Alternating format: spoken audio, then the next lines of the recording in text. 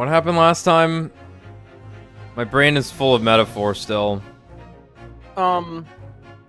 Actually, nearly shorted out from playing that game for 7 hours straight while streaming. Yeah, that sounds right. And I'm trying not to think about it, otherwise I'm gonna start frothing. I'm gonna get mad that it's not out yet.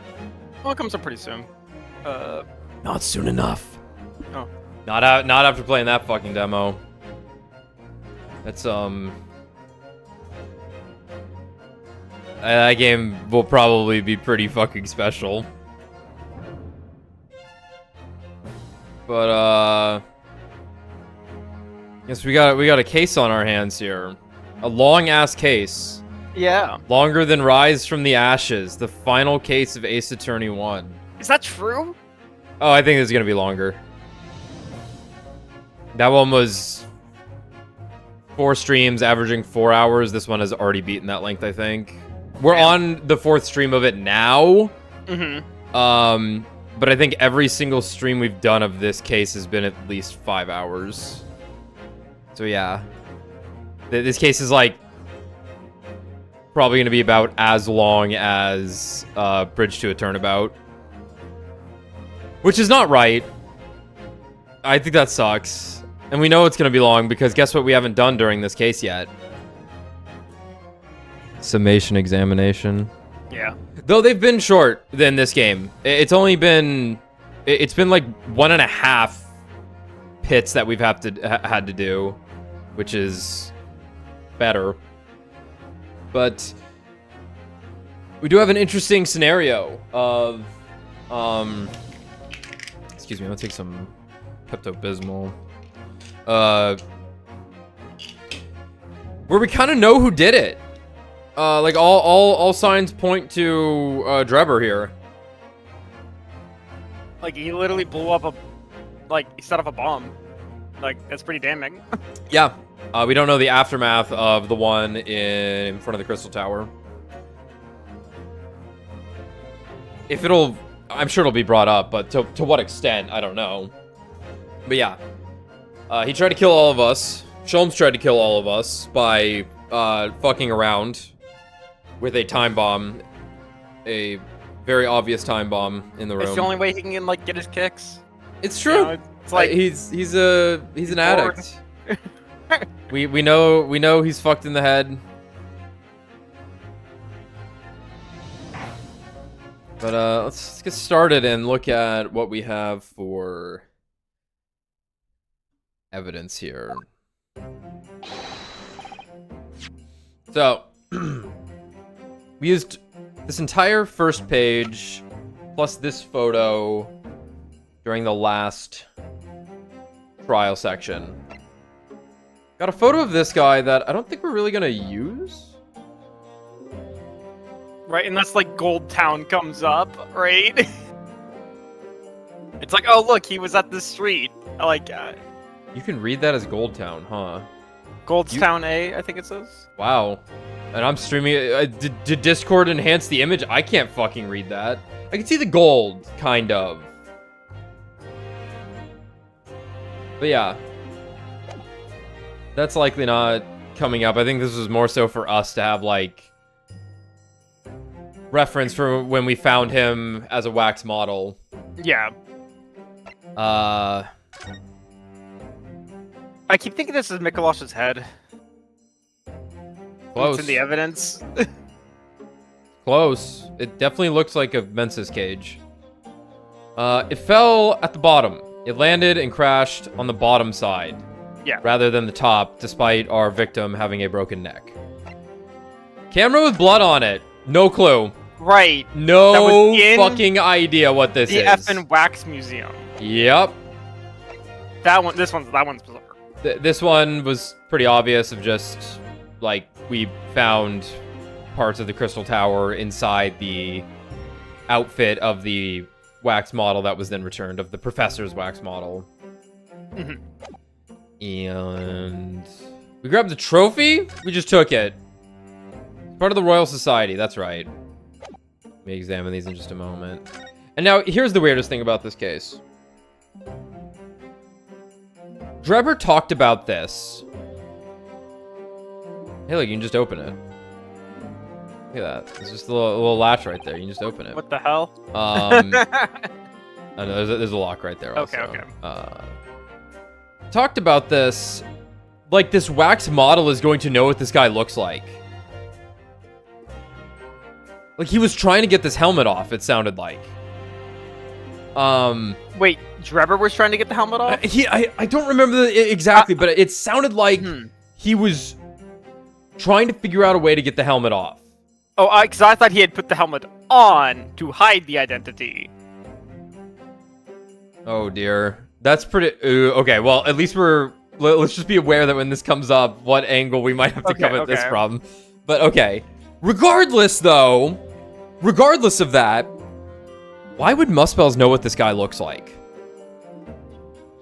Right. It doesn't make sense. It doesn't make sense. That is the thing that I kept thinking about last stream, is like, why would Esmeralda know what this guy looks like? Why would they have to hide the head if Sholmes is telling us nobody knows who this guy is? No. Nobody knows who this is. Why would the wax model be so accurate then? Like, I look at it and go, there's nothing under the helmet. We put the helmet on him as a way to identify him for the masses. Yeah, because it's just fun theater. Exactly. It's boring if we don't know what he looks like. Just put a fucking cool helmet on him.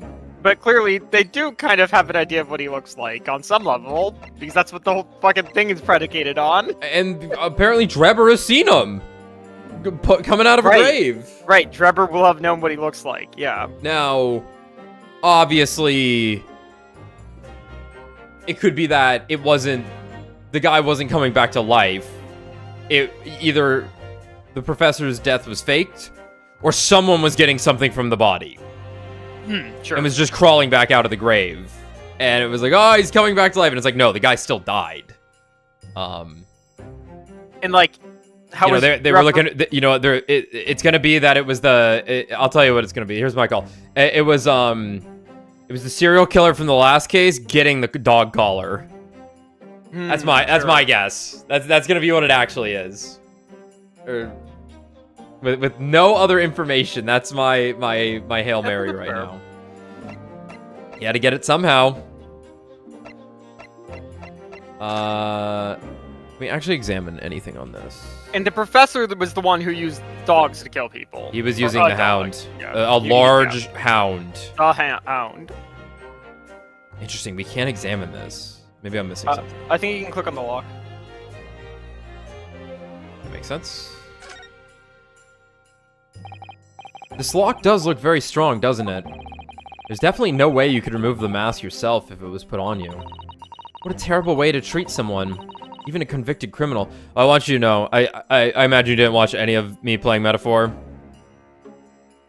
No, I did not. Okay, they all talk in British accents, and like only half the game was voiced, so I was just doing accents the whole night, and I'm like, oh my god, I wanted a break from this. And one of the characters that shows up has the gruffest Irish voice ever. And I'm like, no, this was supposed to be my rest day, not the Dagda voice. I'm sorry. Yeah. And I was like trying not to do them. I was like, I'm gonna just do it normally. And then they would have like bark lines at the start of their thing where they would just be like, that's, or, well then, that kind of thing. So I hear it and I'm like, I have to talk like that now. Yeah. It was driving me fucking crazy. Thankfully, Gallica doesn't talk like that. She's normal. What a terrible way to treat someone, even a convicted criminal. I know. It's starting to make me livid, actually. I'm so fucking mad. Mr. Naruhodo, please. I mean, just think about it. Imagine if you had an itch on your cheek all of a sudden. Ugh, you'd be utterly helpless. Ooh, never thought about it that way. That is pretty bad. Well, yes, that's true. But I'm sure that warrants quite... But I'm not sure that warrants quite so much anger. Oh, right. Sorry. No, I think he's right. I think he's right and Naruhodo.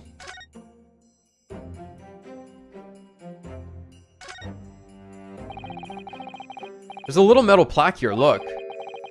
Fostering burgeoning talent for the future of scientific discovery.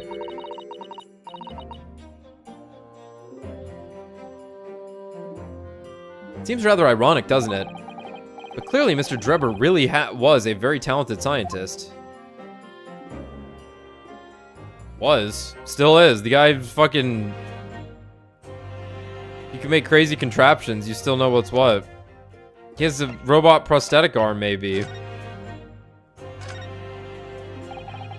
This piece of glass is almost as thick as it is wide. Yes, I've never seen anything like it. Just like Gumshoe. the Bat. Just like who? Rouge the Bat. Oh, Rouge the Bat, yeah. Oh, thank God. If you were to compare it to a human, only Mr. Sholmes has such thick skin. There's really no need for such comparison, Mr. Naruhodo, as you well know. Anyway, it can only be from the Crystal Tower, surely. Oh dear. Yes, I think so too. It was probably made especially to meet the demands of that great structure.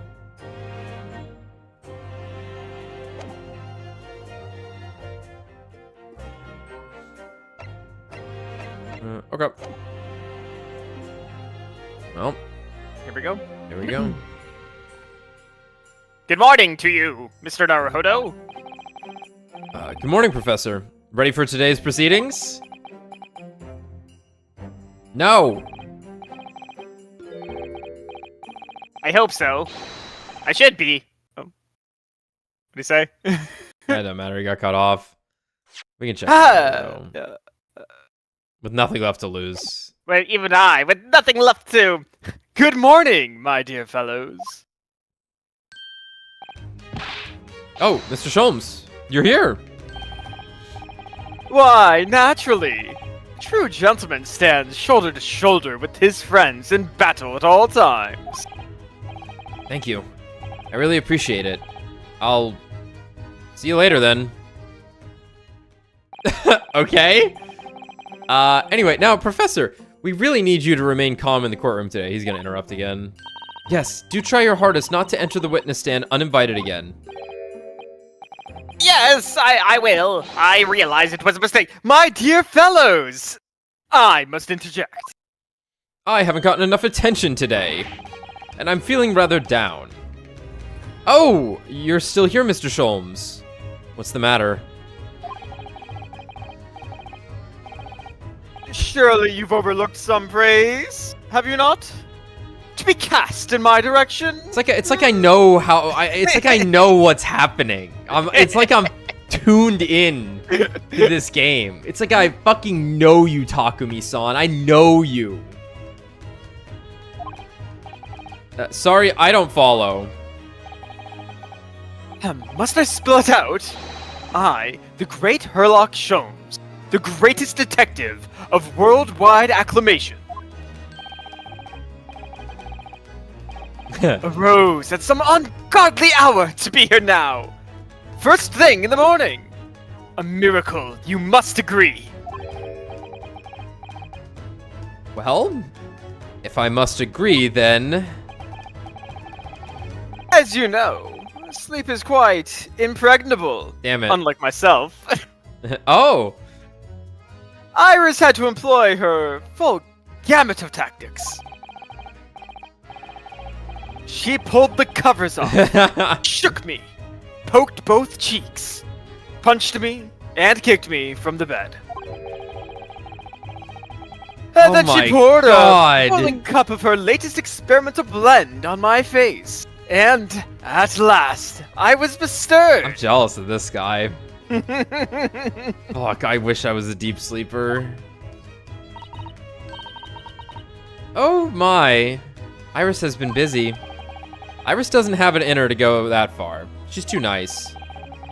Ah, I sense the spirit of a fellow scientist. One who relishes the infinite possibilities of blending tea. I'm the one worthy of praise here, not Iris. This is my victory. Wait, everyone's here. Who could this... Sorry to cut in. It's gonna be Gregson. Yeah. It's like I know this game. It's like I'm tuned in. Oh, Inspector Gregson. Good morning. Gregson, my dear fellow. Fuck off. Why the grim expression at this delightfully early hour? Don't do the eye thing again, Gregson, please. Oh, I don't know. Maybe because I've been confronted with a grimmer expression, eh? Dear me. Are you going to take that insult lying down, Professor? What? I don't know! Poor Professor. Anyway, here's the paperwork you asked for. What paperwork? I took the liberty of requesting it yesterday. Okay. I have a feeling it may prove useful. You wouldn't believe the hoops I had to jump through to get this brought out of the archives. It's the professor's autopsy report. That mass murderers? Who killed 5 members of the aristocracy. He was found guilty in a closed trial 10 years ago now. It was all done under wraps. And he was quickly executed soon after the trial. It's all in here. Killer's autopsy report has been entered into the court record. Let me see it, let me see it, let me see it, let me see it, let me see it, let me see it, let me see it, let me see it, let me see it, let me see it, let me see it, let me see it, let me see it. Okay, condemned prisoner. Wow, his name was a slur. Oh no, it was redacted for confidentiality. Pseudonym, the professor. Death by hanging. Confirmed at midnight, the 17th of June. Interesting. Courtney Stevens. Hmm.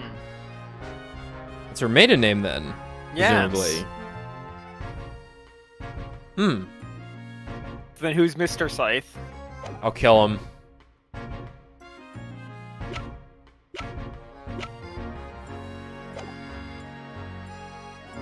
I don't know what to say. Thank you, Inspector. Yes, much obliged, Gregson. Slowly law at the yard are just doing what we can. The shadow of the great detective in the shadow of the great detective Sholmes, of course. Bye.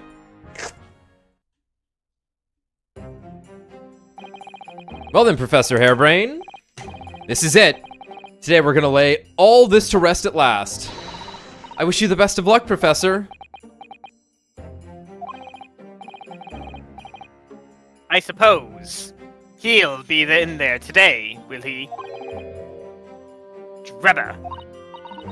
Yes, we expect the prosecution to summon him as a witness. Still amazed that you managed to find him in just one day. I really owe you both so much. Counsel and the defendant. The trial is about to resume. Kindly make your way into the courtroom at once.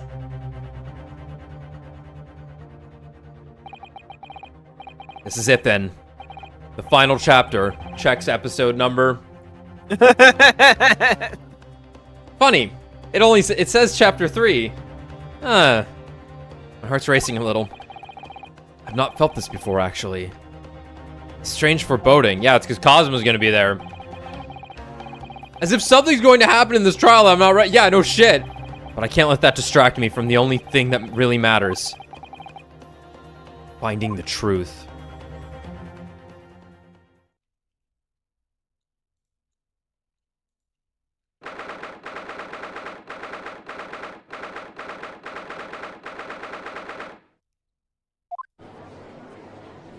Oh, man.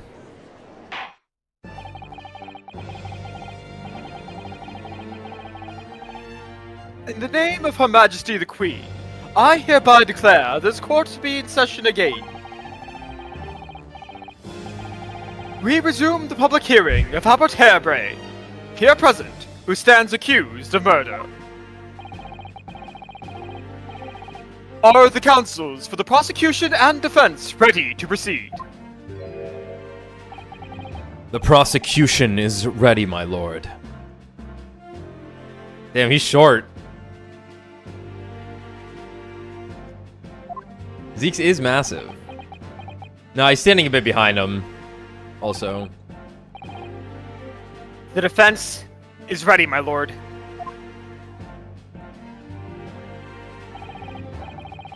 As promised, Lord Van Zeeks has his apprentice with him. His apprentice with memory loss.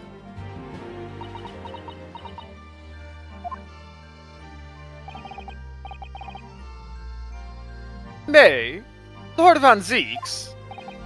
Yes, my lord. There appears to be someone standing at your side. Oh dear God, you're right. Yes. My apprentice and assistant. The prosecution believes today's proceedings will see the complexity of this case rise considerably. Though, I find it quite simple. Ooh. Nice! I therefore instructed my assistant to attend to ensure the smooth running of the trial. Cosmo, like, he puts it away exactly the same. That's funny.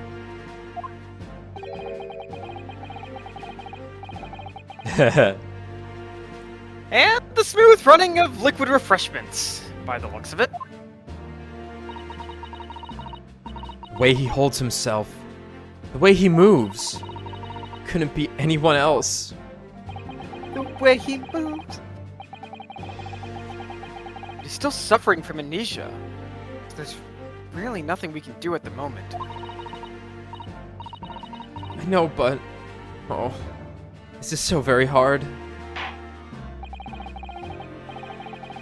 It would appear the prosecution has done a fine job in responding to the demands of the court made yesterday. I understand that you have successfully secured the engineer, who disappeared from the scene on the day in question. I didn't. Wasn't me. Yes, Yeah. I did that. Why thank you, my lord. I think I did a great job. Yes, my lord. I intend to call him as a witness shortly. Very good, very good. Now then, ladies and gentlemen of the jury, Random. who have been chosen At random. to represent the will of the people in this courtroom today. Are you ready and willing to proceed? Of course, my lord. I'm sure we all understand the importance of doing our civic duty. I do despise deception and deceit. I find it so very wearing. Then take it off. It's the fucking problem. To take a man's life with a conjuring trick. It is against the magician's code. Not to mention the law. Law? Any fake scientist should feel the wrath of God, if you ask me. We have to listen to what's said on both sides, the fence, and, then set on one. That's it, isn't it? Wasn't like this in my day. Wasn't like this at all. If all parties are ready to proceed, you may begin, Lord Van Zeeks. Before I do, my lord, there is a report I must read to the court. It's about a bomb. Yesterday, at the Great Exhibition Grounds, the evidence of primary importance in this case, the super high voltage instantaneous kinesis machine, which was installed on the experimentation stage, was deliberately destroyed in an explosion affected by an unknown person or persons. It was... what? An explosion?! This is an outrage.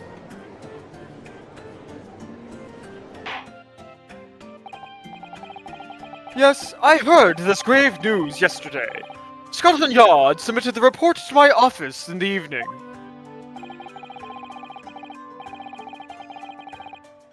I read that the machine was blasted to smithereens, and the wreckage reduced to ashes in the flames. And they didn't say smithereens, actually. They just used smithers. To smithers. Smithers. Smithers. Smithers. I have here a photographic print of the scene, taken in the wake of the explosion. Wow. Whoa, it's hollow and goes that down. thing we wanted to know. It shows what little remains of the machine. Yes. Terrible business. He did it to destroy the evidence, did he? That Enoch Drebber. Court will take this print as evidence, counsel. Photographic print of the experimentation stage after it was completely leveled by a time bomb. The metal floor of the stage has been blown open by the explosion. Late yesterday afternoon, the protection afforded to the machine by the Special Dispensation for Scientific Equipment Act was revoked. However, before a thorough investigation could begin, the invention was obliterated from existence. As such, this will be a very different trial.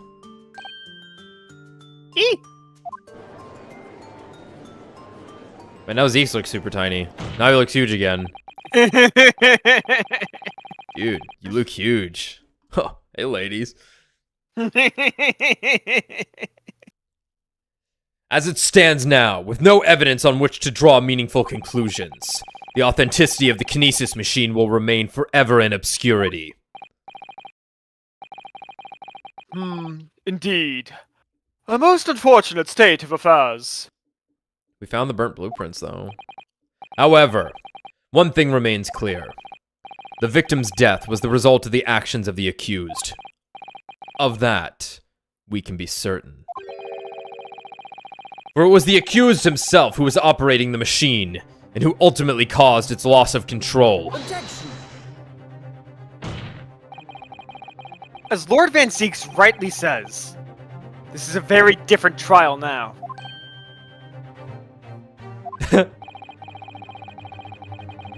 The accused accepts responsibilities for his part in the events that transpired.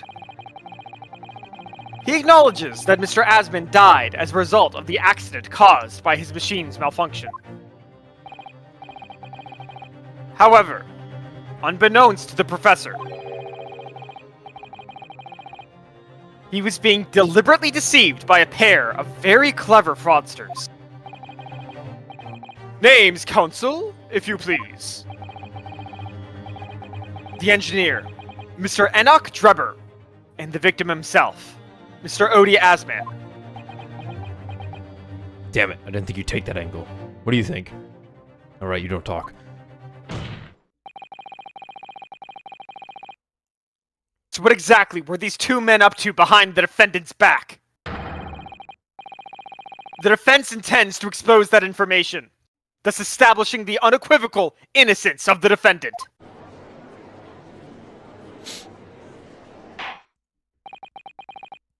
Thank you, counsels. The position of the prosecution and defense have been clearly stated.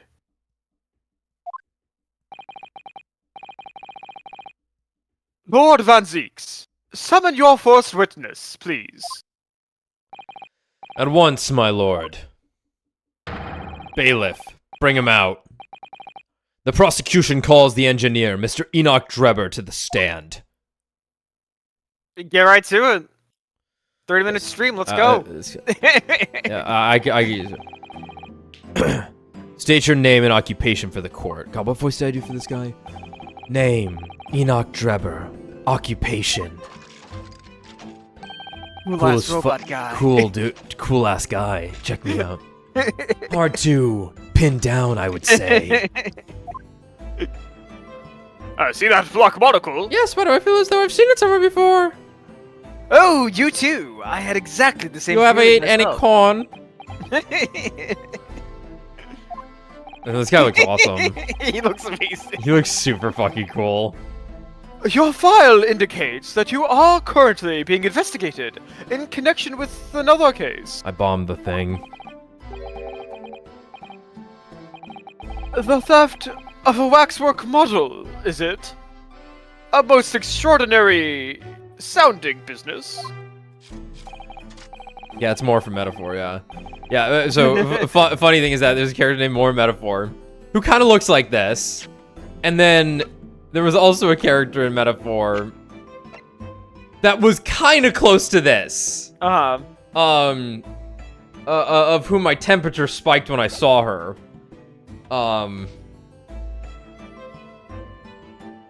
it is a strange coincidence. But that has no bearing on this trial, I assure you. Cleave it from your mind. You're familiar with the public experiment carried out at the Great Exhibition some days ago. The accused super high voltage instantaneous kinesis demonstration. Yes, you could say that. I am aware of it. There was a terrible accident, wasn't there? It was you, Mr. Drebber, who constructed the vast machine used in the experiment. Or so our investigations indicate. Can you confirm your involvement?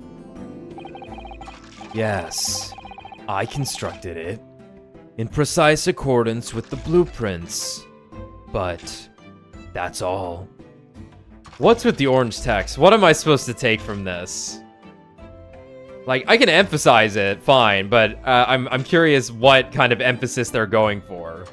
Like, I wouldn't be shocked if, like, and obviously there's no way we could, like, actually interpret this, but, like, if it's supposed to be, like, a robotic noise, like, that's all. with the blueprints, but that's all. Like, it's almost something like that, maybe. Yeah, but he was doing puns, so it was typically, like, the puns. I'll just try and emphasize it, however it feels natural. Yeah. Then the court would be very interested to hear your thoughts about the machine, I'm sure.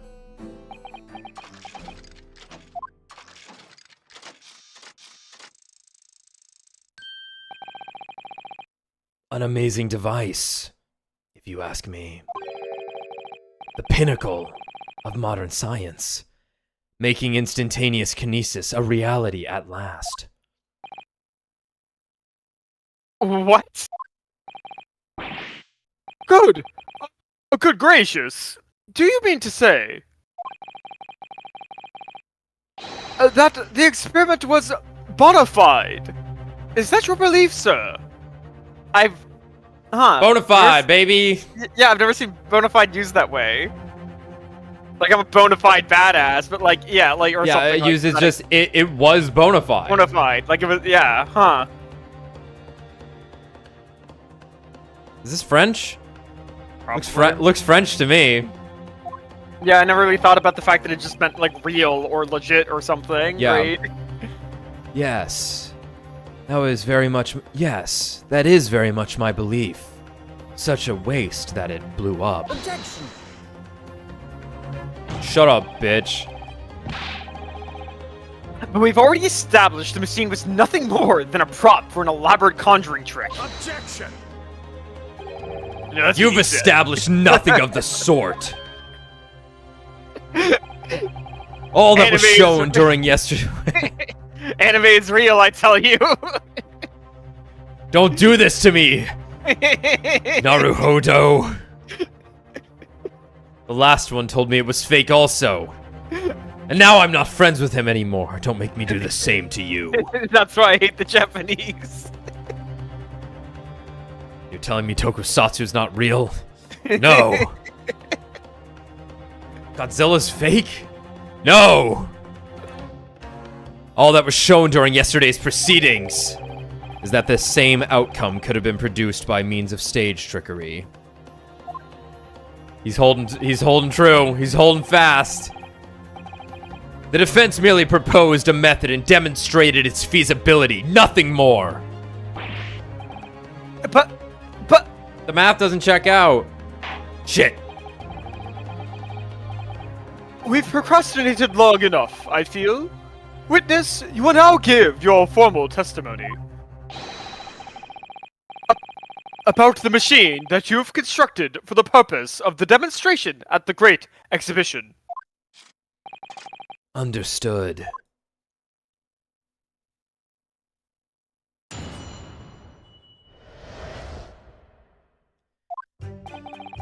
I met the young professor approximately 1 year ago through Mr. Asman's introduction.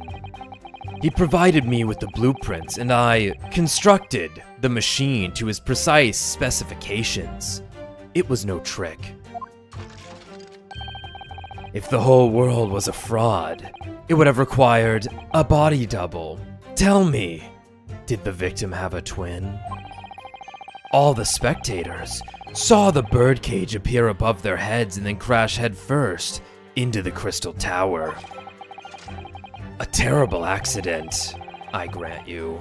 Perhaps the science on which the machine was built was flawed somehow.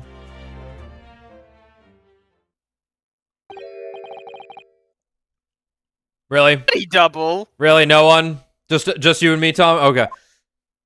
We caught this right away? Well, we're the only ones who went to the fucking wax museum. That goes without saying, surely. To give the impression that something has moved, when in reality it hasn't. It's a basic conjuring principle. The deception cannot be achieved without substituting the original with a fake at some point in the performance.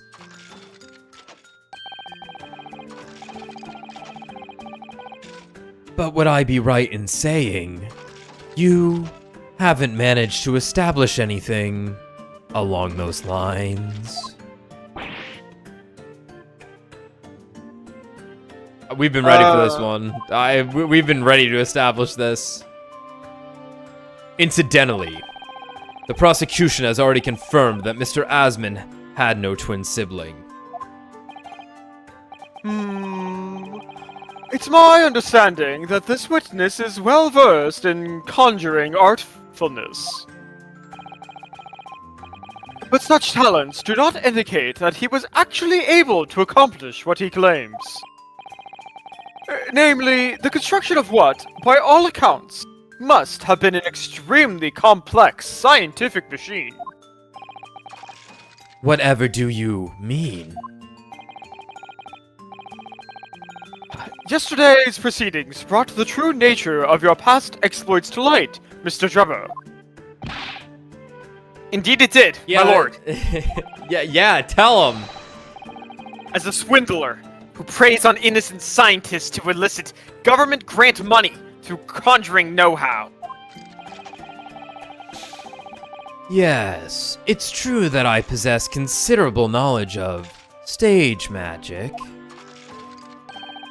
But, crucially, my scientific knowledge more than matches that of any academic in the field. Investigation of the witness's workshop attests to that claim, my lord. As evidence, the police found this Royal Society trophy for young talent in science there. Yes, that's true. We spotted it there ourselves. If a hypothesis is sound, it can always be forged into a physical manifestation with sufficient skill.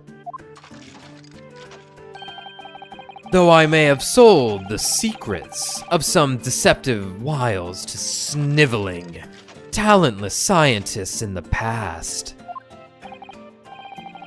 Would you therefore assert that the explosion of the machine was an unfortunate accident? Or, of course, a deliberate act of murder carried out by misuse of the science?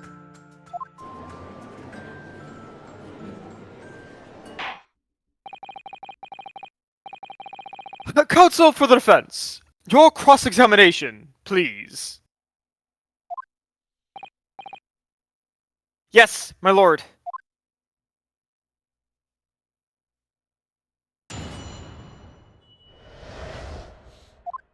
My god, my cat is dragging a cockroach into the room. Cool. Good for her. I met the young professor approximately 1 year ago through Mr. Asman's introduction. So you were already acquainted with Mr. Asman himself? Not really. By chance. I'd seen his name mentioned in the papers, that's all. But I had no interest in his private affairs. If he was an unscrupulous investor, it was no concern of mine. As long as people pay their bills, I take up my tools and construct what they ask for. So, Sir Adam approached you in particular, then? Who can say? I presume because my name is associated with excellence in engineering. Not to mention excellence in fraud. I'll kill you.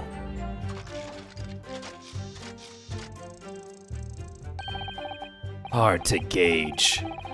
But the point is, all I did was construct the machine according to the blueprints I was given.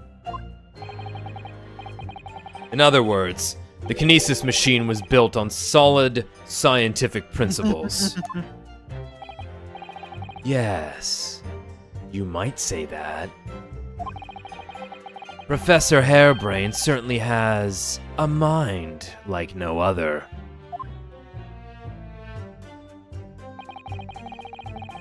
He provided me with the blueprint I was trying to burn and constructed the machine to his precise specifications that I made myself. It was no trick. Hold it! It's clear that you both have scientific knowledge and knowledge of conjuring magic. However, the more knowledge you have, the better equipped you are to handle whatever comes along. But your implication is that I furnish the machine with some trickery, I think.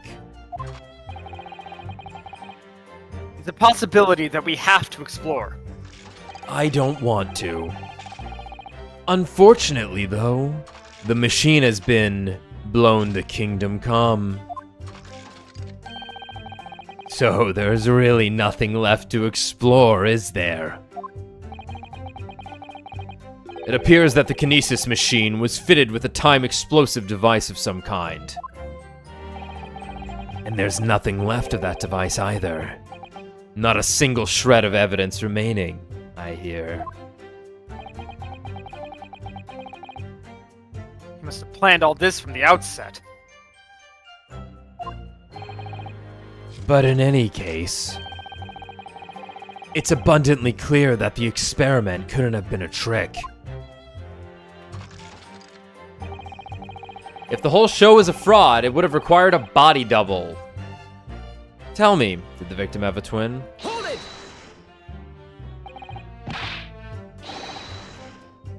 Of course! That's it! Mr. Asmund was a twin! Objection! Perhaps my learned friend wasn't listening earlier. Mr. Asmund had no twin siblings. Oh, he's never done that. Where he kind of recoiled a bit. No, I heard you before. But the thread of hope hadn't quite left me yet. The demonstration could have been a trick if there was someone who looked sufficiently like the victim. But Dr. Scythe absolutely ruled out that as a possibility. It is beyond question that the victim himself, Mr. Asmund, did move from the stage to the Crystal Tower. The fingerprints found at the scene attest to the fact.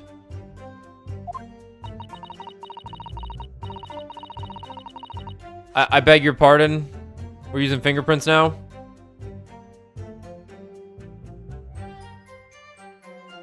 That law is outdated. That law has been updated.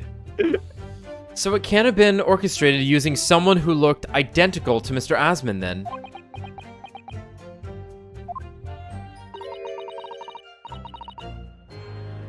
What are you thinking, Mr. Naruhodo? Oh, no. Nothing. Just that the idea of someone who looked identical to the victim is playing on my mind. All the spectators saw the birdcage appear above their heads and then crash headfirst into the Crystal Tower. Hold it! Out of curiosity, have you ever seen anything from Fallout 2? The flesh computer, I think. Well, yeah, okay, the flesh computer. Because I can't imagine maybe that's how this guy talks, is like how the flesh computer talks. Oh, I've never heard it. Okay. I've only ever seen it. Because it's like he talks normally, but then like another voice kicks in. Oh, like, yeah. Yeah, where he's Yeah, like, I could see that. yeah. Crashed head first, you say? Head first, you say? Wrong. According to the many witness reports from those there at the time, yes. Were you not there at the exhibition grounds on the day?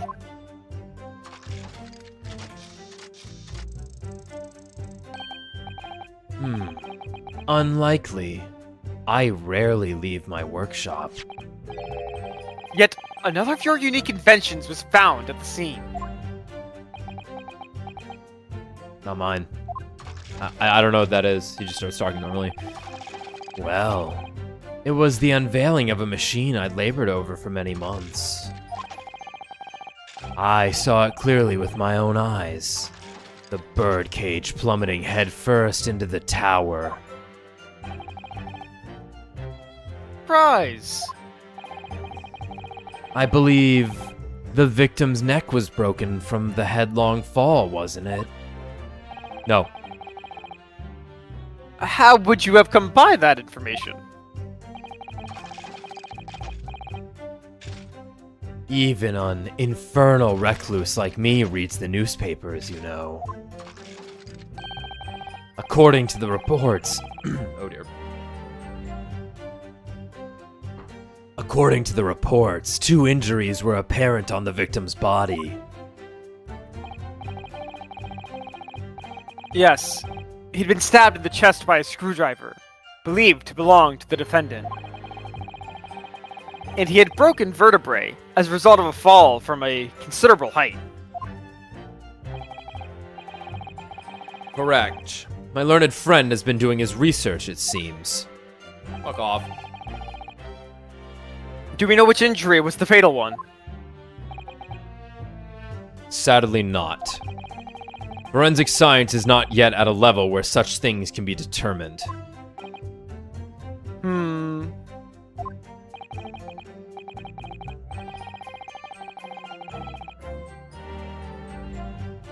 What we do know is that the victim died having sustained both injuries at some point during the experiment.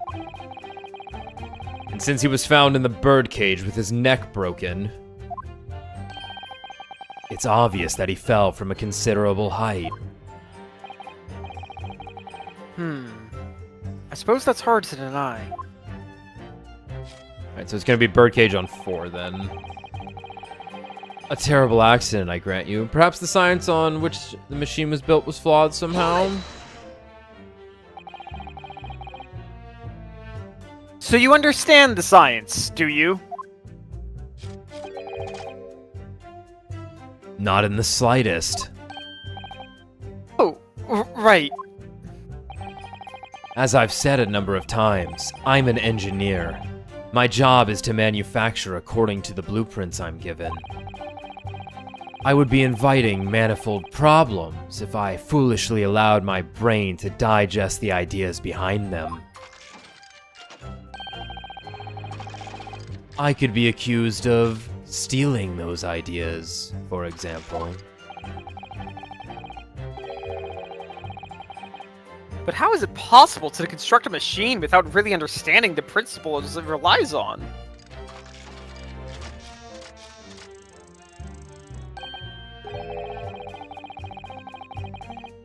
Oh, wow. Well, Damn. you're practicing law without really understanding the principles it relies on, aren't you?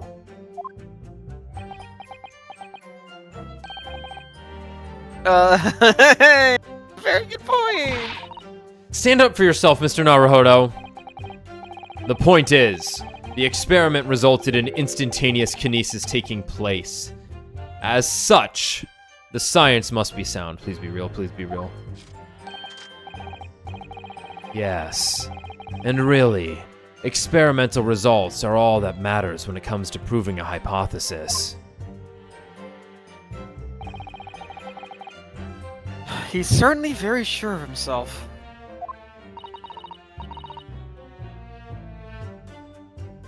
What do you think, Mr. Naruhodo? Well, Now that the machine has been completely destroyed by yesterday's explosion, it's going to be impossible to argue its authenticity one way or the other. But if we're unable to establish that it was a piece of stage trickery rather than genuine science, we will have no grounds on which to demonstrate Professor Harebrain's innocence. Both Mr. Asman and this man at the stand tricked the professor and used him. They took advantage of his naivete and his unbending belief in his work. And I won't let them get away with it. And seeing as the professor is an old friend of Lord Van Ziek's, what on earth must he be feeling towards Strebber?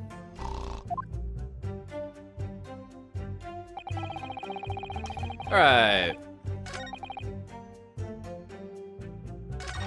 Somebody call, Doflamingo Don Quixote. We're about to drop this birdcage. You're about to drop this fucking birdcage.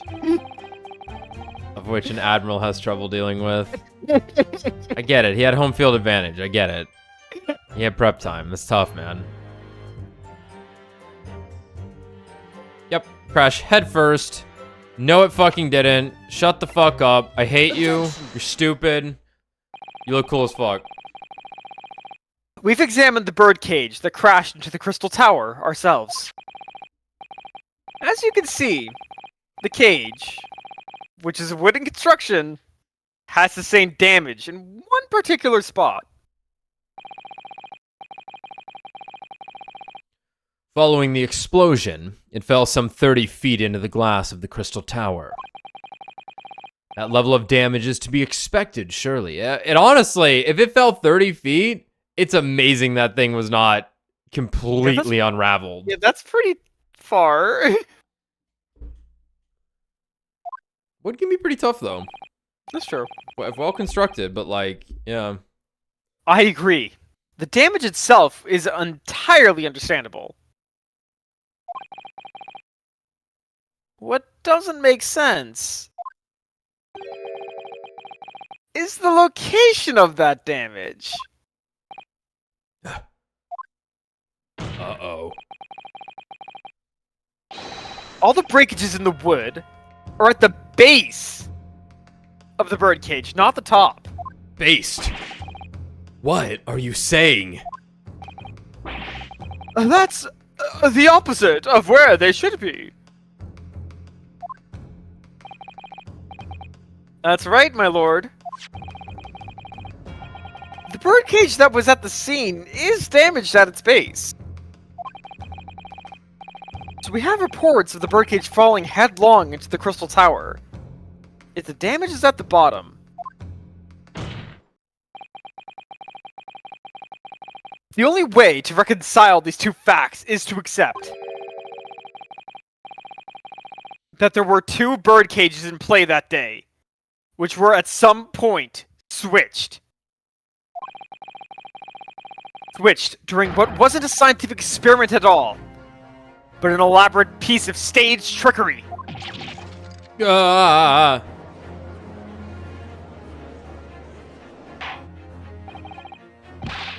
gracious! Explain yourself, witness! Yeah, I'd have to see what it is in Japanese, like what they're doing here, with the orange text. If we examine the facts, there's only one logical conclusion we can draw. The damage on the base of the birdcage clearly indicates that it crashed tail first into the tower. Objection.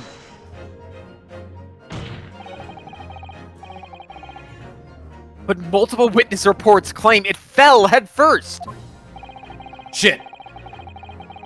The birdcage materialized in the sky next to a balloon flying over the stage, following a spontaneous explosion. At an altitude of some 60 feet above ground level. Got higher. Was 60 feet above ground, fell 30 feet onto the tower. Onto the tower, yeah. Yeah. Which is approximately 18 meters. It then proceeded to fall some 30 feet into the crystal tower in the ensuing deflagration. Witness reports amid such chaos are notoriously unreliable. No, shut the fuck up. But the victim's neck was broken. Shit. He plummeted 30 feet inside a heavy wooden cage. However he fell, it would be unsurprising to find one or two of his vertebrae crushed.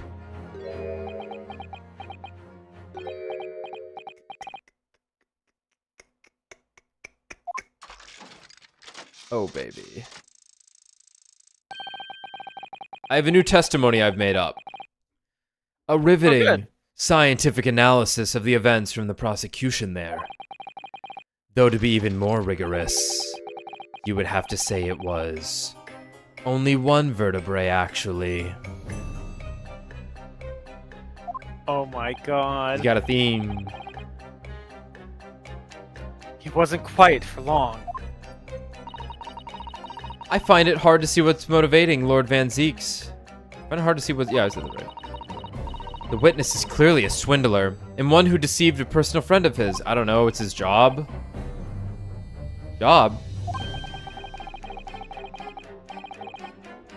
If you're going to establish this deception, do it right. Sorry? I feel like that's the undertone here. Ah, yes. And there's one more point the defense appears to have forgotten. It obviously wasn't a trick, as a certain truth very plainly demonstrates. What? It seems to me that the cross-examination had better continue until we resolve this matter. Mr. Drebber, you will amend your testimony with details of this truth. Of course.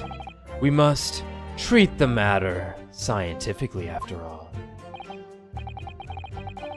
I nearly had him there.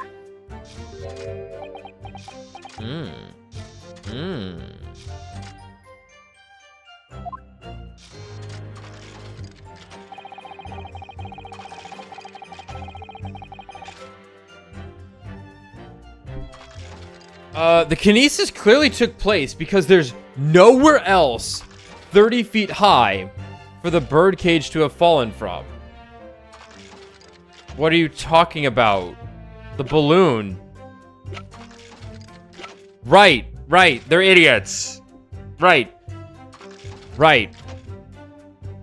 They're still thinking that the kinesis occurred, or their argument is that the kinesis occurred and popped the stray balloon.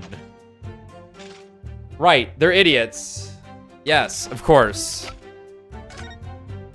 So, was there anything else in here? Nah, it's just a show.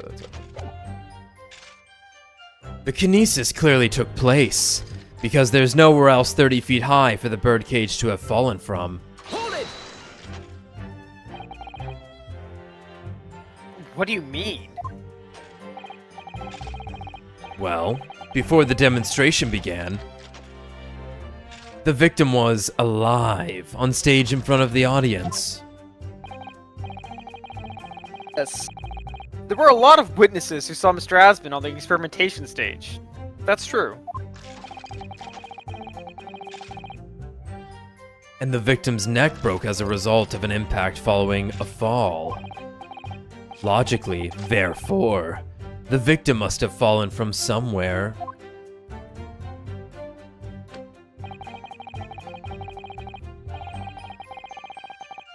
The balloon that exploded was at an altitude of 60 feet. The point of impact on the tower was 30 feet up. The difference of 30 feet is therefore the total distance the birdcage fell. And there's no other location from which the cage could have fallen that distance if it didn't drop out of the sky. Okay, they want... We gotta hit him with the fell through the floor angle. Is what it's looking like. Mm-hmm.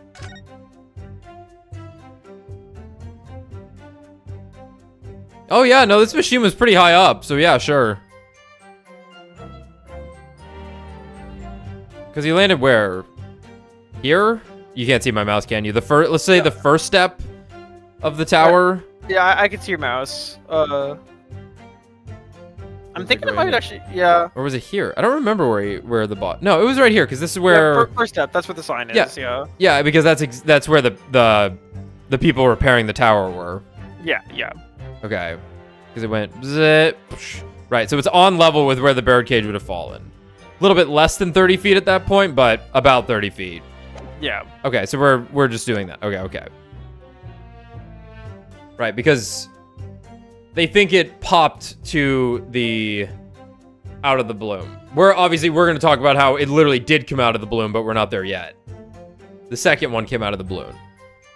There's no other location which the cage could have fallen that distance if it didn't drop out of the sky.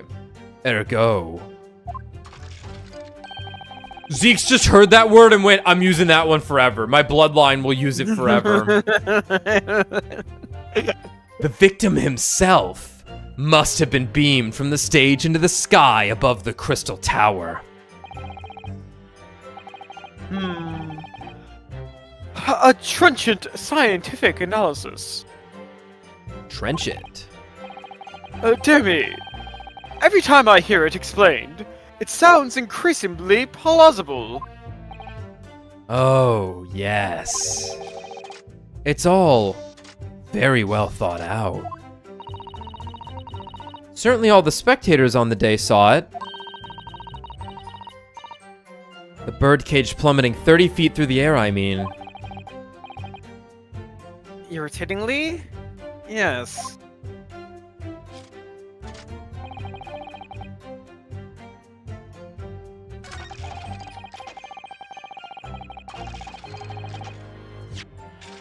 I'm thinking So we think it's picture. blueprints. Yeah, we're thinking. We don't have hole. blueprints. Oh, I you mean meant this? I meant the experimentation sketch or the hole. This isn't gonna show us anything. Yeah. I think it's whole. Objection. Not whole. Not there yet. Okay. So no hole. So no hole. Okay.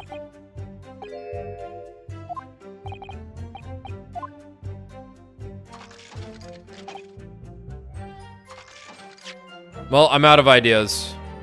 I was banking on hole. Well, let's try sketch, because it might just be that we're pointing out the fact that there is something else that's like 30 feet high. Yeah, that works for me. And there's nothing else here, just to be sure. Nope. Let's try sketch. Objection. And then we're gonna have to show the photo that I showed. Yay! Yay! This is a diagram of the experimentation stage and its surroundings. Fuck. Whoa. We know that somehow the birdcage appeared in mid-air before falling down into the crystal tower. Ah! Fall of about 30 feet, or 9 meters.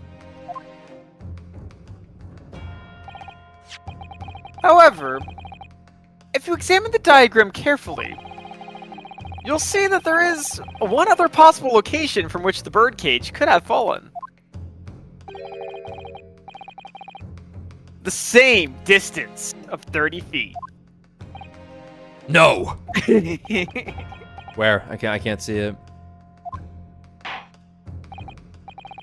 Well, it appears the defense has a possible explanation to put forward. That he just tried to, and I denied him.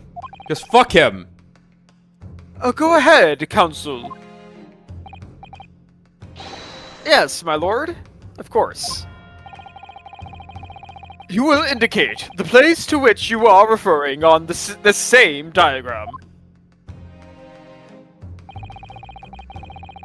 The alternative location from which the birdcage could possibly have fallen, the requisite 30 feet. I want to click here, but it's empty think- space, so I'm scared of it. I think that's fine. Take that. Oof. Place I'm referring to is here.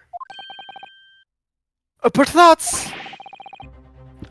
where the birdcage would have been to begin with. Which is exactly the point, my lord. Yes, the birdcage was in the machine on the stage. But what we must also consider is the height of the stage itself. Go on, Council. It turns out that the experimentation stage was built at a considerable height above the ground level. If you look at the diagram, in fact, you'll see it's about the same height above the ground as the balloon was above the crash site. Huh. Damn, he's good. I mean, damn it. When the experiment got underway, the machine and the birdcage were engulfed in steam.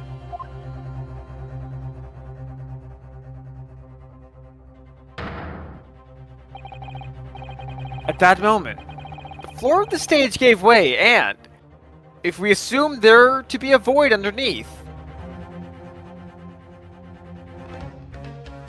See, I wasn't upset, but now I am. Because now I'm like...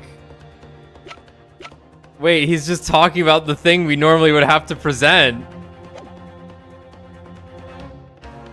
And I got punished for presenting the thing he's talking about. No. No, not again. No, not an Ace Attorney game. Takumi! Like I know him or something, man. I'm so in tune with this game and the bullshit it has. This birdcage, and the one seen by the audience would have fallen almost exactly the same distance. Fuck. Once again, my lord, this all points to the fact that there was not one birdcage, but two! Objection! 2. My learned friend has no evidence that the stage had such a contrivance in its design. I literally showed it to you 5 minutes ago. Oh, I think you'll find there's a hole in that argument, and Seeks. Damn it, Judge. I don't like it. Punish him. No, Someone I is feel kind of bad. responsible for the criminal destruction of the kinesis machine itself. It's true. However, the stage still stands. Take a moment to look at the photographic print of the scene following yesterday's explosion. You know, the one I showed you all 5 minutes ago. Why hasn't anyone shown me this yet? Wow, this would have been incredible information to be shown to me 5 minutes ago. Good lord, the metal grill that formed the floor of the machine is undone. I think this is actually the worst one ever somehow. I think this is actually the worst one ever somehow. Because if most of the time it's A to B, set it up, everyone goes, okay, interesting, why? And you go, this is why. They cut out the part where I have to present this photo. So it should have just worked. Yeah, no, it should have just worked. These two pieces of evidence should have just worked. I think that might be the worst one somehow. I'm fucking 500 hours into this series.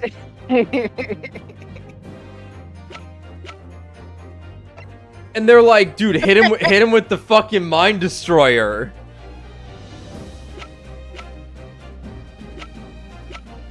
Yeah, you go back to that old bread and butter.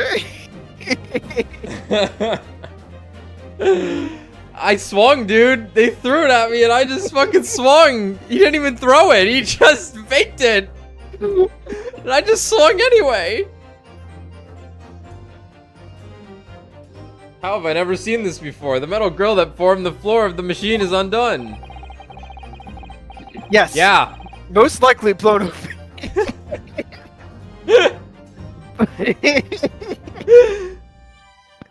By the force of the explosion that destroyed the rest of the machine. The defense calls for the space below the stage to be investigated immediately. You could have told us about this! I didn't have this photo until like a minute ago. Why didn't anyone show me? Mr. Drebber. Yeah, what? It was you! Who built the kinesis machine. Which means that it was you who built the 2 bird cages that were used to carry out this deception.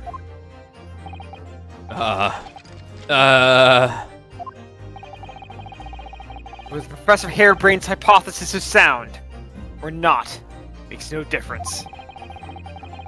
Because it's the construction of this machine that matters. A machine designed to take Mr. Asmon's life.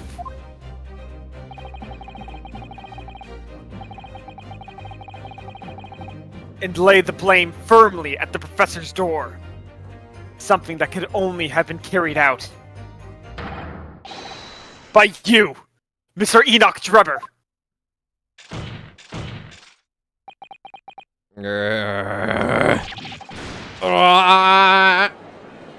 Cool. Objection! No, it must be real.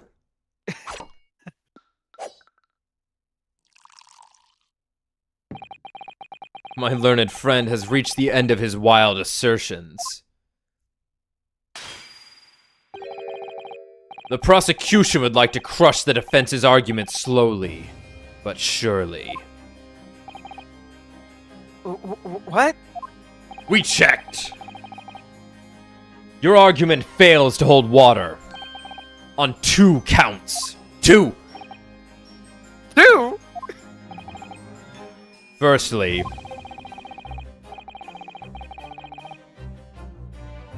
before and after the experiment, this witness went nowhere near the kinesis machine. Every relevant member of staff from the exhibition has attested to that.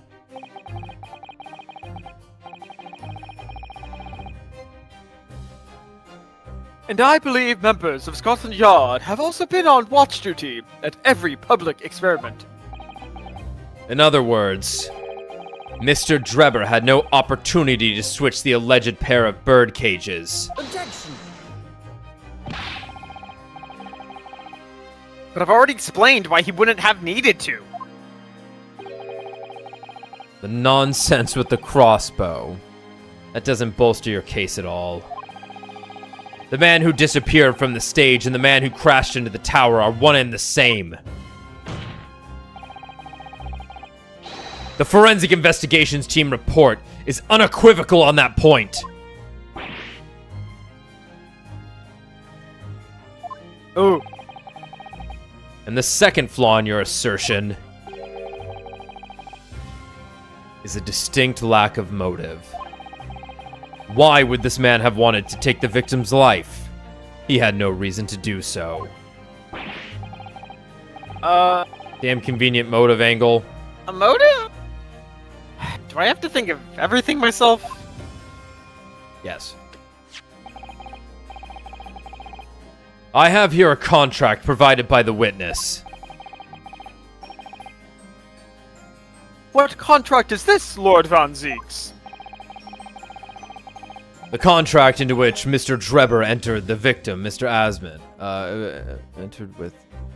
Contract into... Yeah, sorry. The contract... the contract into which Mr. Drebber entered with the victim, Mr. Asman. It reads... Mr. Drebber is to receive 30% of all remuneration... Oh my god, this word. It's not remuneration, it's remuneration. Wait. Remunerations. I've seen remunerations before. You're telling me it's remunerations? Chat, is this real? I'm looking up Yeah, let me see this one.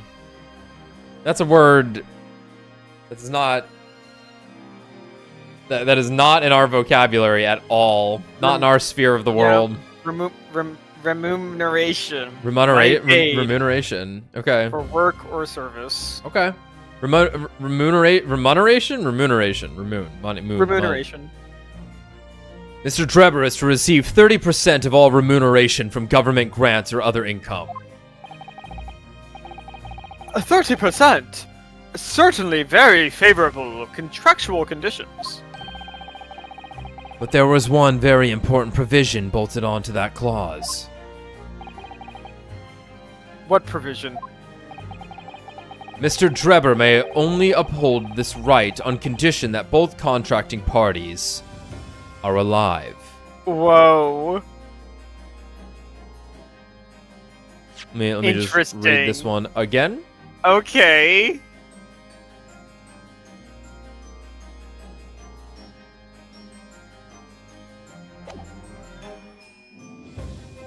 Right. Because He's not getting any money out of this. Our motive was money. And it's like, huh. And now Well, it's now hate. And now it's revenge. Hate. This guy had to die. I hate him. Huh. I mean, like, honestly, this is brilliant. This is brilliant contract writing. Do not give someone a motive to kill you for money. In other words, if either of us were to die, the contract would become null and void. So you see, I had nothing to gain from Mr. Asmon's death. The diametric opposite, in fact. Why are you trying to blow up your place then? Let's not talk about that. Need I say more? The witness had neither an opportunity nor a reason to commit the alleged crime. In short, the possibility of Mr. Drebber having done as you suggest is nil.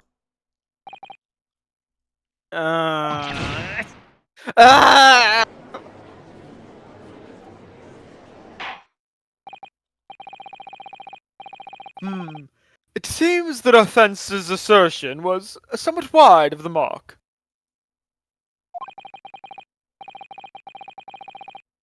Lord Van Zeeks, you will submit the contract as evidence, please. Yeah, we're at 3 pages of evidence. This is ridiculous. True. Your Rise is 4 though, right? I think Rise from the Ashes does reach 4 by the end. Yeah. The investor, Mr. Odie Asman, hereby enters into contract with the provider, Mr. Enoch Drebber, to fund labor and materials for the construction of a super high voltage instantaneous kinesis machine.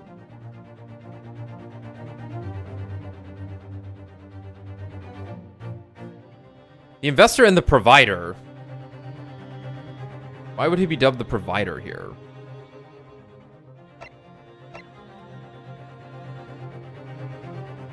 Provider of the machine. I guess so. Yeah. Good signatures. Odie's got a good one. Mr. Drebber is to receive 30% of all remunerations from government grants or other income. Mr. Drebber may only uphold this right on condition that both contracting parties are alive.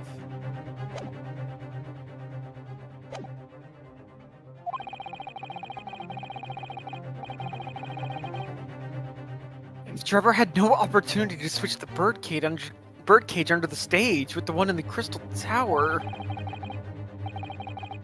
He couldn't have done it. In any case, I have no idea what his motive might have been. There's also one aspect of your argument that still holds true, however. There were 2 bird cages. The prosecution is unable to deny that. Ah. So I'm sure you're on the right lines, Mr. Naruhodo. And I've no doubt there are other aspects of your assertion that are undeniable truths too. Well, it would seem that the defense has no rejoinder to offer.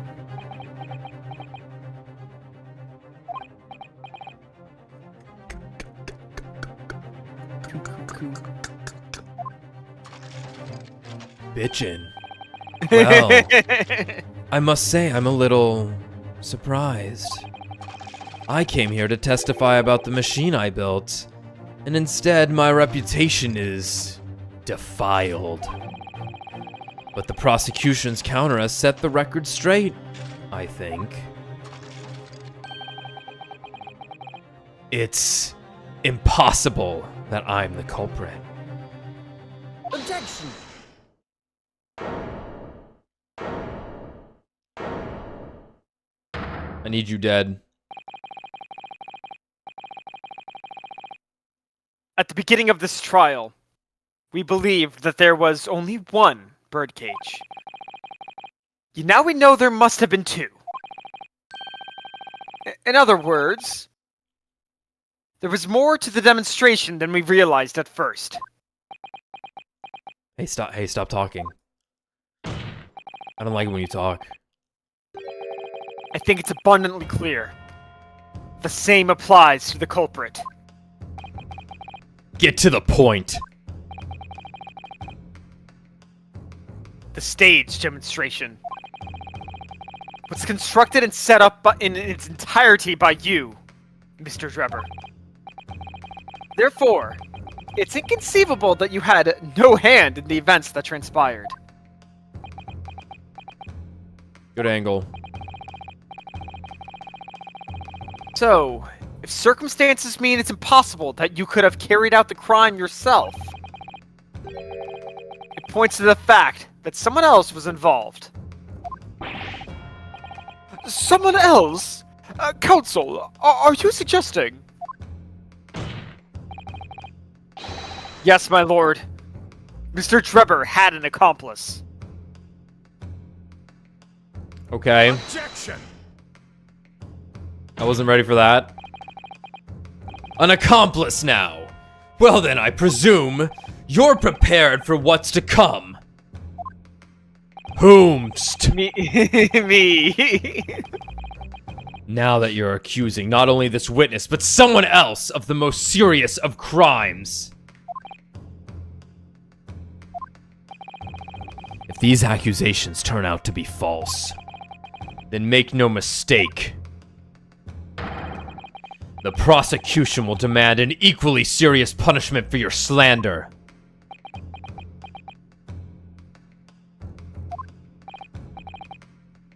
Well, counsel. Do you intend to pursue this course and formally accuse another party of involvement in this matter? Give me a sec, Judge. I'm thinking it's Courtney, but we don't have like evidence that supports Courtney.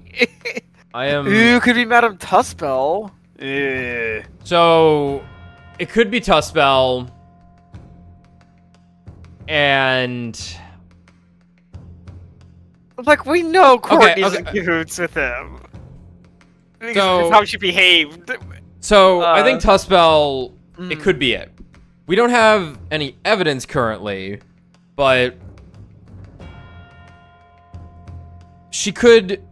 The best way to avert suspicion on yourself is to make it seem like you're a victim. And that's what was going on with her. The wax doll was stolen from her. Right. She managed to get Sholmes off the case by doing this. Obviously, I don't know if that was her intent or Sholmes just needed money and showed up, right? But the famous detective was now not snooping around at the crime scene because of this.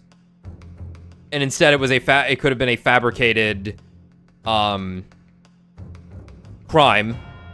The wax doll was never missing. She had lent it out, and it was always going to come back because she was helping, right? Mm-hmm.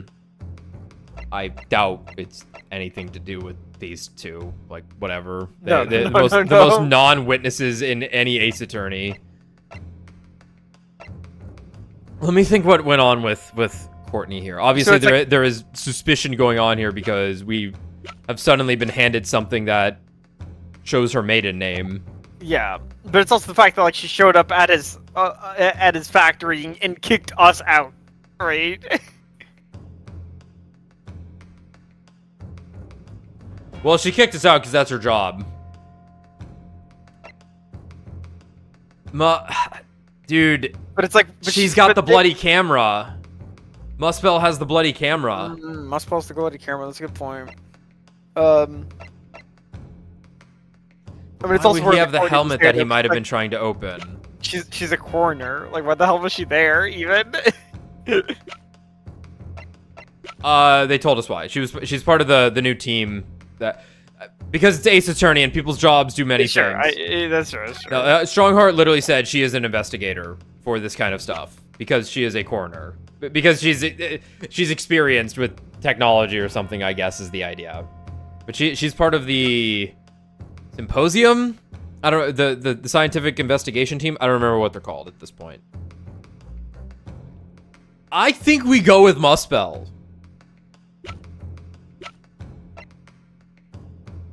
Not you. That would be weird. He's in the courtroom. Yeah.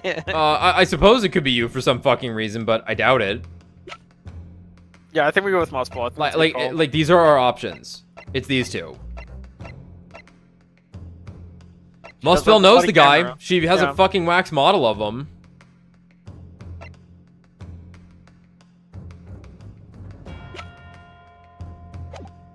All right.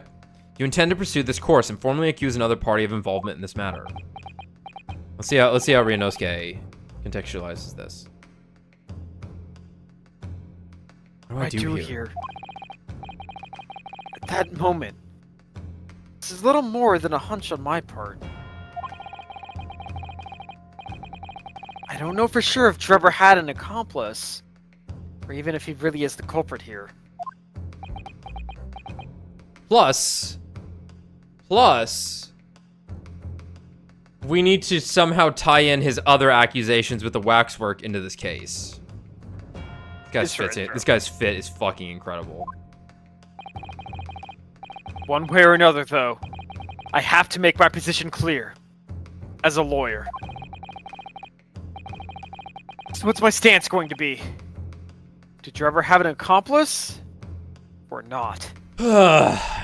Name the accomplice. What is the argument for he worked on his own? He was there, right? He initially said he wasn't, then he was like, yeah, I was there. The argument for he worked on his own is that he literally, it's almost automated. Where it's like, Hairbrain pulls the lever, the smoke goes off, the floor opens, he shoots an arrow, the balloon pops, it falls. We know for sure that, oh my god, it just fell straight out of my head.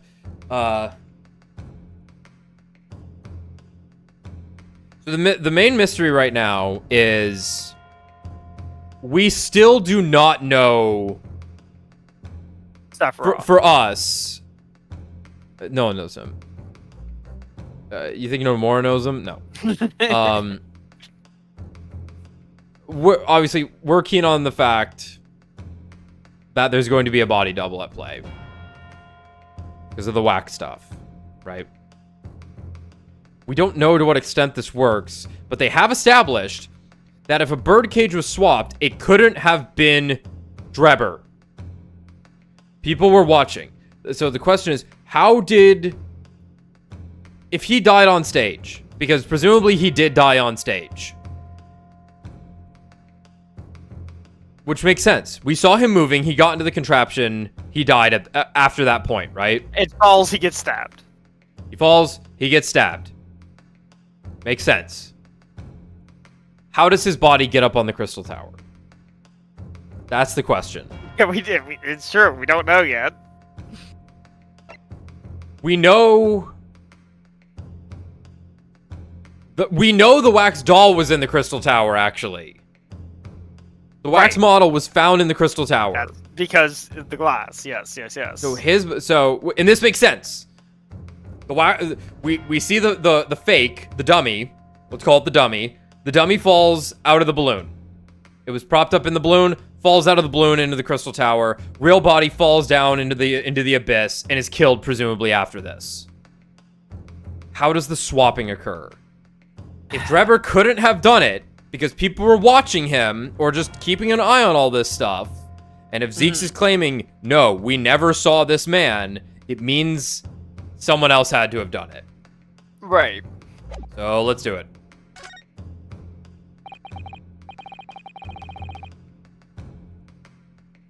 The defense is ready to name Mr. Trevor's accomplice. We're gonna make some shit up. Somehow, 2 bird cages must have been switched. Everything points to that. According to the coroner's report, that's not a possibility. Right, okay. Thanks for bringing that up. Let me check this again.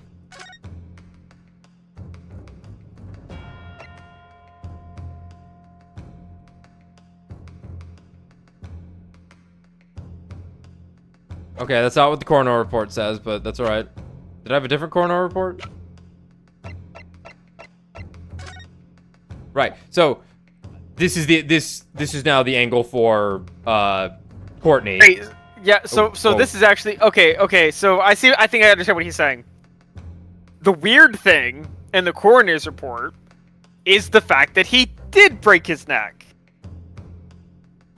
Yes. How and yes. when? Right. So now we're yes, that's true. Because we now know his neck should not be broken. In fact, his neck should not be broken. And then it's like, I mean, yeah, no. So it is. So it is Courtney. But that inconsistency itself is a clue. Counsel. Yeah. What's up? My lord? You have received a stark warning already. You are, nevertheless, determined. Then I must now ask you to identify this alleged accomplice by name. Hey, what are you doing? What are you doing? What did you just do? I'm feeling after he put it like that. I'm feeling Courtney. It's Courtney.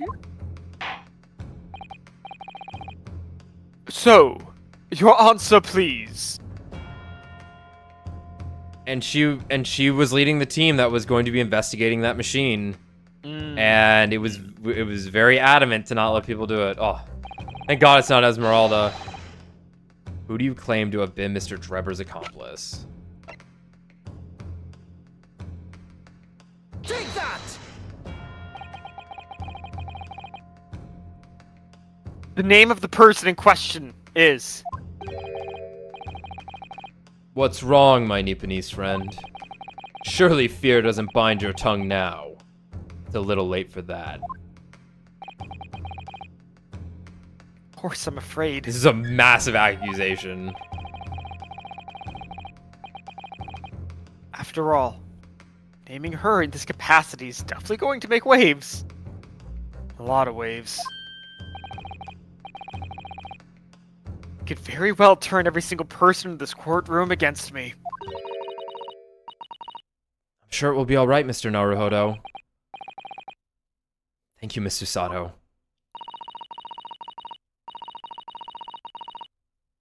The enemy always appears larger than life, but you'll appear exactly the same to the enemy.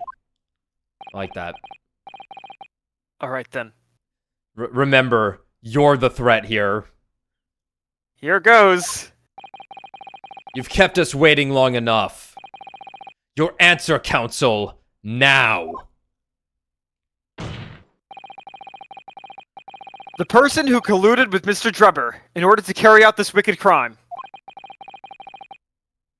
is Scotland Yard's coroner, Dr. Courtney Scythe. What the blazes are you talking about? Dr. Scythe? The head of the forensic investigation team, and the coroner who conducted the autopsy on the victim? Drebber's like, whoa. Whoa, this guy's a threat.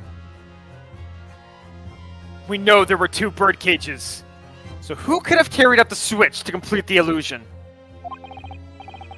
The accident happened in front of a huge crowd of spectators, and the area was immediately sealed off.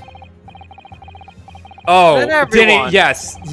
Yeah, no, like, Yes, yeah, of course. Yeah. Yeah. Okay. Then everyone. I'm sorry, Esmeralda. I wasn't gonna sell you out, I promise. I'm not like that fucker Billy from Zenless. I was just thinking out loud. I was never gonna pick you, don't worry.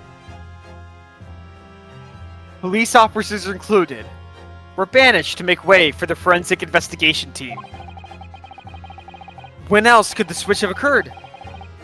It could only have been in that team's presence. Oh god. Oh fuck, says Trevor. It's essential that the court determines exactly what happened following the incident. The defendant demands that Dr. Scythe be summoned to the witness stand at once to testify. Fuck yeah.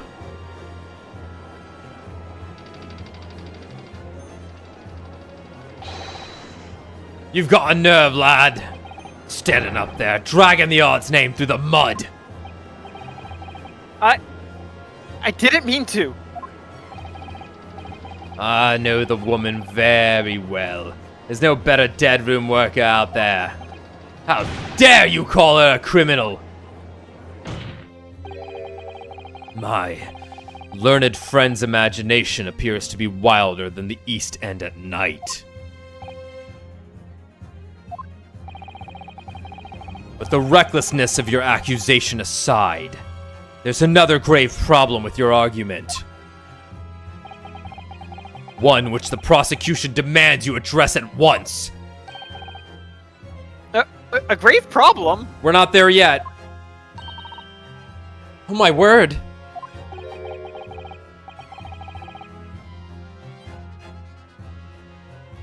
Who do you claim acted as the victim's doppelganger?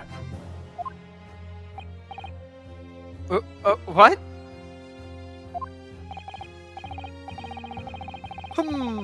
Certainly. If the birdcage containing the body of the victim was exchanged for another, that cage must also have contained a body. Yeah, we know. We've been knew this. And yet, no missing persons or accidental deaths of anyone even remotely resembling the victim have been reported. Which means there was no one, dead or alive, who could have fulfilled the role of a body double for Mr. Asman. That's true. He hasn't been listening to us. If my argument is that there were two bird cages, there must have also been one person inside each. But I don't know if I've got an answer Really? to this yet. Have I? Really, you could sniff out Courtney, but not the Not the wax figure that's not the wax figure thing. I think think it's head. broken. I think it's broken piece of glass because it was found at the crime scene. Oh, okay. Oh, sure. No, in the okay. waxwork. We're presenting some evidence. What can I do to reveal how this body double stunt was achieved? Very well. The defense will address my friend's concerns by presenting evidence that reveals the true nature of Mr. Asman's body double. Good gracious! Evidence! I do hope this isn't filibustering, counsel. The court is expecting a name. If you think you have relevant evidence, present it now. Body double in the birdcage, or hiding inside the balloon that was floating above the stage. Which means that any witnesses would have only seen them from 60 feet away. So who was it that appeared out of that explosion, some 18 meters above the spectators? Aha! The body double inside the second bird cage was. So I'm here to present evidence to tie it to the scene. What is this? I think it's the head, because it's literally here it is. It's gotta be head. This is the man right here. I'm gonna scream if it's the fucking glass. Like, I'm in agreement here. I'm in agreement. I'm thinking it's like, we're showing head. We're giving head, finally. Give head. We're giving head. Take that! Okay.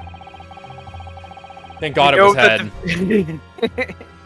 We know that the victim, Mr. Asman, was in the birdcage that was situated inside the kinesis machine on stage. Therefore, he couldn't have been inside the second birdcage. Instead, that contained something else. What's been described as a body double, which is what fell from the sky and crashed into the Crystal Tower. Yes, Counsel. According to your somewhat elaborate versions of events.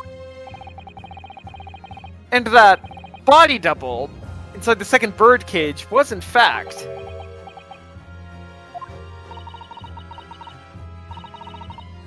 It's alright, Mr. Naruhodo. You're ready for this. Just steel yourself and come out with it. It was me. I was the body double. Thank you, Mrs. Sato. I needed that. Can you put on my clothes later? As I was saying, the body double inside the second birdcage was... As Whoa! unbelievable as it may seem, that thing there... Did you notice he didn't open his eyes? Yeah. You just brought it in? Sholmes has us covered. How did that get here? How did that get here so fast? What the fuck? Kept him closed. What the hell? Objection! What? How did you do that? How did he do that, everyone? No stay Tokyo Magoki Des. What in the fuck am I looking at? Open your eyes and look open your eyes and look into mine, my Nipponese friend. Wait, that's not how he would say it here. Open your eyes and look into mine, my Nipponese friend. I don't wanna. Now tell me, what are you playing at? Stand firm now, Ryunosuke. This is the time to show your Japanese spirit. As the court will observe, this is a waxwork model. A model, in fact, of an infamous London murderer from 10 years ago. The Professor. Objection! Oh, you started by indicating the leader of the forensic investigation team as an accomplice in this crime. And now you've moved on to indicating waxworks. Indicting. Waxwork. Yeah, I'm like, wait, that's indicting. Indicted. And now you've moved on to indicting waxworks? Yep. Yep. That's about the size of it. But why? And why this waxwork? It looks nothing like the victim. In fact, it could hardly resemble him less. What possible justification can you give?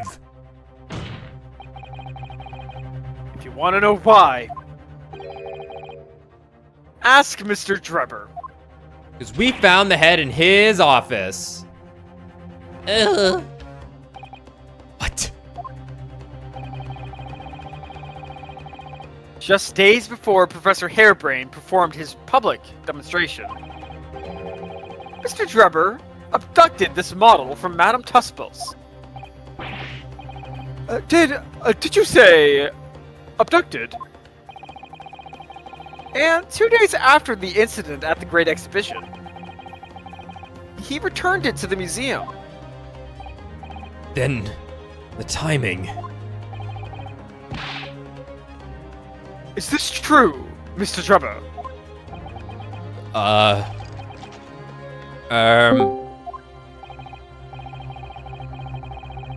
At first, I couldn't see why Mr. Drebber would have stolen the waxwork, and then given it back again.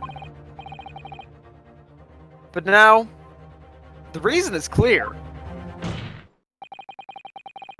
He took it so that he could put it inside the second birdcage, as a body double for Mr. Asman. They just wheeled it in here, huh? Objection! What the fuck is going on? Are you hearing this, ladies and gentlemen of the jury? Are you hearing the defense's astonishing proposal? I quite like it. That the witness fabricated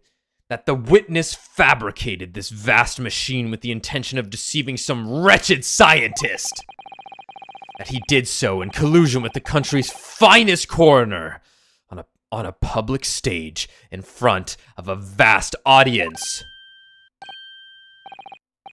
And that to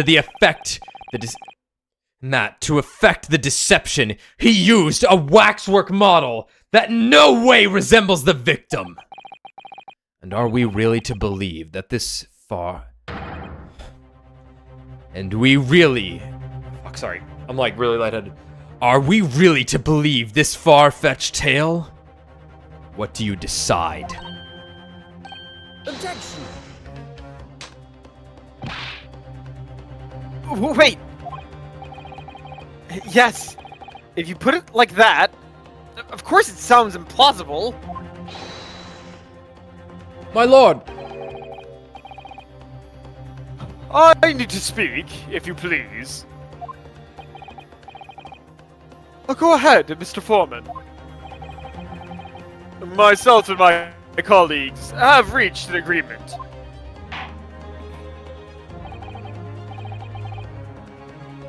Very good. In that case... This is a little absurd because Ryunosuke did not lead with, I found the head in this guy's office. Uh-huh.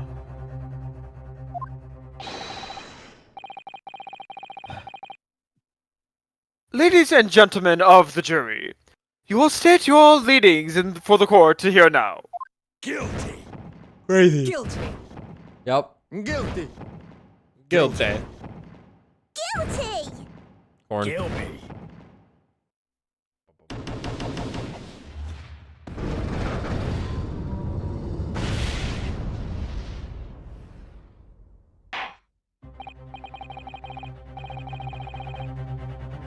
So, as indicated by the foreman, the jury has reached a consensus.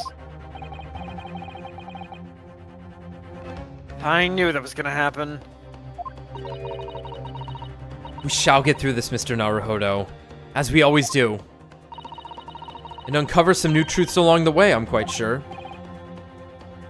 Yes. I agree. I'm going to have to appeal to the jurors as usual. And see if I can persuade them to change their minds. The defense will now embark on a summation examination. We know he's gonna do it.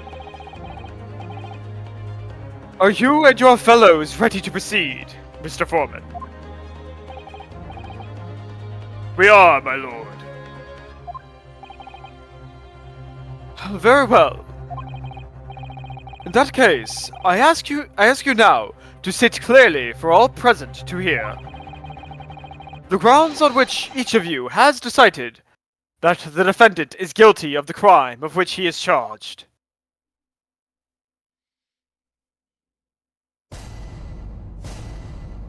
I need to grab some more water. I might as well use the bathroom while I'm at it. So not a long break.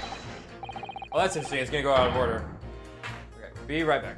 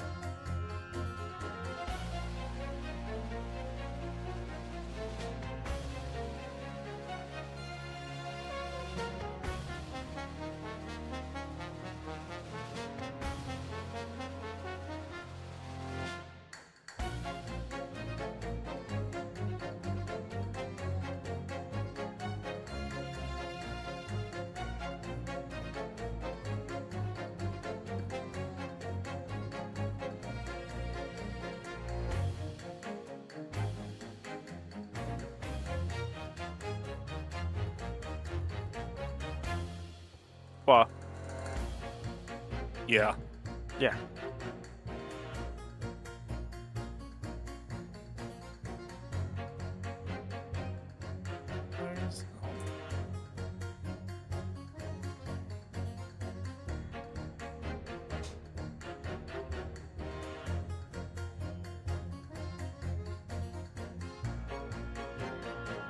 Oh, I'm not feeling too hot. Alright. I've known that woman for years. She'd never be an accomplice to anything. It's utter nonsense to think those two would ever be conniving with one another. Oh dear, this is most troubling. But surely the waxwork the man stole has nothing to do with the coroner, right?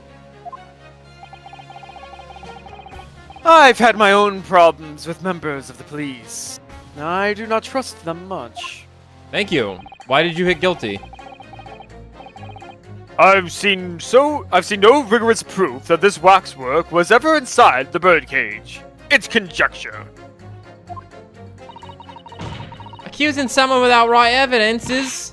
It's not a proper job, is he? I won't have it.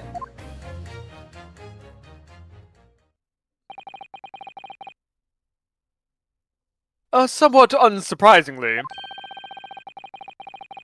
it seems the introduction of this waxwork model to the proceedings has polarized opinion. Given that its face is obscured and its build is in no way... Its build in no way resembles that of the victim.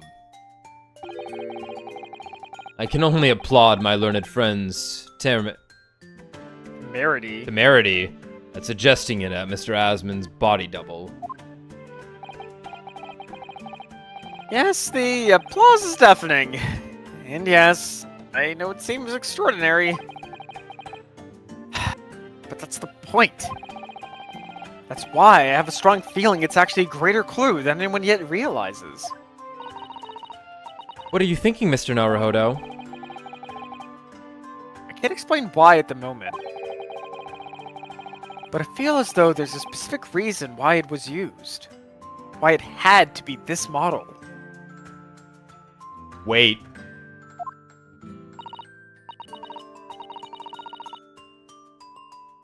Really? A reason why nothing else would do, you mean? Yes. And I'm convinced. It's wait, or they're trying to pop the helmet off. Yeah. Something far more significant than whether or not the model looked like the victim. Well, if that's the case, we must prevent the trial from ending prematurely at all costs. Yes. Agreed. I have to find a way out of this.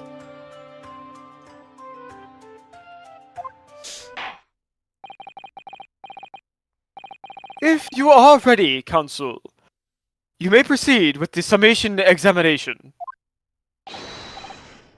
Yes, my lord.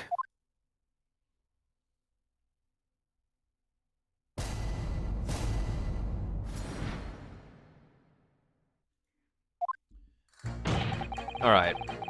I've known that woman for years. She'd never be an accomplice to anything. Hold it!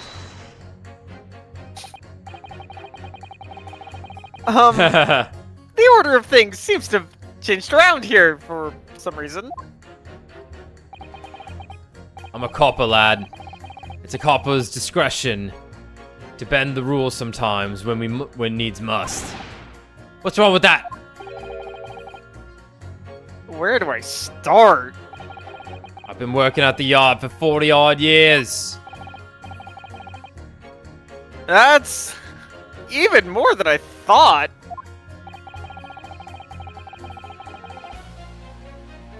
We've only had a metropolitan police service in town for 70 years, you know. Of course, times have changed. The public didn't trust coppers back when I started. It was rough. We had to fight crime. We had to fight it to win the public's trust as well. And when we did. Forensic science was in its infancy too. Even more than it is now. And she spearheaded the whole revolution of it. Dr. Scythe, you mean? That's right. About 10 years ago now it was, when I was still a youngish Bobby on the beat. That's when she started making a name for herself as a top-class coroner. And now look at her, head of the forensic investigation team. And a woman, no less. Well, you won't hear me complain. It's what we all dreamt of back then, I tell you. Could you tell me without holding that gun in the air? We were all out to uphold justice, lad. Full of vim we were, full of vim. That's coming across loud and clear.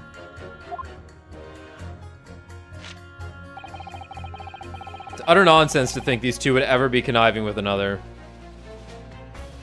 another. Hold it! But we're only just starting to understand this case.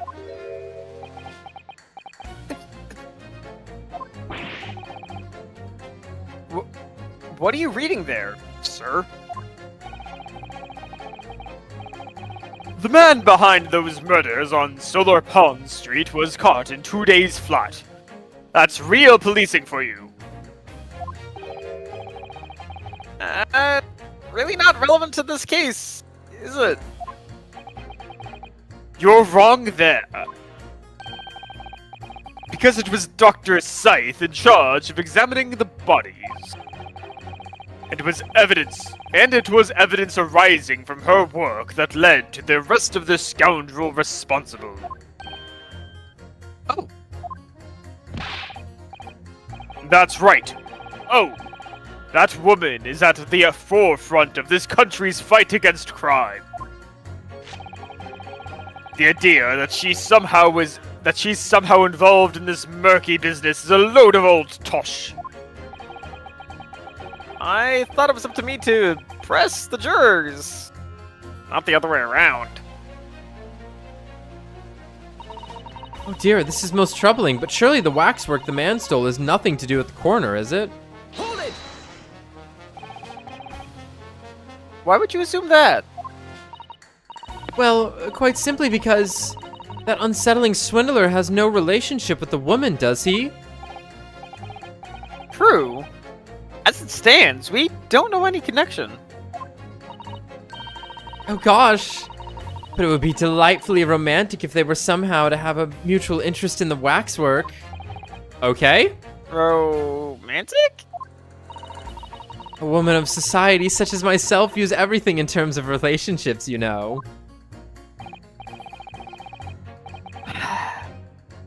Well, you learn something new every day, even if you don't want to.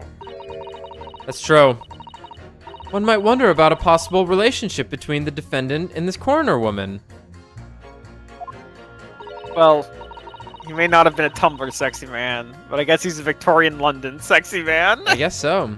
Or perhaps between the defendant and the handsome prosecutor just there. Oh my. Based on gay manga. Base Fujoshi, juror number 2. This woman. She can do it. Maybe more astute than I've been giving her credit for. She picked up on the fact that Von Simeon Seeks and Airfreed were gay. Boys Love transcends all time and eras. If that's the woman's stance, then perhaps demonstrating some connection between the waxwork and Dr. Scythe would be enough? Yes, I agree.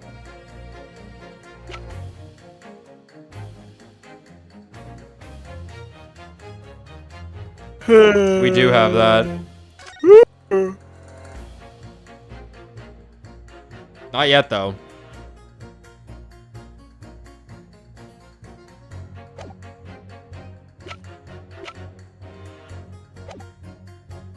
Okay. We have even a whiff of a connection. Should be the first to know. Right, Susato specifically said that perhaps demonstrating some connection between the waxwork and Dr. Scythe. Yep. Yeah. There you go. Yeah, so we have the old report, but we would have to still pit her against someone. I've had my own problems with members of the police. I do not trust them very much. They're smelly. Problems. Sort of problems. And let's just say we have run into each other on numerous occasions. While I've been... Huh? I'm sorry, I had to. Because of the What'd you fucking... I said moonerist because of the remunerations we saw earlier. Well, I've been performing on the street. Right, I see. Obviously, artists such as myself cannot appear on stage, as we work in close proximity to our audiences. So we perform our great magic in park, on street corners and the like. But please use any excuse to make our lives difficult. Oh my god. Excuse me. Do you have something to say in response to that, Mr. Ottermole? Who are you calling a mass murderer? Oh, sorry. My mistake. I got confused because I had heard you looked like him, you know. I don't look anything like that man. You want to be locked up, Sonny? Thanks, Mr. Sholmes. No problem. Perhaps we could move on. I was really wondering if you had something you wanted to add in response to what juror number 3 just said. Fuck 'em. And clearly you do.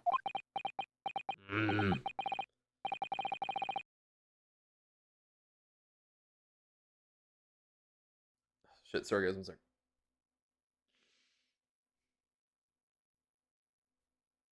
I might have eaten something bad.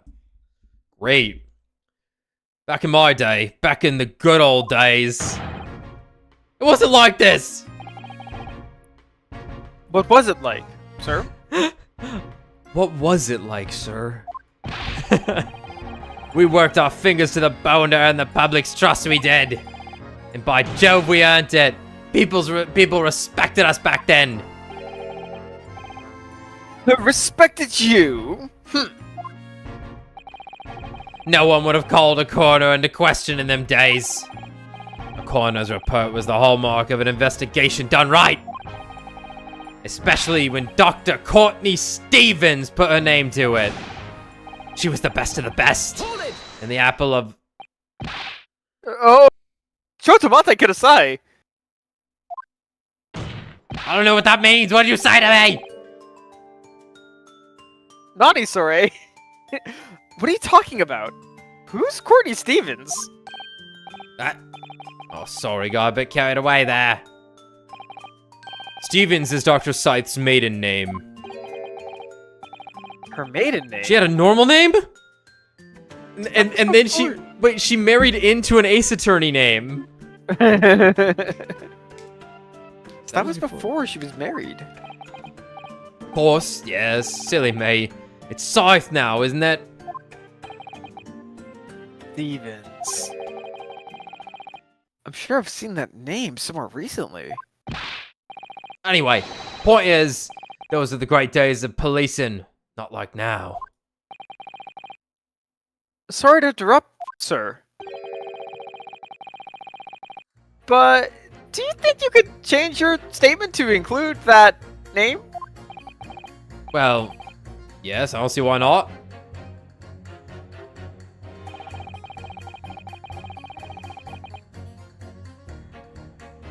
It was Courtney Stevens back when I knew her, of course. A legendary coroner, even. Okay.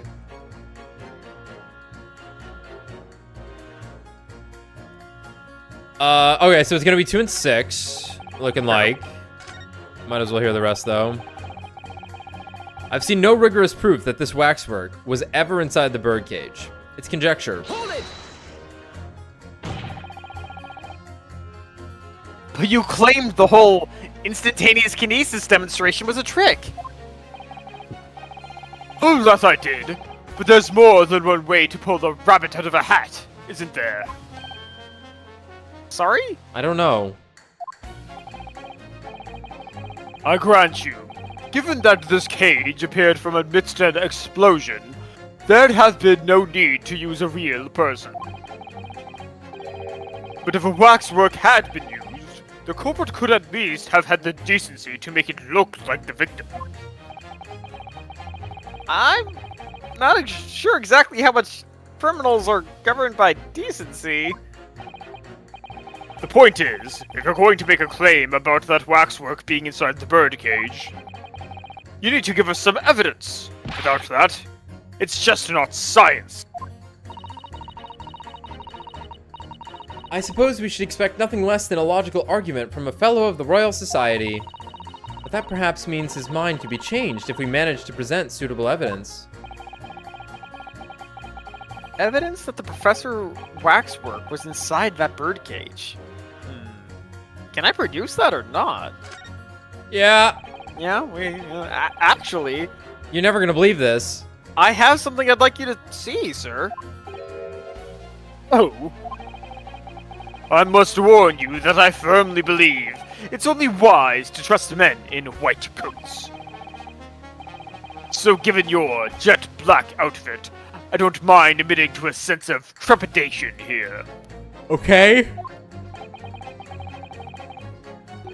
So you don't trust anyone in black?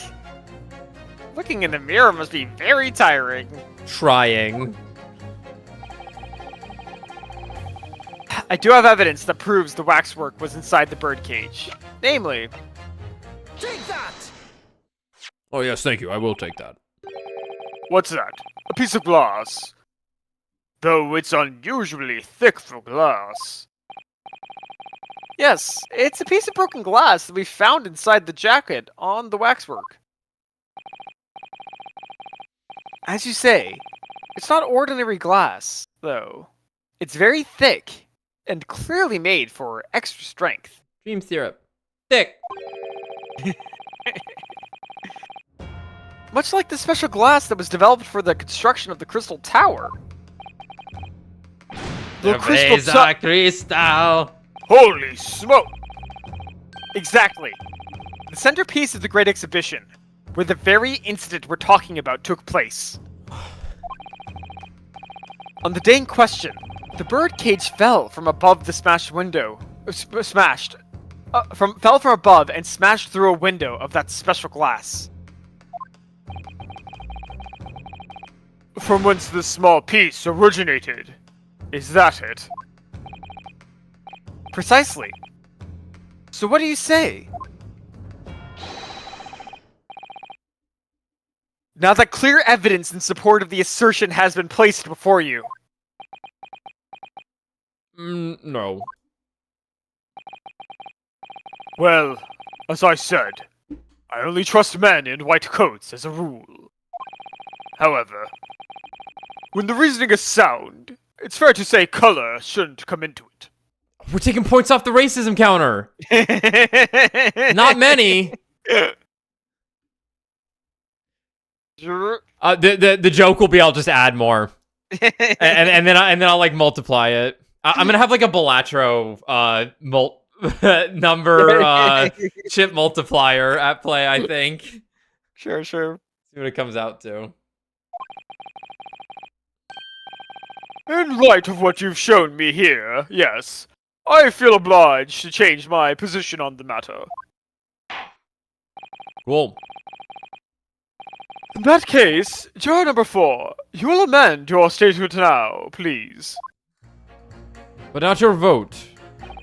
Alright, the presence of that piece of glass leaves me in little doubt that the waxwork was indeed inside that birdcage. Finally, accusing someone without right evidences, it's not a proper job, is he? I won't have it! Hold it! Dear God. Ask. Why have you brought that corn into the courtroom with you? Oh my God, it's corn. Colonel Cobb, he's been going back on the farm. Picked him off on my way into town. He's a proper nibbler, he is. Okay. Yes. The nibbling seems to be taking quite a while. Maybe it could wait until after the trial. Oh, I don't like the sound of that. You need colonels at times like these. Like corn kernel? That's okay. Yeah. Okay, that's funny. Yeah, kernels. Kernels. Yeah. But 5 attempts of spelling kernel from memory. List do British accents until failure. Whenever I have something big to whenever I have something big to decide, the colonels always point me in the right direction, say. Good God, you're British. You're talking about your cob of corn. Nibble, nobble, guilty, bobble, nibble, not, guilty, out. Nibble, nobble, guilty, bobble, nibble, not, guilty, out.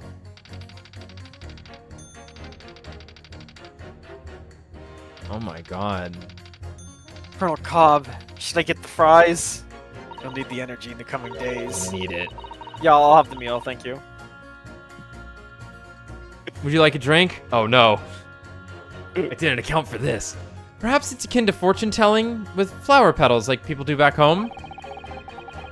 So Professor Harebrain's fate is to be decided by a cup of corn. Why is corn so good? Well, word up. Word up. Could you not at least wait until we've had more time to find the truth before deciding on the defendant's guilt? Oh, I don't know about that. It sounds awfully full already.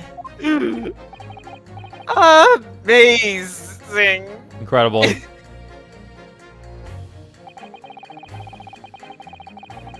I know it seems a little far-fetched to think that the waxwork model of the professor was in that birdcage.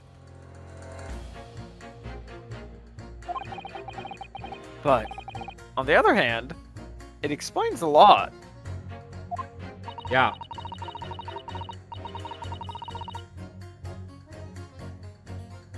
There really is a reason why that particular waxwork had to be used as Mr. Asmon's double. We must do everything we can to make the jurors understand it.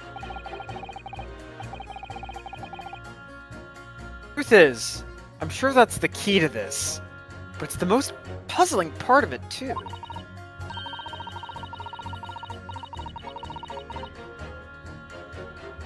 In that case, you should see what additional information you can glean whilst trying to change the jurors' minds. You know, pressing, that mechanic that's in the game that the developers think no one does for some reason.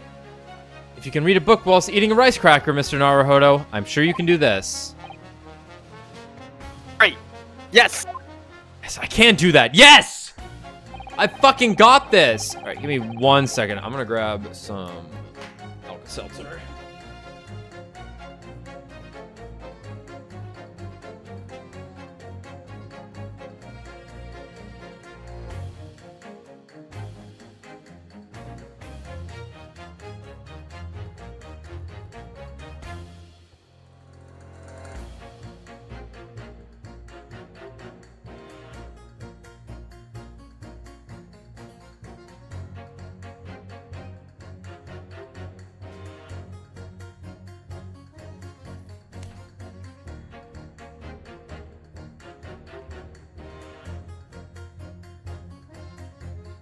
Think the sizzling will pick up on the mic? No. I'm gonna go with no. It's not. If I'm talking, it might. No, it's not. It's just gonna get water all over my mic. Fuck. Oh god, it's actually popping. Ah. Let me put it here.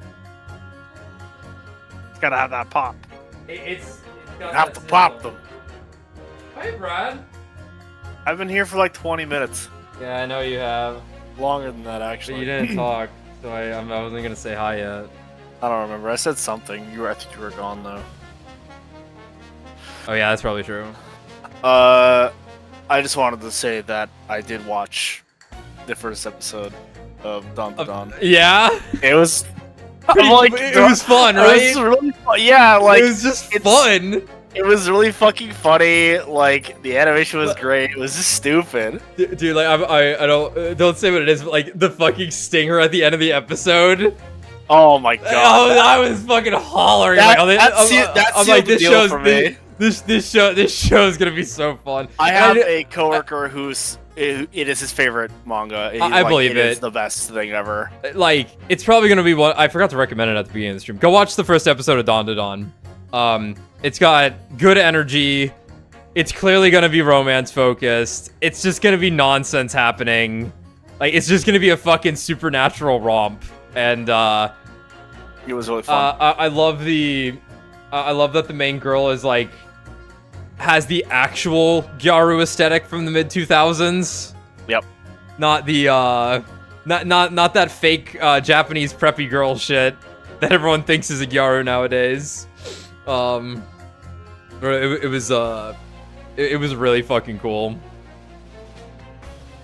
Anyway, I think we're pitting, what would we say, 6 and 2? Objection. Yep. Also, the opening is so fucking good. Oh, I was gonna say something about that. So my cynical angle kicked in of I've never listened to Creepy Nuts outside of that Mashal song, Yeah, me either. but it sounded like they hired them to just make that song, but instead of going what's the noise they make? Yeah, whatever. Yeah. To say dude, replace it with don da don. Yeah, but it's pretty similar. I'm like, it's really similar. Maybe that's just maybe that's just their style, but I was definitely like, come on now. But it was a cool opening though, like the style of it and stuff. Yeah, you'll hear it from me first if you haven't heard from it already about Dawn to Dawn, but give it a week, it'll be the most popular. Good manga suddenly exists after the first season happens. Jujutsu Kaisen didn't exist until season 1. It's We all true. know how it goes. It's true. Anyway, those two statements clearly contradict each other. Now, I think what I said was correct there, Ryunosuke. Good gracious! To whose statement do you refer, Counsel? So, juror number 2. Might be a little slow here while I'm drinking this.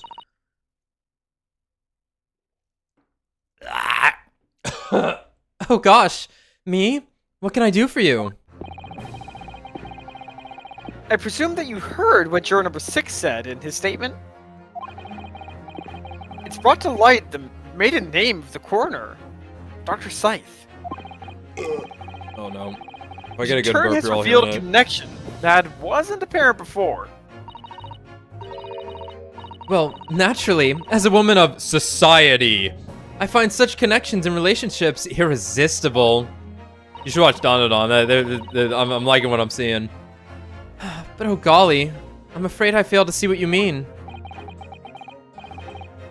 Dr. Scythe's maiden name is Stevens. Is this the only normal name in the series? I'm not Courtney kidding. Stevens. Courtney Stevens. Like, I probably knew someone with this name. Right, yeah. I've it's known like- I've known so many people with the last name Stevens. Like Jones and Stevens. There were a lot of those. Yeah, I knew Stevens as well. And through that name, the coroner is very definitely linked to the waxwork of the killer. Listen, the crazy followers are gonna be like, they're throwing us off the trail. One of their last names is that. Not. It's not.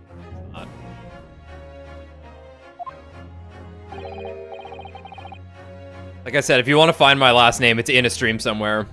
I don't say it, or I don't think I say it technically, but it is spoken. It's weird. Who says it? I'll explain it to you afterwards. You will never find it. It's not happening. Anyway, the defense has evidence to prove it. My goodness, evidence, you say? Oh, how utterly enthralling. Counsel, the court cannot overlook that last remark. I very much hope there is substance to your claim.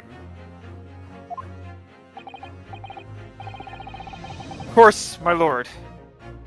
I would ask the court to look at this. The evidence that clearly links Dr. Scythe, the mass murderer known as the Professor. To the mass murderer. Oh, whatever. Yeah, no, she is the mass murderer. Take that! Be right back watching every stream at double speed. If you can get it, like, if someone brings it up, I'll let you know. I don't really need to hide it at this point. Like, who cares? But like, it just for my own sanity. You'll probably all learn it one day, but like, you know, not now though. Not tonight. Not here. I have here a certain autopsy report from 10 years ago. A 10-year-old autopsy report. What relevance does that have? Let's see. It says here, Alexander Kevin. Whoa.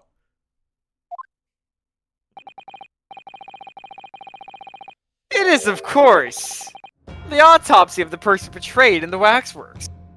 The killer known as the Professor. Oh. The Professor... But the man was a capital offender, so...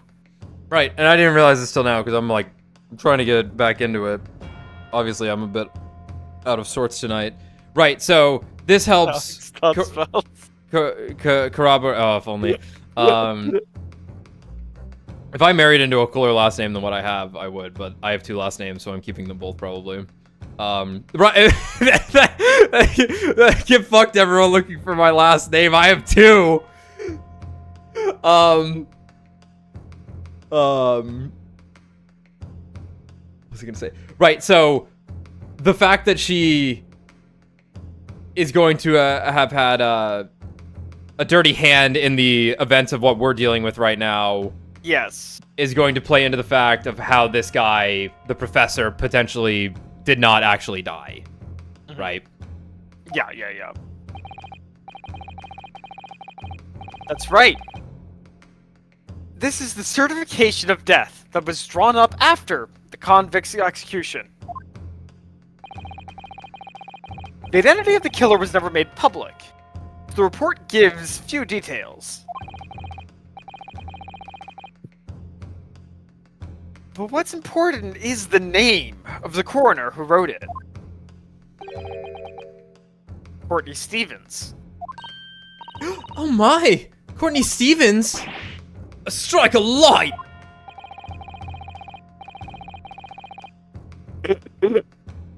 Yeah, it's a waifu eater. Could you imagine? Your 2 last names. I changed it to Minecraft, actually. Oh my god. It appears that the professor's autopsy was conducted by Dr. Scythe 10 years ago. I changed it to Garland. Alexander Garland. Sounds alright. And a few days ago, Mr. Drebber very deliberately stole the waxwork of the professor from Madame Tuspel's. A waxwork that doesn't in fact resemble the victim, Mr. Asman, at all. And do you suppose there's some unsavory relationship between those events? Absolutely. I'm sure of it. There's no doubt in my mind that the professor's case is at the heart of a link that we have yet to uncover. Between Dr. Courtney Scythe and Mr. Enoch Drebber. Well, I must know. Hidden links, mysterious connections, secret relationships. Oh, this is almost extraordinary. We're surely obliged now to explore this further. Thank you, juror number 2. You're my favorite. That's one, baby. That's all we need. She's all that matters. Quite right. We can't let this trial come to an end now. Not while there's this cloud of suspicion hanging over the odds best corner. That's the voice I actually want to do, but it hurts. It wasn't like this in my day, but we're still here to uphold justice in the end.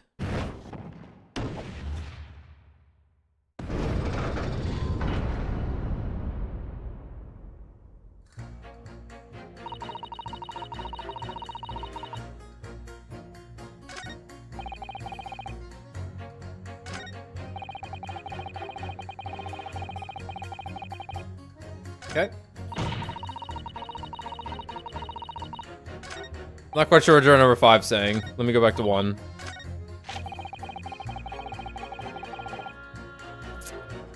So it's 4 against who? Nonsense things. It might be 5 actually. Right, it's 4 and... Yeah, we have evidence. Yeah, we have evidence. Okay, yeah. So it's, yeah, I think it's I 4 just and 5, really yeah, wasn't paying attention to what she was saying. No, I'll I be think honest. that's fair. She was nonsense. She was spouting nonsense. Those two statements clearly contradict each other. Good gracious! To whose statement do you refer, Counsel? If you could put down your corn for a moment, juror number 5. How how could you say that to someone? Oh, you mean me? You've pointed out that it's wrong to make an accusation without evidence. But the accusation that the waxwork model was inside the second birdcage on the day in question is not without supporting evidence, as the defense demonstrated to the juror sitting beside you. I wasn't paying attention. I was eating my corn. Oh, is that right? Yeah. Would it be fair to say you didn't follow the argument? I don't understand much besides Colonel Cobb, to be honest. Alright. Of course you don't. If I could interject here. Yeah. Please do, sir. Now that this assertion of yours about the waxwork has been backed up by some solid evidence, it would be wrong of me as a man of science not to pursue the matter further. Guilty. Oh, wait. You know, sir.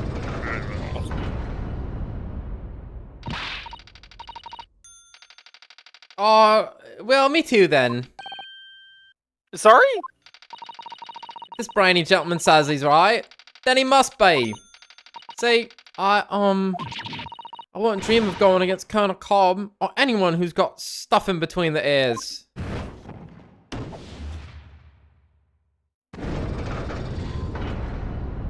We did it, Reddit. Success! If you can call it that. I don't know. You did good there, man. I don't know what. Thank you. I don't know what Counsel. 3's problem was there. That'll do. As a result of the summation examination, the juror's overall leaning has changed. You've done it again, Mr. Wright. Hodo, whatever your fucking name is. 2 jurors now called guilty, against 4 who called not guilty. Accordingly, the court has failed to reach a consensus out of this time. And the trial must continue. We did it! Reddit. Reddit! Oh, well done, Mr. Naruhodo. So where you want to go after this? You got like plans later or something, dude? Heard your Japanese.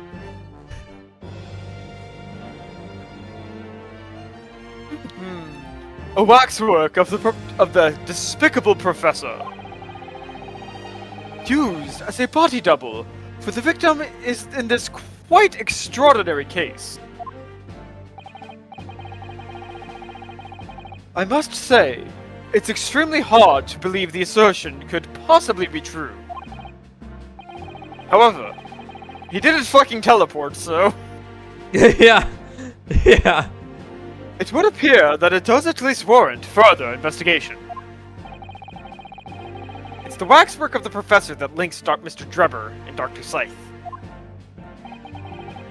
And I'm convinced that there's a special significance to that link. I don't know what you're hoping to prove, lad.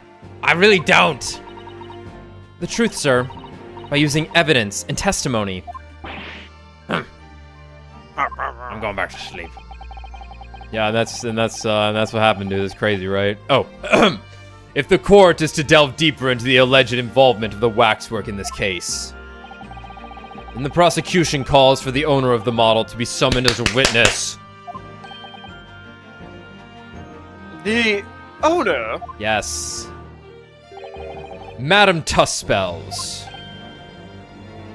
Were you just clapping? Yeah, oh, you're gonna see why in a second. Okay, because I was worried I was not gonna get to see this character in court. Brad, Alex was not clapping. That was the sound of her ass cheeks Oh, okay. as she was being summoned to court.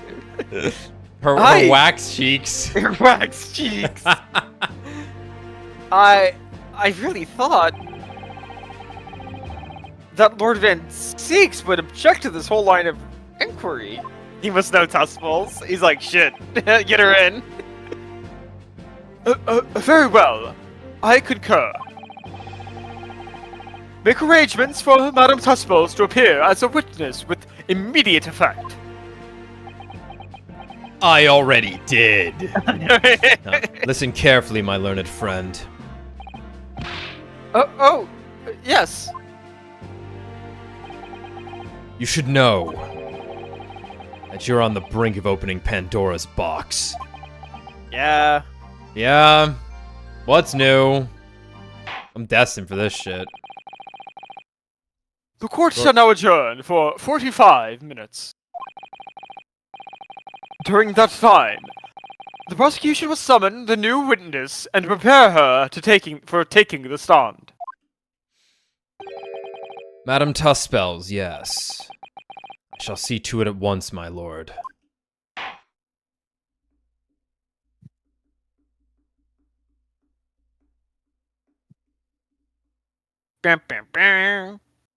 Uh-oh.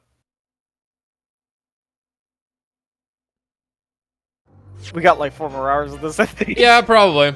That sounds right. Because it's like We Tussles don't have... Courtney. Yeah, it's Tussles and a Courtney, but we don't have to do a Yeah. summation, so I think this will go okay. Okay, I think we're good. I'm running it no matter what. There's gonna be no life left in me tomorrow. I didn't know streaming 4 days in a row was the dumbest thing imaginable, but But it was different games, Alex. Obviously. no, it was this whole case in 7 fucking hours of metaphor. That's too much Kino. A man can't take it all. Kino side, if you will. Kino side. The Kino errant himself. Dude, death by too much good media. Not bad, not bad. Oh, have you been watching from the gallery, Mr. Sholmes? Let's speed along all this trudgery that they got here. Been on the edge of my seat the entire time. Yeah, you can still voice him, just, you know, maybe at a little brisker pace so we can get back into the courtroom. Because we know Sholmes takes forever to talk. Courtroom trials are fascinating affairs, as a spectator, at least. I'm glad you've been enjoying yourself. I have to ask. What on earth is going on? It makes no sense. What's this professor business all about? I'm the only professor here. He doesn't look like a professor I've ever met before. Who even is he? Of course. You were in Germany already 10 years ago. Yes, the professor. When I discovered he was the one who had been abducted, a sense of foreboding stirred within me. But who knew the monster would come knocking at your door? My heartfelt sympathies! As it turns out, Lord Van Zeeks is even more intimately tied to this case than any of us realized, isn't he? Yes, how true. His great friend from university in the dock. And now, a waxwork of the killer who took his esteemed brother's life makes an appearance too. I imagine even the shrewd Mr. Reaper failed to foresee that kick in the teeth. An extraordinary move on your part, my dear fellow, to throw that in front of the man. You make it sound deliberate. That's what I would have done. I can't help feeling that this professor case is really very puzzling. Oh yes. What particular manner? Well, there's Mr. Drebber, Dr. Scythe, and Lord Van Zeeks. It seems that everybody in the trial has a link to the case somehow. What about Odie? Yes. In fact, I alone am not a member of the set. Though that leaves me as an empty set, all alone with no intersection to any other. Excuse me. I imagine it's Gregson. Oh, baby. Excuse me. Excuse me. Dr. Scythe! Hello, honey. Dr. Courtney Scythe. And Nee Stevens.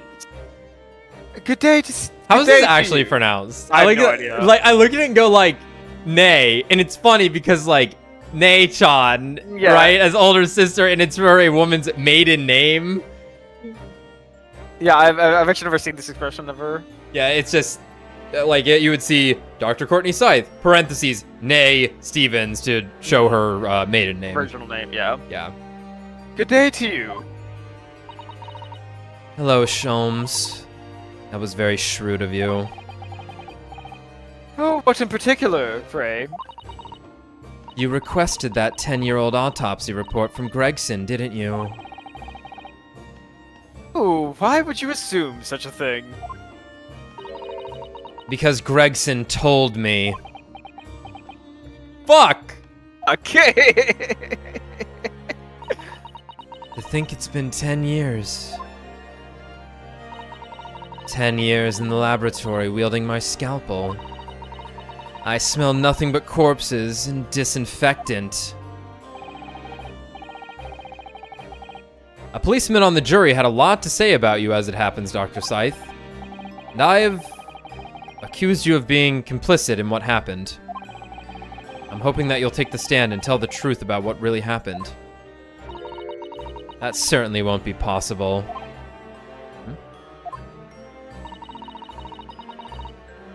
Lord Van Zeeks won't be summoning me as a witness. Lord Strongheart has forbidden it. Oh shit. Lord Strongheart? The Pandora's box you are warned about is the Professor case. But please don't make the mistake of thinking you'll get any information about it out of me. But attempting to hide from the truth, that's cowardice! I've always fought crime in the way that I see fit. I have no regrets. None at all. And that's all I came here to say. So, good day to you. Whoosh.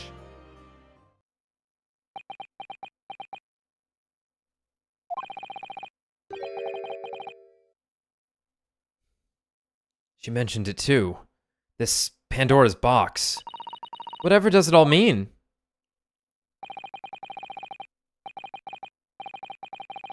There's really no cause for concern, I assure you. When the trial resumes, the meaning will become all too apparent. Whether you'd like it to or not. Hmm? Now then, I believe it's almost time. I must make my way back to the public gallery. The edge of my seat awaits.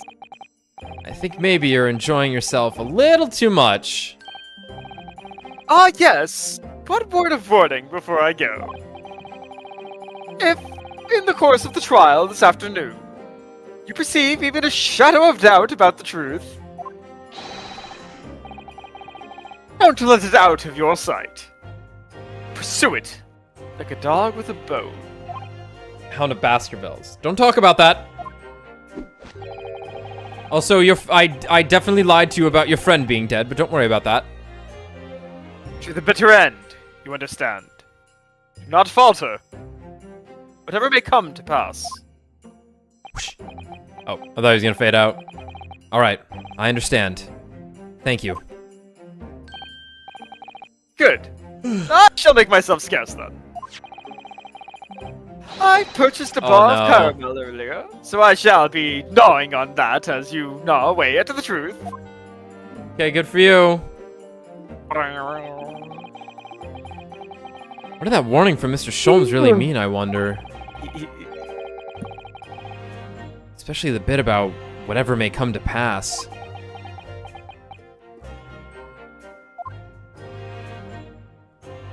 He's gonna be chewing the caramel into a gun. He's gonna Yeah. shoot someone. It's time for the final chapter then, parentheses, third episode.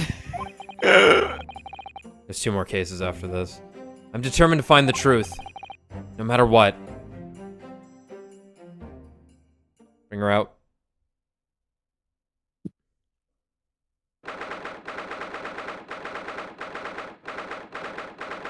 So when's Gina showing up? I mean, she's gotta be a part of this somehow, right?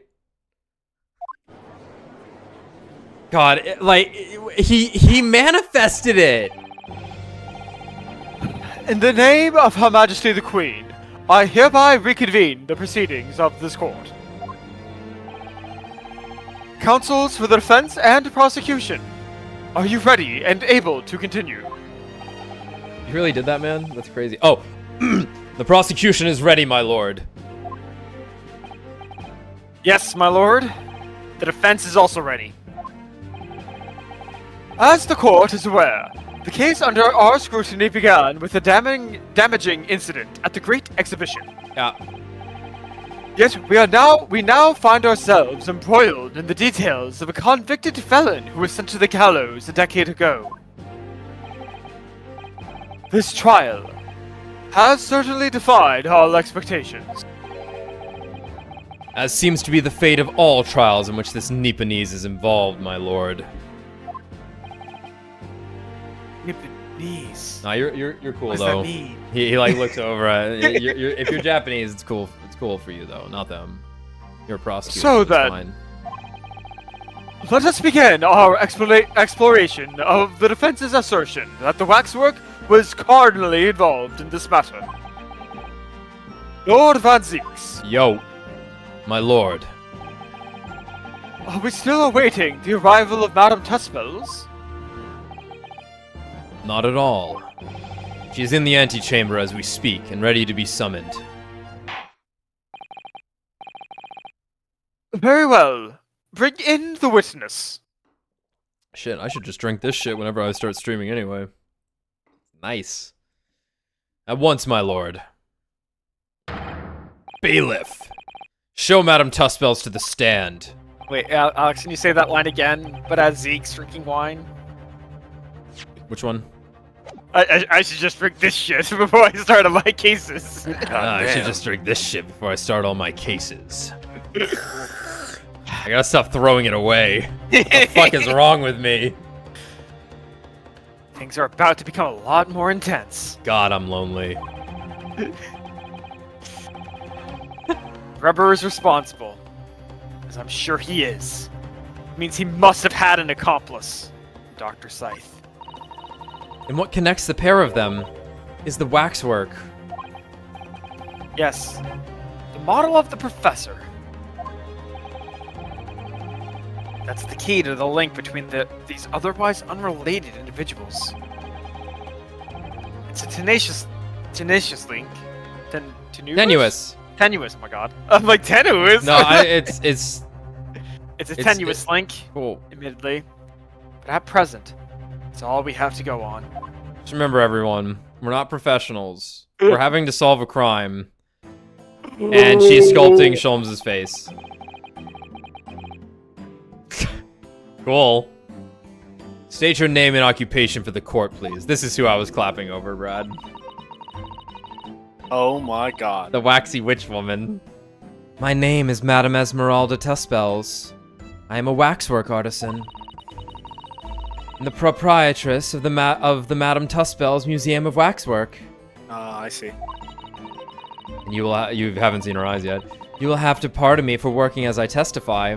My new exhibit must open very soon. It's cool.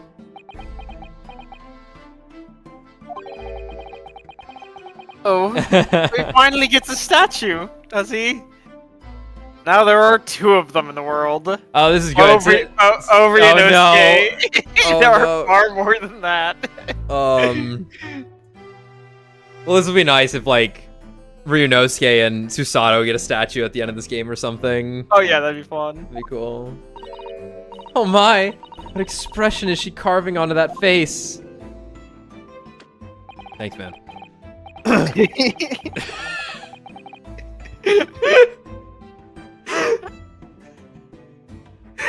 You didn't laugh. I could have played it straight.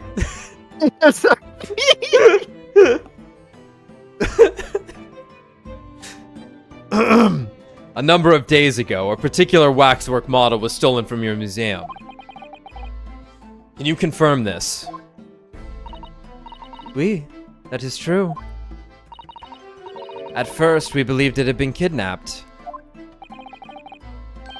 A waxwork model? Kidnapped? Yes, my lord. There was a demand for ransom money left behind by the culprit. However, according to what I have just been told outside the courtroom, that was not the true reason. Dude, she's gonna like stab him in the head here at some point. I understand it was utilized as a substitute for the body of a murder victim. At present, that is no more than conjecture proposed by the defense. This is the victim of the case in question, Mr. Odie Asman.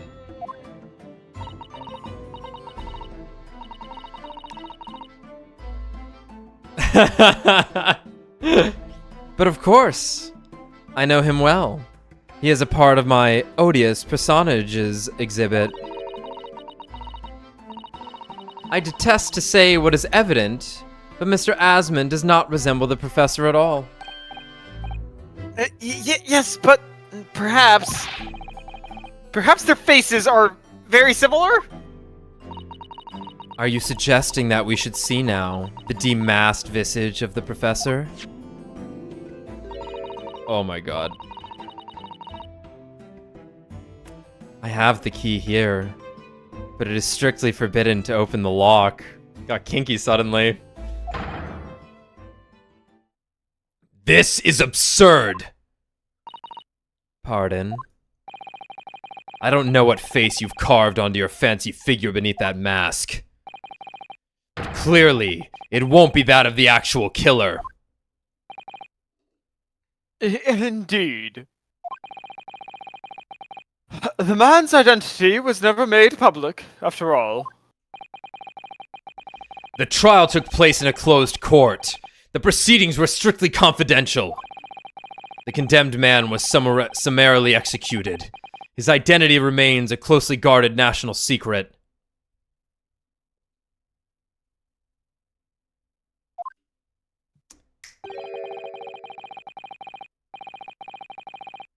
I'm gonna bet it was Zeke's friend now, actually.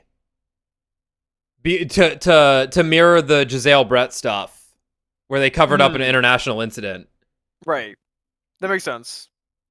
There is no possible way that a repository of tawdry exhibits could get its hands on that information. Quel dommage. Which Monster Hunter monster's that? Yeah, which one's Quel Don Mage? It would seem you are unaware of the Tuspel's principles.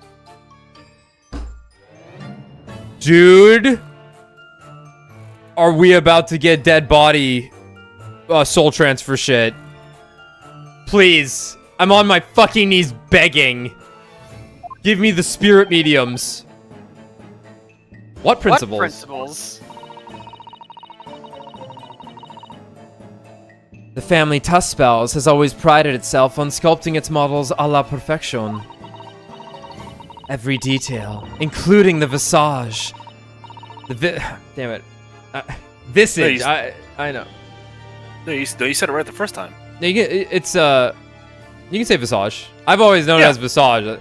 I said visage this time, though. Which one's the Dota character again? Visage. Visage. What's his full name? I don't know. Visage. Stevens? Oh, it's just Visage, like it's not Shadow Visage or something? No, it's just Visage. Yeah. Okay. Every detail, including the visage, is fashioned with complete fidelity. Et voila, our principles. There is a well-known legend about the Tuspel's waxworks from the time of the French Revolution. A member of the Tuspel's family is said to have made a waxwork of the queen who was executed. Oui, that is true. It was a century ago now. I believe the queen's face was carved in the minutes following her death. Actually, at the guillotine site. You are correct. The model is on display still today in the House of Horrors. We Tuspels will stop at nothing to obtain a faithful replica of our subjects. You'll never have her fall in love with you and then she kills you so she can make a wax doll of you forever. Dear me, a somewhat disturbing tenacity of purpose. It is the only way to obtain a truly lifelike representation of the subject. And it has been my family's secret for generations. Do you mean to say that beneath that mask? Oui? The true visage of the killer is there. See, Alex, you just gotta hit her with the, omelette du fromage. Omelette du fromage. This is ludicrous! It's out of the question! The professor spread terror throughout Great Britain. As a result, the Madame Tuspel's special exhibit remains extremely popular even today. The killer, emerging from his own grave, it is a sight to behold. You should come. Oh, I'm gonna God. come. Anytime you want. I'm trying to. Whenever you want me to. Just say the fucking word. I think, madam, it would be beneficial to hear your formal testimony on the matter. You explain in every detail this macabre model, and your personal involvement in its creation. With pleasure. What witness have we, like, barked at the most? Have lost our minds over the most in this series? Flossy girl? No, we haven't even. We don't know that yet. It probably will be the clown girl, but it won't be as, like, genuine because we're gonna be. Yeah, because it's a meme. But also, like, I would probably be going going ape shit as a joke. In a vacuum, it would have happened naturally. Yeah. I think about the girl, the airline assistant girl from. Oh, Cammy! Cammy Yeah, no, Cammy was something else, dude. Yeah, that's what comes to mind. Yeah, Cammy might as well have been naked. I can tell you who you've gushed over the most in the series. Well, yeah, Maya, obviously, because not even. Wait, hold on. Well, no, I've literally connected to Maya on a spiritual. Yeah, but who's the scientist girl with the DNA shit? DNA shit. Emma? The girl in the stream right now. Yeah, I like Emma a lot. Emma's fun. I feel bad for her in Apollo Justice. Something destroyed her. The light in her eye disappeared. Yeah, Brad, open the YouTube stream really quick. She's just in the corner, watching. Oh, yeah, there she is. Like I think Eating chips. I think Maya and Kay are probably my favorite, like, female characters just in general in these games because they're the most fun. I'm glad they nailed Kay. She's a good time. Because it's like, well, it's hard to follow up Maya. Trucy was good. I'm trying to think here. Brad, for the record, she's eating Corinto, which is the brown sugar snack. Oh. I'm trying to think of the baddie witnesses that have shown up in this series. Like there's April May. But she's not Witch Woman here. Like it might be Tuspel's right here. Wouldn't have been Adrian. Well, apart from Old Bag, of course. Oh, right. Goes without saying. Goes without saying.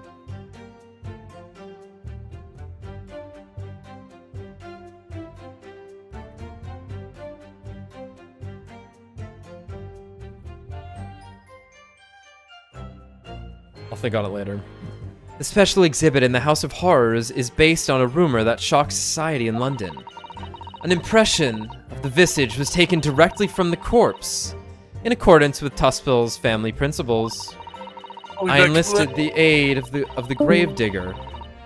And created a mold for the head in the cemetery just before the interment. Hold on, there's a lot to take in here. I enlisted the aid of the gravedigger and created a mold for the head in the cemetery just before the interment.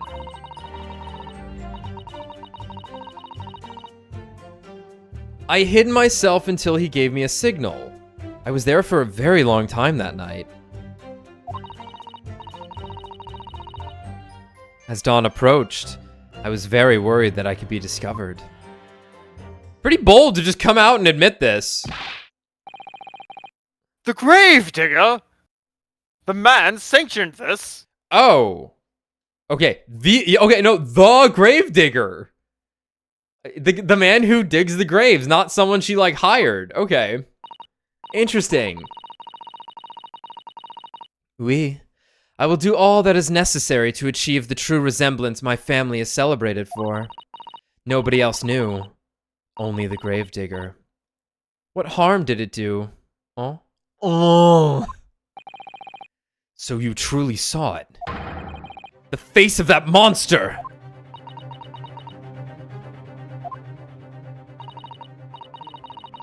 Naturally, I was aware at the time that his identity was a secret. But Tuspels would not be Tuspels if we did not insist on absolute fidelity to our sculptures. I don't believe this. Desire to know more increases. I myself have seen the special exhibit added to our museum, Adam. A truly blood-curdling scene, in which the murderer is emerging from his own grave. The scene it depicts was the subject of many rumors in London 10 years ago. I have here a newspaper from the time that you can use later on, or right now in my testimony.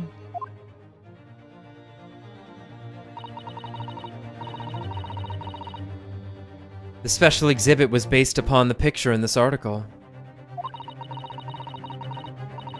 It was the most detailed account of what happened, as reported by the eyewitness who saw it. The 10-year-old article has been entered into the court record. Newspaper article recounting the tale of an eyewitness. Tale of an eyewitnesses to the alleged...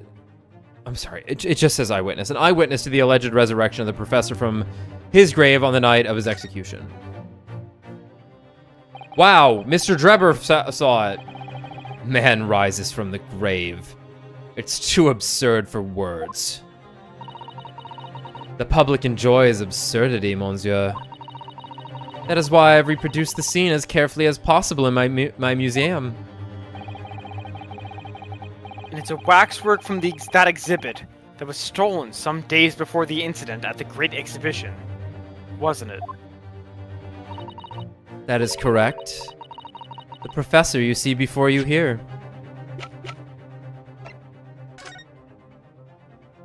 Mr. Drebber's dreadful encounter.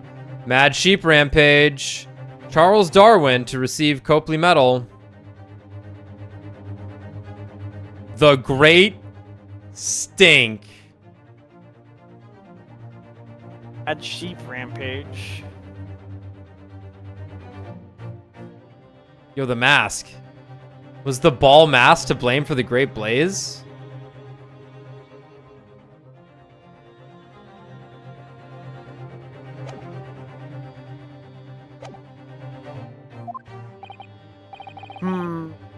Most puzzling. Counsel for the defense. Proceed with the cross-examination. This waxwork links Drebber to Dr. Scythe.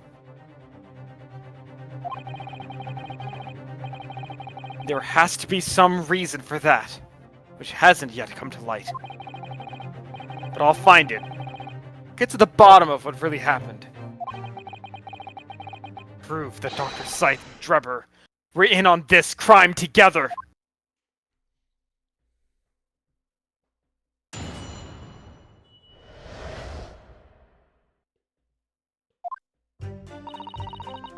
The special exhibit in the House of Horrors is based on a rumor that shocked society in London.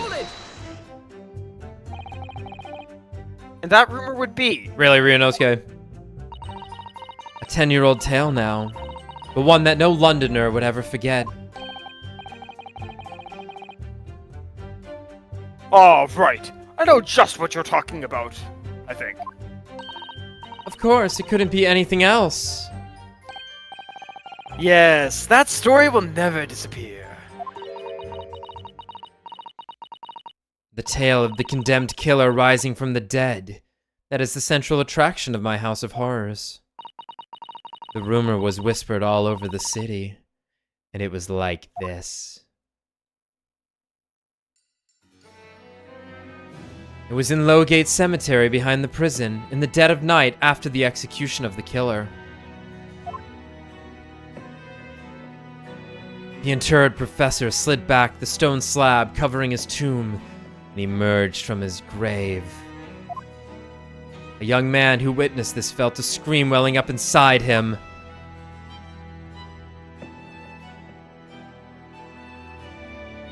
But an instant later, he heard an ear-splitting gunshot from over his shoulder. The bullet struck the emerging corpse, and he fell motionless once more. The scream finally found its way from the mouth of the young witness, who turned and ran for his life.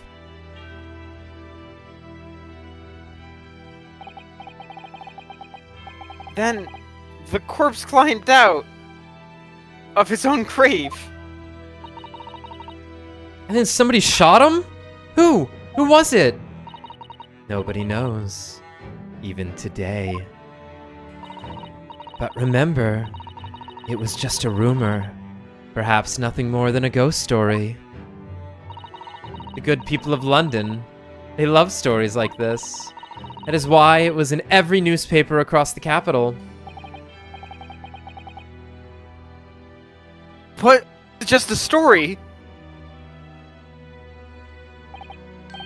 I mean, this is exactly the scene that can be seen today at your museum, isn't it? Oui. The special exhibit was modeled on that very illustration. For a while afterwards, the contents of that article were reproduced in every newspaper imaginable. Madam, might I say something? Please, go ahead, mademoiselle. When something is described as a rumor, it doesn't necessarily mean that it's entirely made up. I believe that often, rumors contain elements of the truth. Ah, I see that people from the East can be just as astute as the people of Europe. Can we be sure, for instance, that the professor's execution was successful?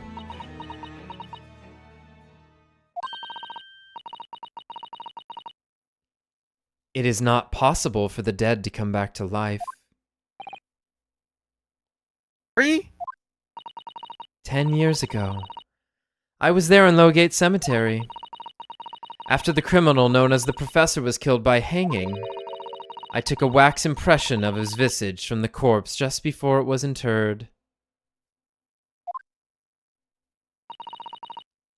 So I can assure you, the man was dead. See. Okay.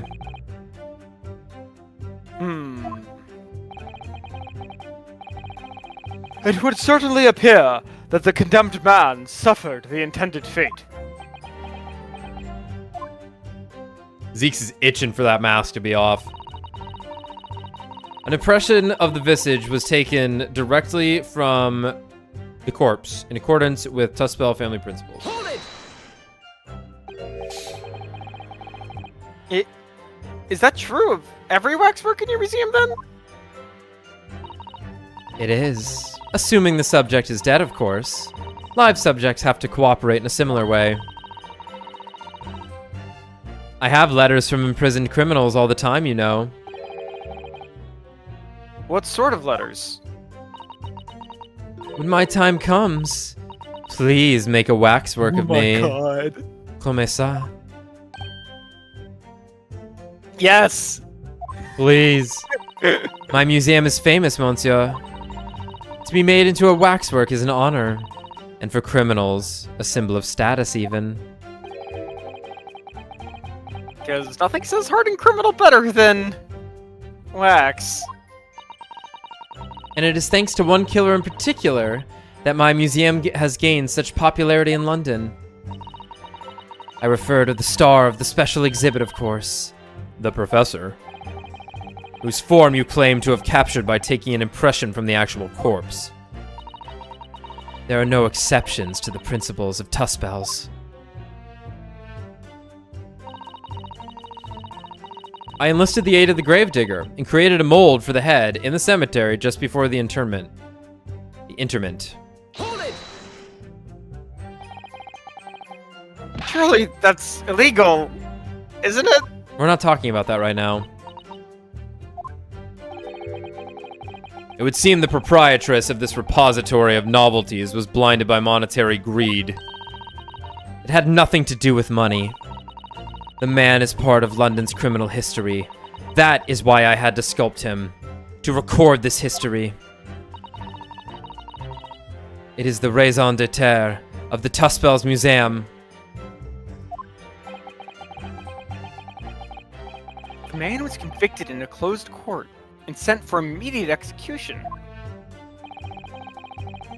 Then surely nobody but the members of the judiciary present know the killer's true identity. I assure you, behind that mask is hidden the true face of the professor. Do you realize what you're saying? The professor's identity is a national secret! I understand. And now that the truth about the special exhibit has been revealed, it must perhaps close. Of course it will. As will your entire museum if you don't tread very carefully, madam. Give me the key, give me the key, give me the key. That could be another interesting chapter in the history of my family, I think. Don't you? So 10 years ago, on the night of the professor's execution, you took a wax impression of his face from the corpse. Oui. Exactement.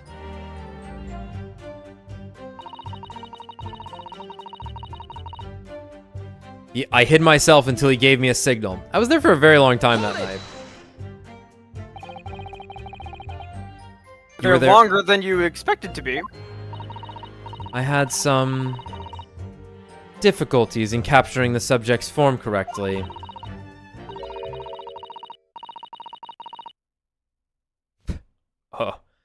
As I removed the mask, the mouth of the cadaver fell open, and I had some problems with the chin. Ugh.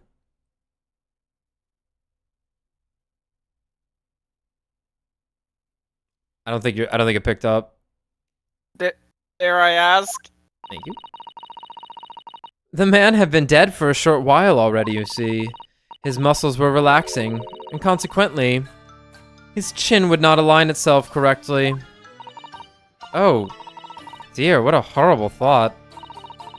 Under normal circumstances, I would have an assistant with me. However, that night, I was alone. And as a consequence, I missed my preferred window of time. Mean.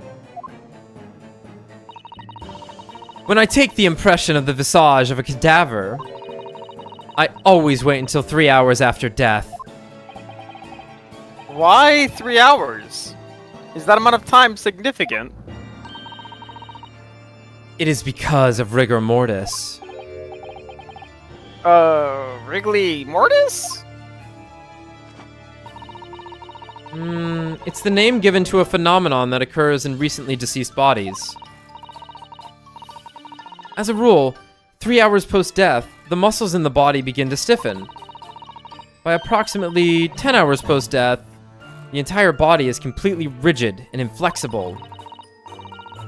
And then from that point on, the muscles slowly start to revert to their relaxed state.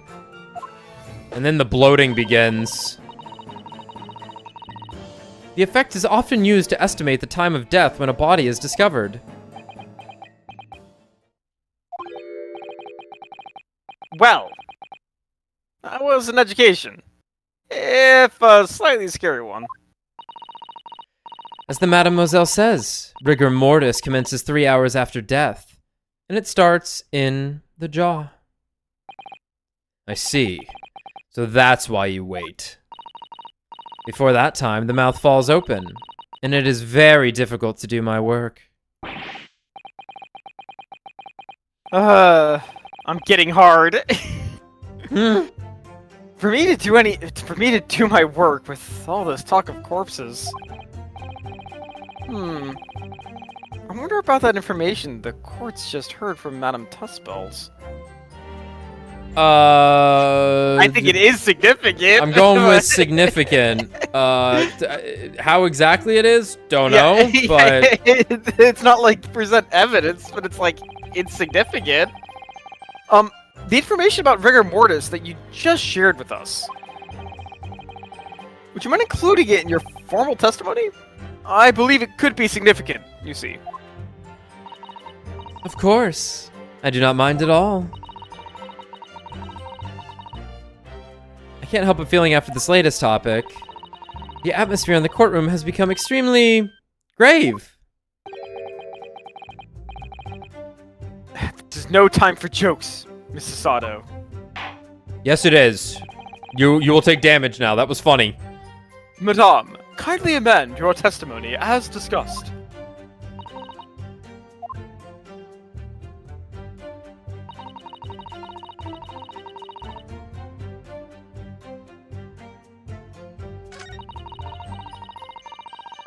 As dawn approached, I was very worried that I could be discovered. Hold it! Dawn was approaching. What was the time of day then? Approximately.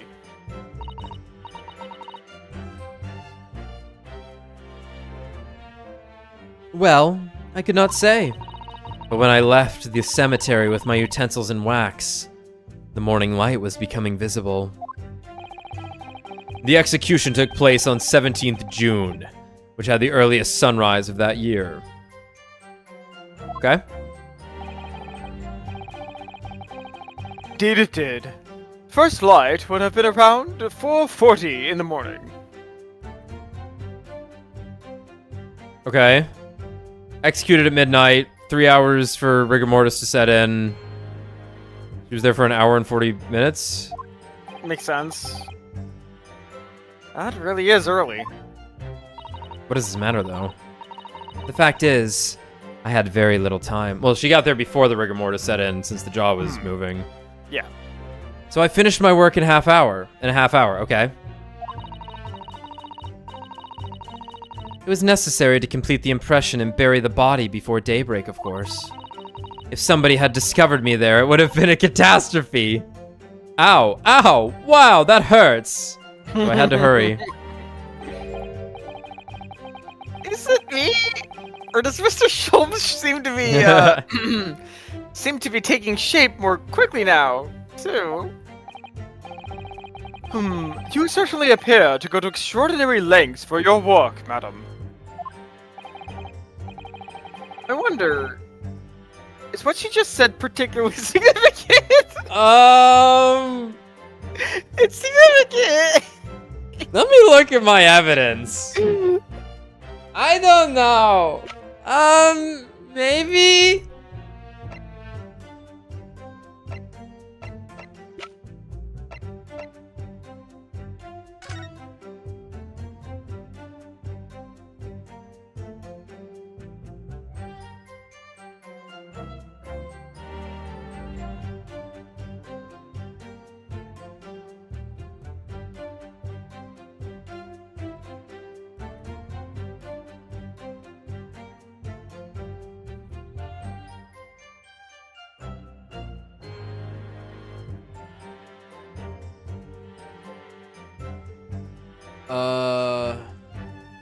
Oh my god. So? Odie Asman fucking Drew this took the image. picture. Wait, Yeah. hold on. Whoa, okay. Whoopsie. When'd that get there? I was looking at the stink.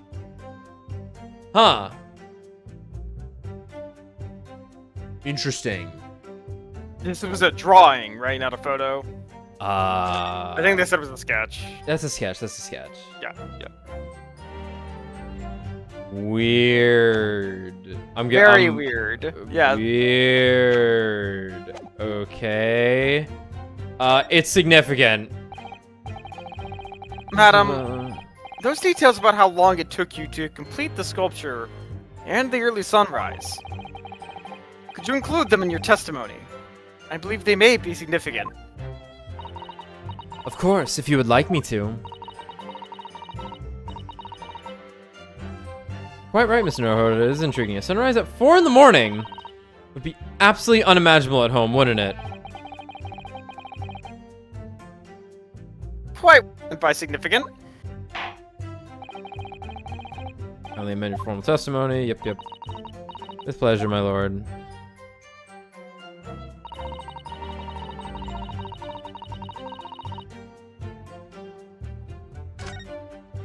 Let's have them contextualize everything or kind of push us along. So I have to go on. What's your feeling, Mr. Naruhodo? For some reason, Dr. Scythe went along with Trevor's plan.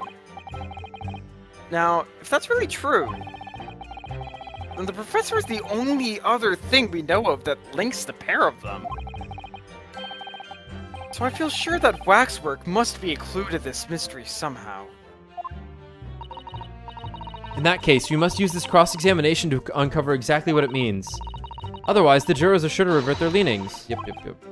I agree. I But agree. interestingly, Uncovering what the professor Yeah. has to do with all of this means more to Lord Van Zeeks than anyone. That's the impression I'm getting, anyway. yes, as do I. After all, he has a profound connection to the professor as well. All right. Okay. Contradicting evidence to what she's saying. Uh-huh. Enlisted the aid of the gravedigger and created a mold for the head of the cemetery just before the interment.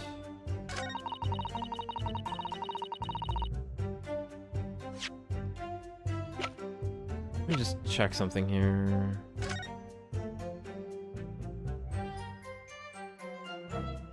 Yeah, this doesn't really change anything. Just kind of adds to what we know. We already know about the blood in the camera. Not what we're really looking for. Doesn't matter.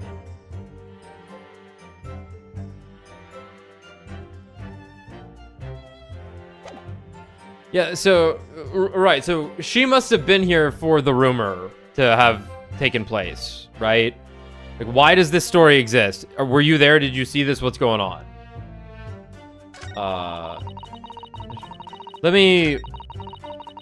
Let's press these, because I guess we technically haven't pressed them. It took me a very long time because it was before the onset of rigor mortis. Might revert it, though. Rigor mortis being the form of death. I'm gonna skim through these. I think you said it started with the jaw about 3 hours post-death. Is that right? Oui. C'est ça. Of course, the exact duration depends a little on the season. I didn't realize a waxwork artisan would be so well versed in the subject. No, that is only elementary knowledge in the field of legal medicine. Well, I had no idea about it, but maybe I won't admit to my ignorance about forensic science. I can ask my father to give you a very simple primer if you'd like. Nah, I'm good. I think corpses should be your domain. I'm not good with them. Okay. I'll do my very best. Okay. I hurried to finish my work in the half hour before sunrise. Then I left as soon as the corpse was interred. Hold it! I'll be honest, I don't know what this word interred is meant to mean. Like, when she was done with her work, I guess? Did you have reason to believe you might be discovered once the sun came up or something? I had paid the gravedigger money to keep my little secret, of course. But with the morning light, I knew that the warden from the prison would commence his patrol of the area. Inter literally means to put a corpse in a grave. To literally put it in a grave. Okay. You just put it back. Couldn't you have just paid off the warden then too? I had already paid the gravedigger, as I said. You cannot buy the silence of everyone, or the secret is no longer a secret, huh? The sunrise was at 4:40 that day, which means that it would have been around 4 when you began your sculpting work. That must be correct. That would be when the gravedigger gave me the signal to come out of hiding. What was the signal? That's all I have to go on. What are you feeling?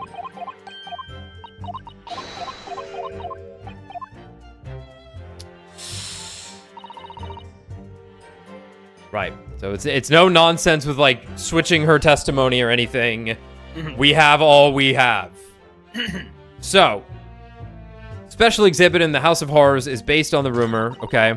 An impression of the visage was taken directly from the corpse in accordance with Tuskal film, okay? I enlisted the aid of the gravedigger and created a mold from the head of the cemetery just before...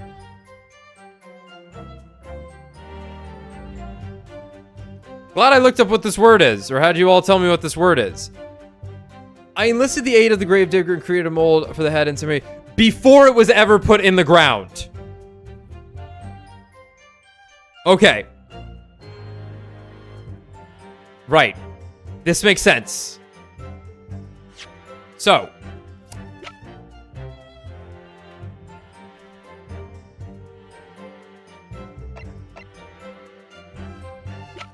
Okay. Then I think it needs to be...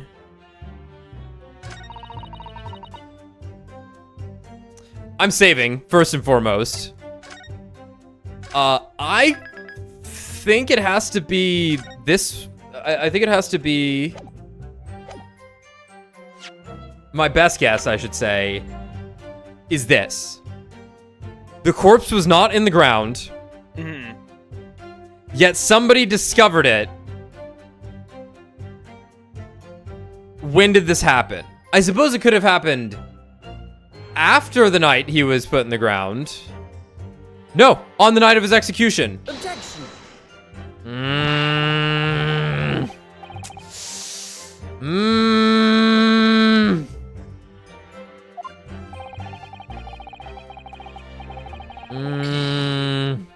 Oh god, would you care to mull over precisely what you find odd about it on your journey to Japan? I wouldn't be back to give the court an answer for about 4 months, though. Rest assured, we should be happy to carry proceedings forward in your absence, counsel. He sounds so serious. I have to prove my worth before he really does send me back home.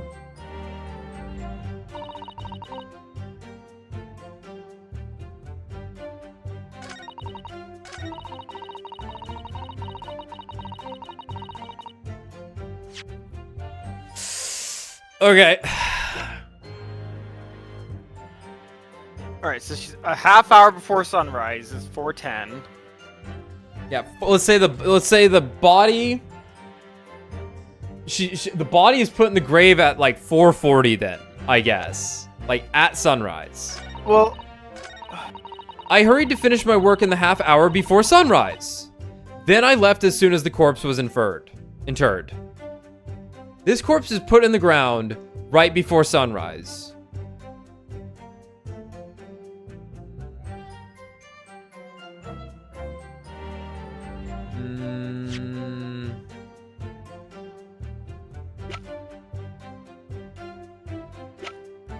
kind of contradicts. I mean, I think this does kind of contradict the newspaper because it's like if they're working on it until sunrise, when did the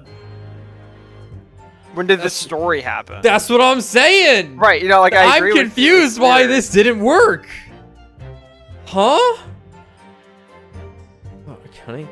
A newspaper article recounting the tale of an eyewitness to the alleged resurrection of the professor from his grave on the night of his execution. How? It's not we're not, she's telling the truth there. We're not telling her she's wrong. Okay, why is this here?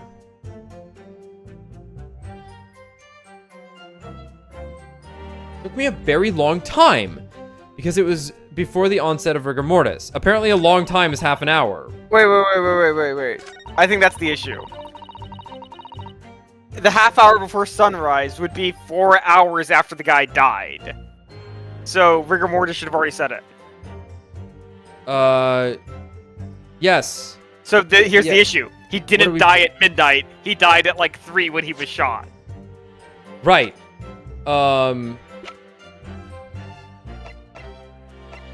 He died when he was shot. Yes. Okay. What am I? Okay. Cool. What am I presenting then? Yeah. This? Objection. Oh. Yeah. Yes.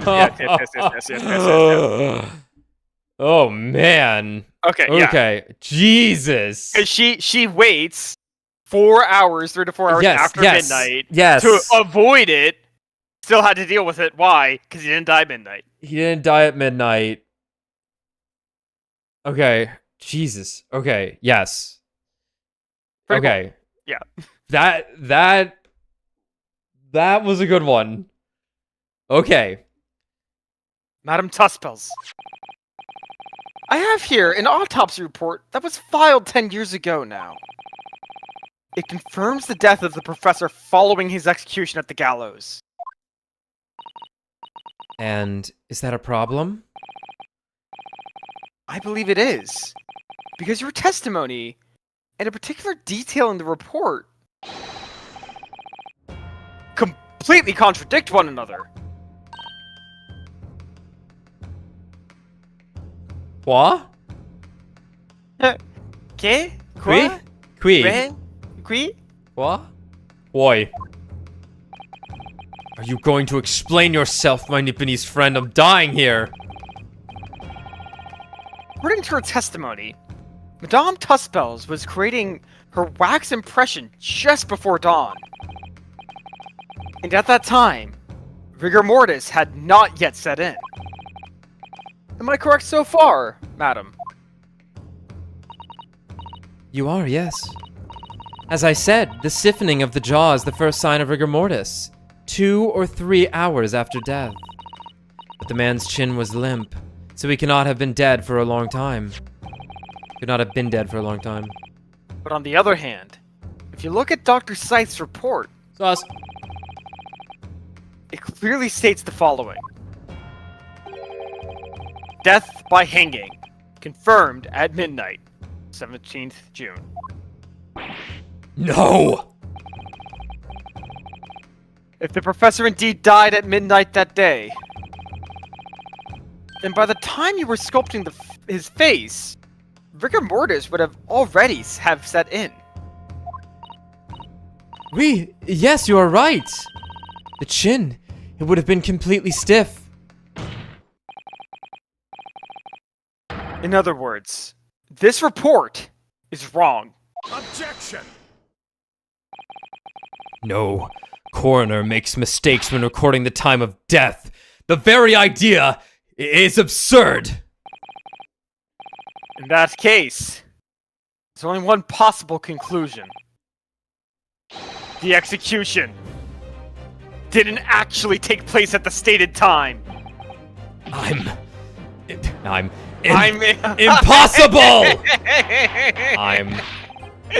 No one has ever used an apostrophe to write the word "I'm" in a text message or in any form of text. Yeah. No, that was the unblockable. Unfucking blockable. Order! Order! Counsel, this is beyond folly. Not only do you indict the author of the report, Dr. Scythe, but you also implicate members of the staff of Barclay Prison, where the execution took place. Why heck, extraordinary! Not in my day! Okay. Alright, fuck, okay. My learned friend appears to have overlooked one very crucial fact. What fact? The professor died that night, without question! He did, of course he did. I moved the man's limp jaw with my own hands. There was no... Yes, the professor died that night. But what if he didn't die at the gallows? Didn't die at? Are you insane? What? What exactly are you suggesting did happen in that case? It's almost impossible to believe, Mm-hmm. but it would explain the link. Talking like Kim Possible? It's close. But it would explain the link. Between Dr. Scythe, the professor, and that one other person of interest. I have evidence that will explain exactly what I'm suggesting happened that night. Counsel, present the evidence Good at once. God, Counsel, please. The evidence that allegedly explains what really happened on the night of the professor's execution. Take that! What happened that night is written very plainly in this newspaper article. Executed criminal returns in the dead of night at the local cemetery. You're suggesting it was a corpse coming back from the dead now? No! Well, if this article is to be believed, yes. The professor, assumed dead following his execution, emerged from his grave. And was killed again. Objection! Don't be a fool! That's simply a rumor, published by the gutter press.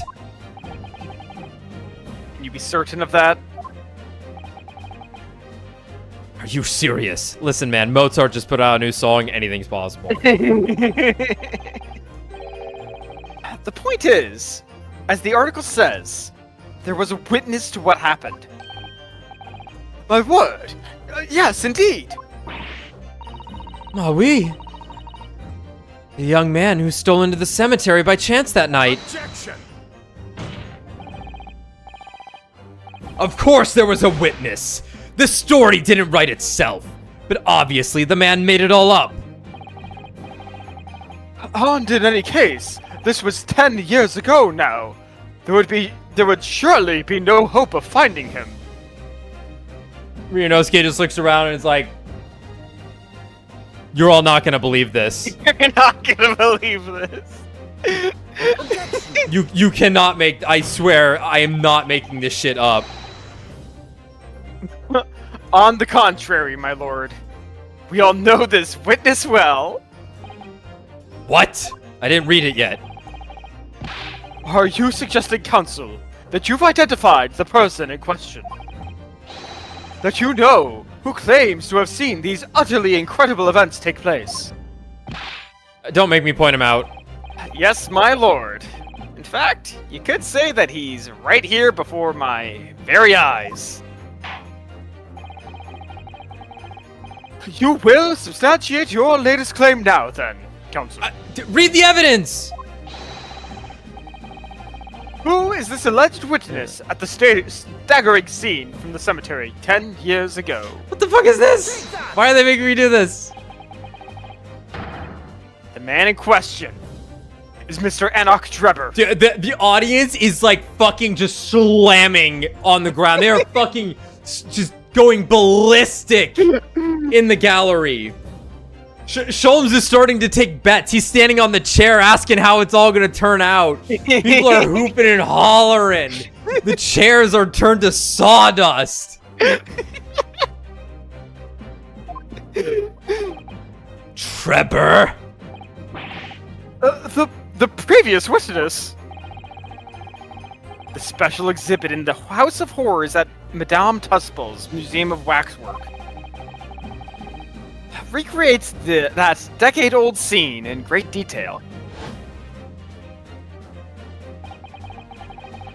The condemned criminal emerging from the grave, and beside the tomb, a young man with a lantern stumbling upon the terrifying sight. And that young man is a 10-year younger Mr. Enoch Drebber.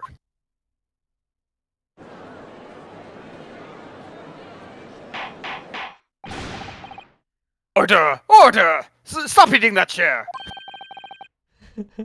Surely not, Counsel! Mr. Sholmes, enough with your betting! I'm sorry, my dear fellow judge. I just couldn't help myself. Now, where were we, everyone? Drebber was there. In Lowgate Cemetery! What is all this talk about Mr. Drebber? Is the name significant? Of course. Madame Tuspels doesn't know, does she? Yes. It's extremely significant, Madame. To your situation as well, in fact. What situation? The theft of the Professor Waxwork from your museum some days ago was perpetrated by the very same man. No! But that would mean...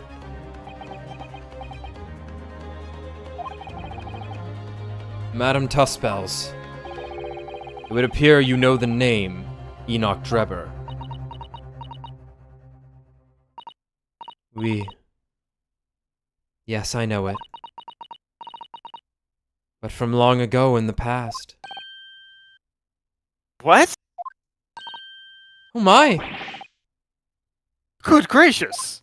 I literally just handed all of you that newspaper article with his name on it. Why are you all freaking out? Explain yourself. Tell us everything you know.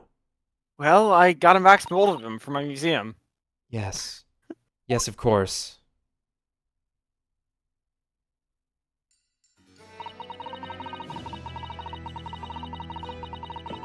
Let's take a longer break right now. I need to get more water and eat something. We're probably going to be here for another 2 hours, so let's do it now. Sounds good.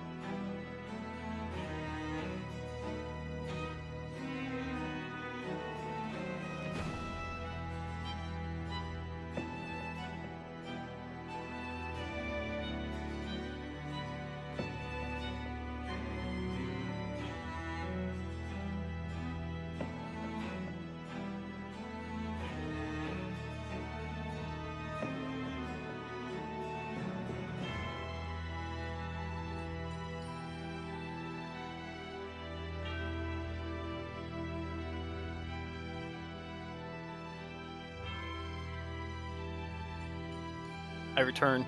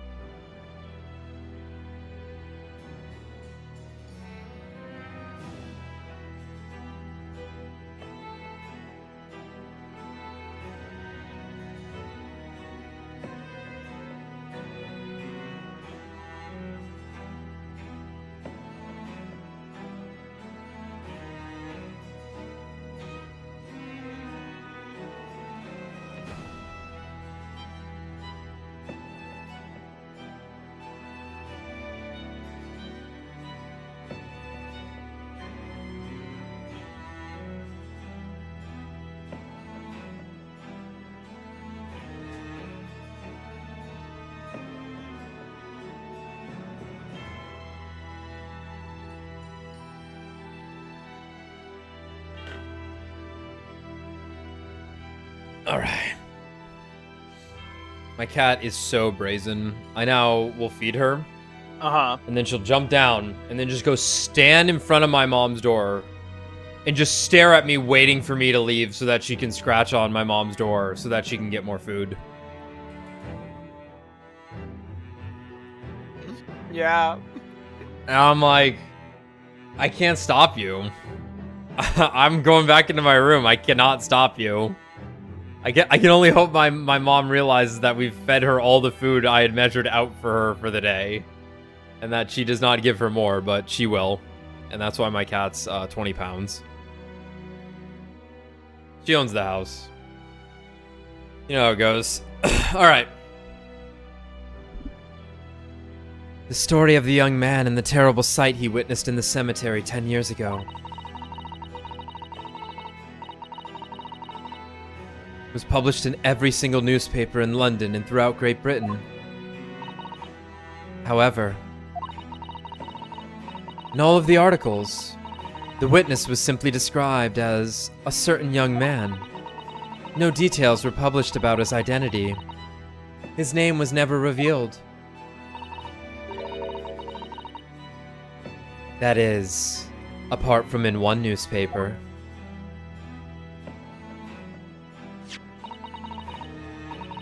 The Daily Circus! That'd be a good name for this channel. It is the paper from which comes the article I have already shown the court. You're saying that his full name was only publicized in that article? Goodness me! Yes! Here it is! The university student who experienced this shocking event is Mr. Edok Drebber. A disciple of science at the University of London, and a resident of its student dorms. Unbelievable! When I read the article, I went to meet with the man. His discovery of the condemned criminal coming back to life in the cemetery in the dead of night would make a perfect exhibit for my house of horrors, whether it was the truth or not.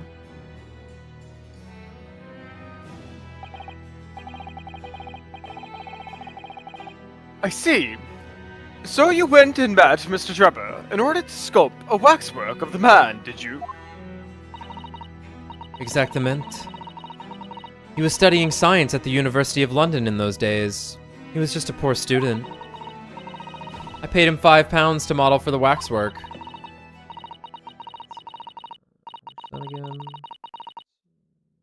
Okay.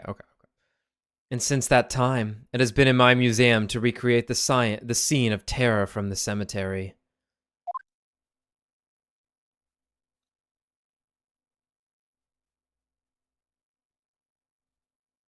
Take off the mask, take off the mask, take off...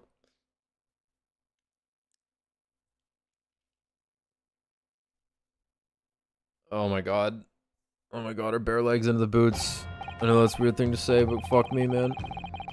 So, 10 years ago, a young man appealed to the public about an extraordinary event he'd witnessed. A criminal who had been put to death, re-emerging from his grave in the middle of the night.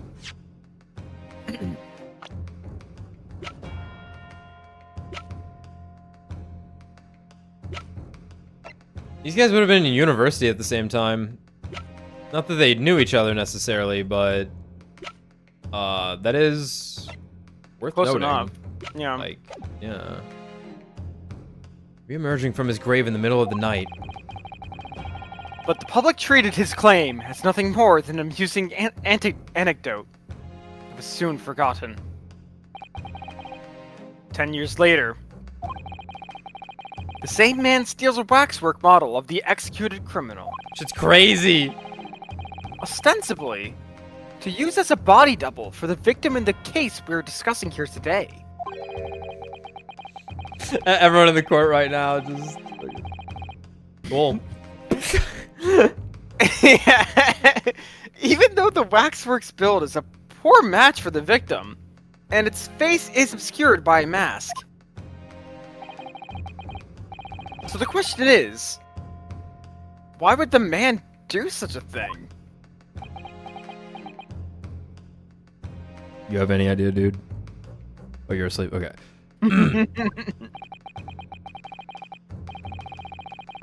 Which brings us to 3 days ago, when the birdcage crashed into the Crystal Tower.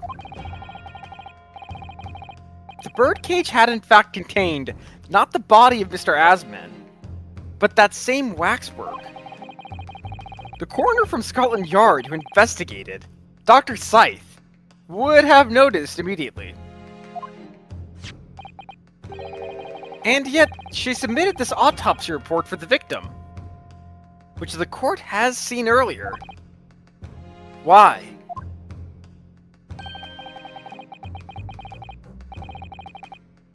Because the waxwork was that of the professor. Is that what you're saying? Dr. Scythe put her name to a document confirming the death of a condemned criminal who was still alive. A criminal whose apparent resurrection was witnessed by Mr. Drebber. But that misconduct was a deadly secret the coroner would do anything to protect. Which is precisely why Mr. Drebber used that particular waxwork as the body double. That makes sense. Because it's not that they were Jesus. yeah, that's really fucking cool. Jesus! It's I've got you, I'm bitch. blackmailing you! Yeah. I am blackmailing you! We're not I in am cahoots. forcing you You fucking have to do what I want you to to be do now. complicit with my magic crime. Yeah, that's amazing. To what end? What did Assman do? Holy shit! Honestly, like I don't know. I think you let Drebber run the country at this point. This guy's got it going on. Clearly, this man is intelligent, which is precisely why Mr. Drebber used that particular. Wasn't in cahoots, but he knew She that had to she cover would it up. Not, she would Yeah. have to cover it up exactly. Ah! God, that woman. Like, that's amazing. This is possibly the most impressive case in the entire series. Yeah, in terms of just elaboration. Being able to blackmail someone without even potentially saying anything to them. That's a power play. That's fucking powerful. That's fucking strong. My lord. Talking to me? This court must summon Dr. Scythe to the stand. The defense is determined to find out exactly how the coroner and Mr. Drebber are connected. People have started flooding into the courtroom. Like, there's nowhere to stand. Ugh. Yeah, like prisoners that were in court that day have also broken in. It's just everyone from all the courtrooms are coming in. This is the finale of history right here. Events don't need to happen anymore. Dr. Scythe is unable to participate in these proceedings. Is that not the case? Come on, Zeeks. She told us herself, didn't she? Lord Van Zeeks won't be summoning me as a witness. Lord Strongheart has forbidden it. Come on, buddy! Come on, Lord Strongheart. The Pandora's box you were warned about is the Professor case. But please don't make the mistake of thinking you'll get any information about it out of me.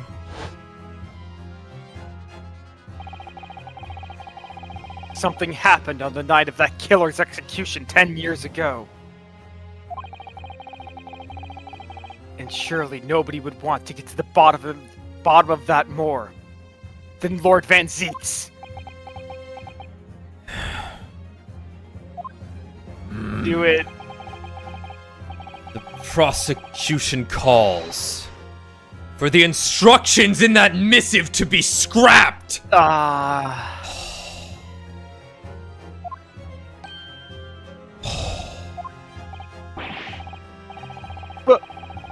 But Lord Van Zeeks! The missive was issued from the Lord Chief Justice office! The assigned prosecutor has the final say on policy in any particular trial. In other words, me. Yes! Yes! Yes! Let Enoch Drebber and Dr. Scythe both take the stand together. Woohoo! Order! Order! Order! People are swinging from the scales of justice. Yeah. Very well. I will uphold your request. Bailiff, send a subpoena with immediate effect addressed to Dr. Scythe of the Forensic Investigation Team. The woman is compelled to attend on Her Majesty's orders. Alright then. Enoch Drebber, Dr. Scythe. They weren't colluding with one another. This crime could never have been committed. I'm just a stone's throw away. I can feel it. The truth behind all this is about to come out.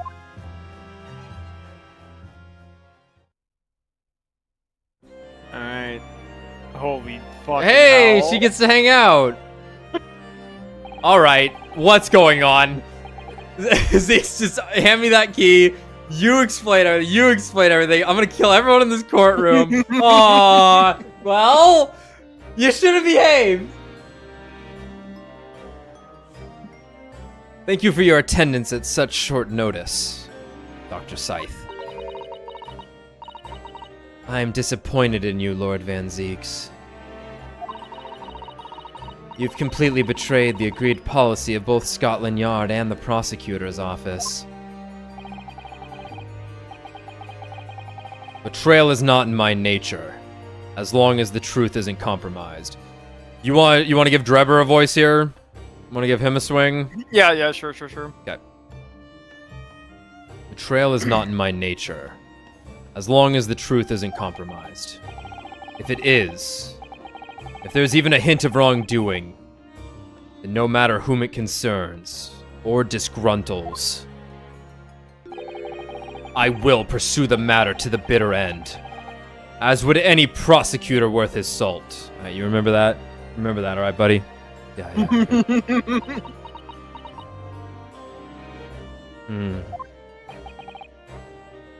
Mr. Drebber. You took the victim's life by means of a machine that you constructed in your workshop.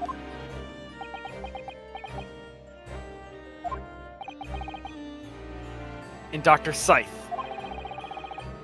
As the investigating coroner, you were the first on the scene to examine the victim's body. It is the belief of the defense that you collaborated with each other and were both complicit in this crime. And where is your evidence? At present, we have no definitive evidence, but we do have a very significant clue. What are you talking about? I'm talking, of course, about the waxwork. We haven't told them where we found the head yet. I'm slightly bothered by this. It's model of the killer known as the Professor, who was sentenced to death 10 years ago. You don't need to tell me. I witnessed the man's execution with my own eyes, and officially pronounced him dead. That remains to be seen. Ooh. Is that so? According to the newspaper reports from the time, on the night following his execution, the killer came back to life. Don't waste my time. And the sole witness to that mysterious event was you, Mr. Drebber, wasn't it?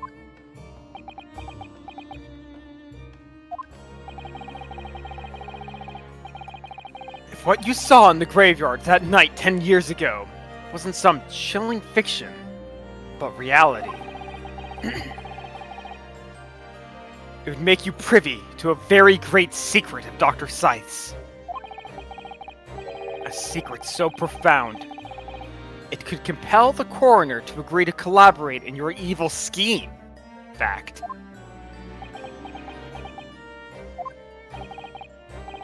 Mr. Drebber, tell the court. Tell everyone the truth of what you saw that night in Lowgate Cemetery.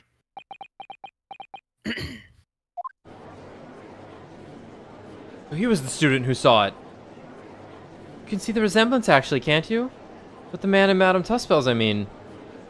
Surely he's not going to claim that that's really what he saw. Especially not after all these years. He was a researcher student at the University of London, wasn't he?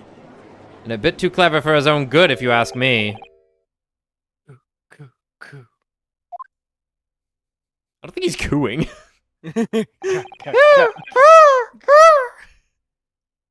What an interesting twist.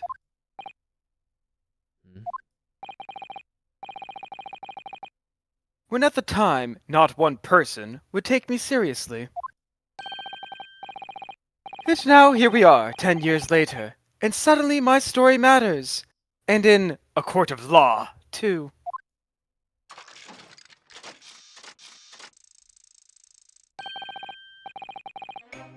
Well then, if everyone so wishes. Let's be frank.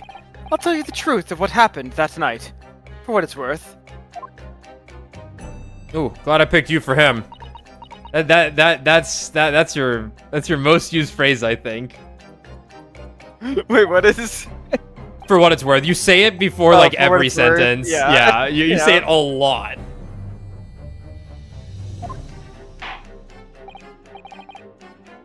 So, Mr. Drebber, your testimony, please, about the events of that night 10 years ago. You will tell the court exactly what you stumbled across in Lowgate Cemetery. Yes, of course, as you wish.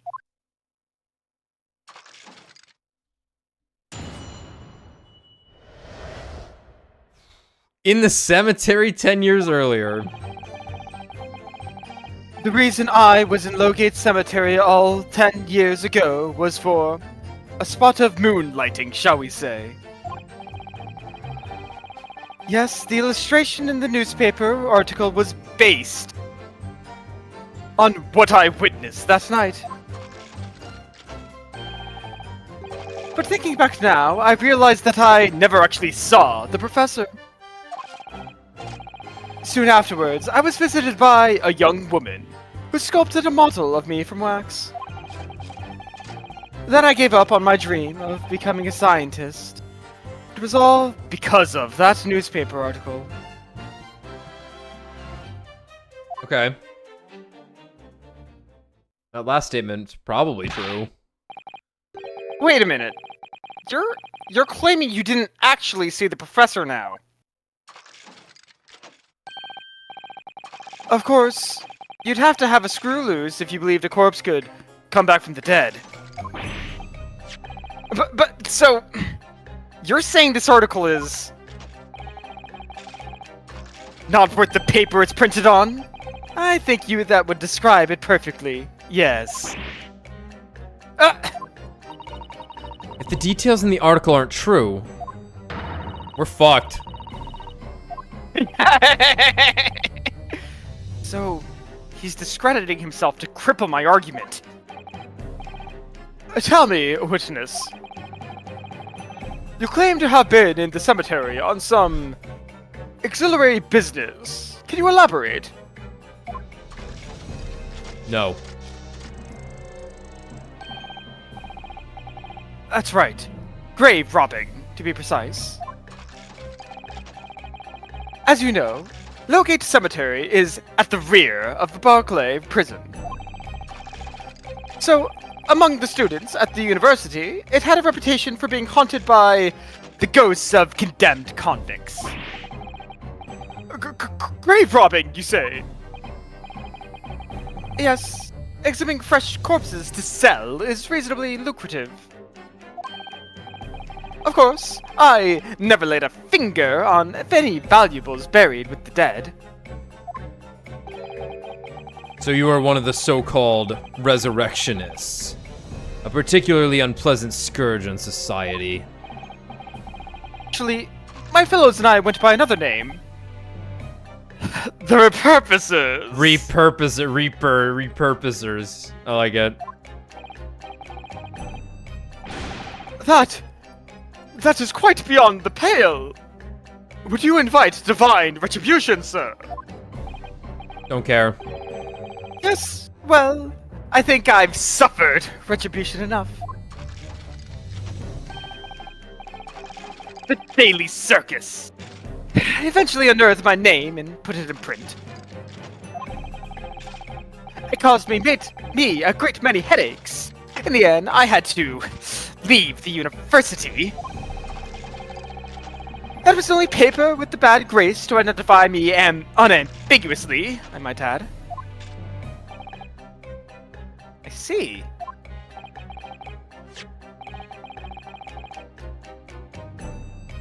Out of interest, who drew the illustration for this article? Oh, damn it! Hoping he wasn't bringing that up. Yes, that was the reporter who exposed me. He sketched that right in front of me as I described the scene.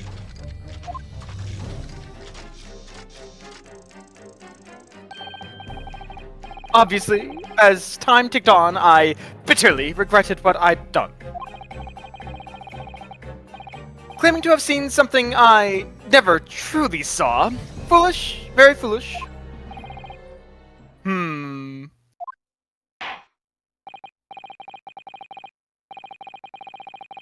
Well, counsel for the defense, you may proceed to the cross-examination now. At once, my lord.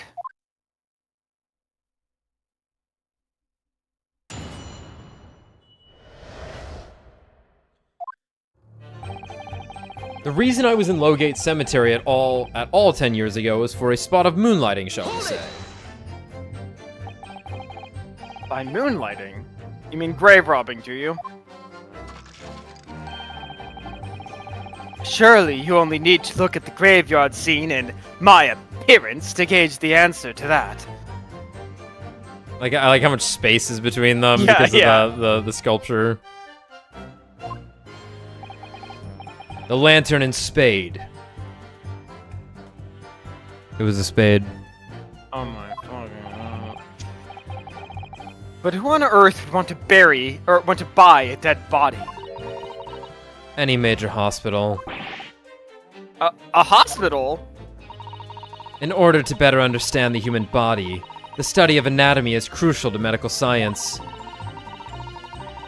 We were talking about this. We've talked about this a couple of times, I think. I always recommend a series of Yes. YouTube videos by a guy called Charred Thermos, who's like doing like, effectively he makes it for Bloodborne, but he talks about like the history of all this shit. It's it's fucking fascinating. The idea being, if you're a Christian, you can't. A lot of religions, I should say in general, you couldn't desecrate the dead, so you couldn't examine them for science. But it's like we fucking need to know how that shit works, dude. Like, let me in there. Yeah. Though obviously they can't openly express an interest in obtaining more by dubious means. As aspiring scientists, we young research students had no money to work with. I'm sure you can imagine. So we made surreptitious arrangements with the hospital via some of our medical student acquaintances. We would never take anything of value from the graves. This was all for the furtherance of science, you see. That's what we all told ourselves every time we stole into the graveyard at night, spade in hand. Because they're used for digging. digging. Yeah, spades are used for digging. Like, I get that. You realize body snatching is a serious crime. If you were caught, you could expect the gravest of consequences. We students were caught between the hammer and the anvil. We needed funds for research. Professor Hairbrain said exactly the same. I'm quite speechless at the apparent levity with which you've revealed this abhorrent behavior. Well, if you wanted to know why I was there at Lowgate Cemetery, that's the reason. But I never expected it to end the way it did. That I regret to this day. Yes, the illustration in that newspaper article was based on what I witnessed that night. Hold it! The strange happening at Lowgate Cemetery, which you now deny. Not entirely. I ran to fetch the police at the time, you know. I was shaking like a leaf. But they didn't believe a word of it. In fact, I was very nearly arrested myself. So you went to the papers instead.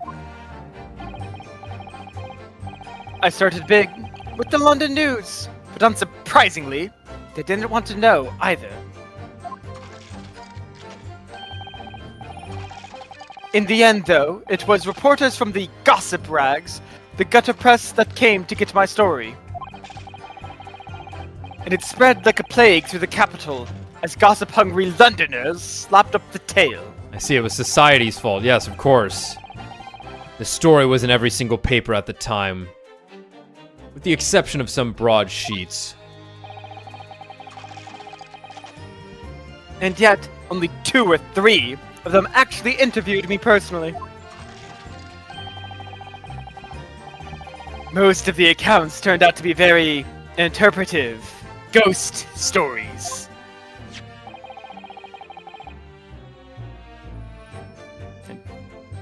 What about the article in the Daily Circus? That particular journalist found me at my dormitory. I don't know how, but he discovered my name. So I recounted to him exactly what had happened that night. And from your description, he drew this illustration. Precisely. That's how I learned that the condemned man was the infamous professor. Because the reporter told me so. I had no idea myself, you see. Newspaper reporters are wont to snoop around in matters that don't concern them. So the scene portrayed in the illustration is accurate then. Well, Thinking back now, I realize that I never actually saw the professor at all, though. Hold it!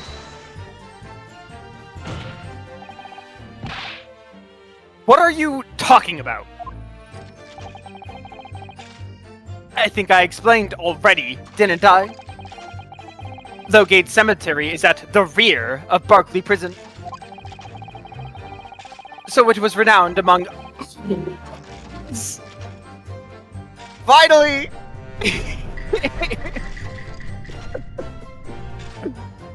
So it was renowned among us students at the university for being haunted by the ghosts of condemned convicts.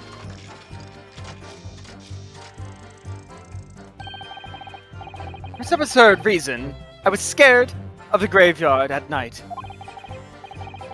And as a result, only too willing to believe that nonsense about the dead coming back to life. But you said you actually saw it. I said what I'd seen in my mind's eye. After all, resurrection is impossible, isn't it? You'd have to be unhinged to think otherwise.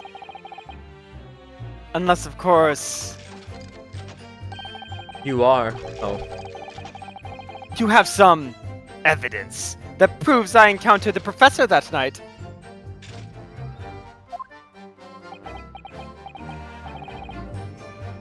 Don't know. Is there any material evidence that could show he really did see the professor? If we have Terror. anything at all, Mr. Naruhodo. I know. I need to present it against that irritatingly backtracking statement of his. The point is, that night was a pivotal moment in my life. Keep that one in mind. That was 3. Yeah, I'm thinking it might be like. Do we have like a thing that's like his hair turned white? like. We might, but I think Yeah. we need a reaction first. Sure. That's We're fair, waiting that's on a reaction here. Soon afterwards, I was visited by a young woman who sculpted a model of me from wax. Hold it! fair. That young woman being Madame Tusples, of course. Hello. Precisely. I must say, I didn't expect to run into her again like this 10 years later. As I have explained, I went by the name published in the article, and... Komeka, I found the man. Saw? Ka? I don't know. Yes, the article in the Daily Circus, I think you said. I was a poor student with barely a penny to my name at the time. Not even a threepenny? And the young lady put £5 in front of me. I think she weighs a bit more than that. So you readily consented to having a waxwork of yourself made and gave permission for it to be put on display. I did. I should sell what little I had to sell, I concluded. Ah, oui. I remember now. I purchased something else from you that day. N'est-ce pas? Uh-oh. Yes, my penis. Did you? I can't say I remember. What was it, Madame? Whoa. His camera! Wow. We got confirmation of a gun being shot. Fuck yeah. His camera. Ah. Right, like, Ryunosuke turns around to the audience and smiles at them. And just fucking smirks. Licks his lips a little bit. They all just lean forward again. They're all getting beaten down by the bobbies that have had it, the bailiffs and bobbies that were brought in to keep him under control.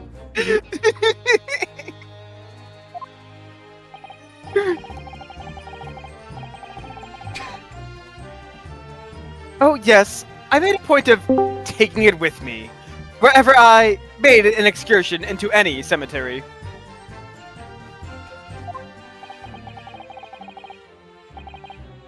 You took a camera with you, sir. To what end?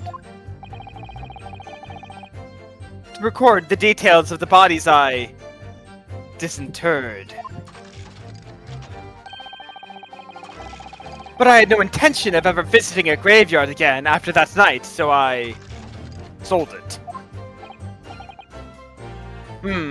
I see. But I still have it, monsieur. It is part of the special exhibit in my House of Horrors. I am very meticulous about such details. It is the Tuspill's way. It would seem, then, that this is the very camera Mr. Drebber took with him to Lowgate Cemetery on the night in question. Yeah. Yes, we have damning evidence. Interesting. Aw, yeah, baby.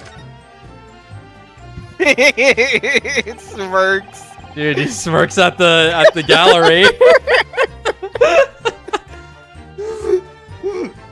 Then I gave up on my dream of becoming a scientist, and it was all because of that newspaper article. Hold it! This article, you mean?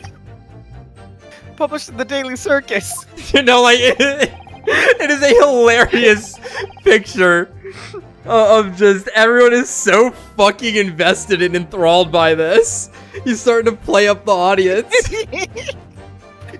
Yes, somebody informed the dean that it was my name that appeared in the article. And carelessly let slip that night after night. I was digging up graves. Hardly a model student, you might say. The university's reputation was execrably defiled, and I was Probably. expelled as a result. Mon Dieu. I had no idea. And having been run out of university, you found employment in a somewhat specialist trade.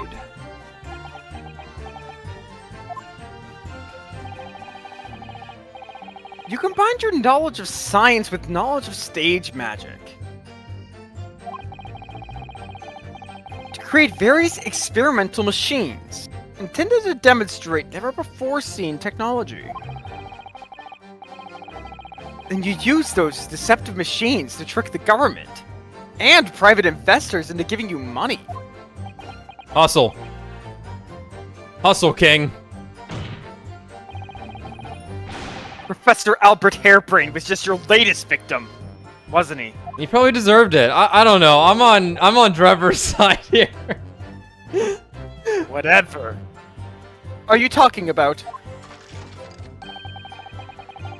I have no recollection of doing anything of the sort.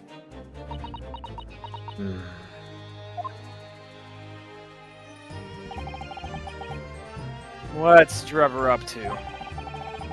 Why would he suddenly change his tune? Recant his claim. I wonder if perhaps it's because his circumstances have changed now. What circumstances? Well, if he admits to having seen the professor emerging alive from his grave 10 years ago, it will expose a secret in Dr. Sight's past that she would desperately want to hide. Yes, of course! If Trevor and Dr. Sight are working together now, then if Trevor were to betray her, there would be no reason for her to continue to cooperate. In that case, there's only one way around it. I'll have to prove he really did see it. Prove he really did see the professor's corpse coming back from the dead as he originally claimed. Yes, Mr. Naruhodo, exactly. All right. Was that 3? Thinking back now, I realize I never actually saw the professor at all, though. Yeah? Well... Objection! Okay, we're not there yet. I'm gonna kill myself.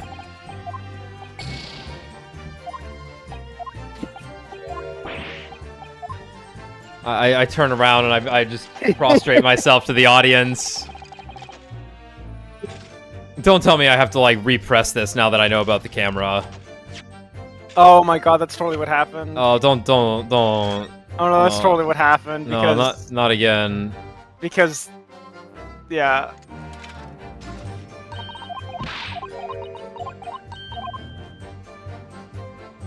Ow. Sorry. Nice.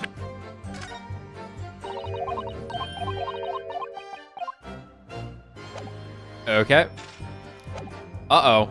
Yeah, press this again. I'm pressing yeah, this yeah, again. Yeah.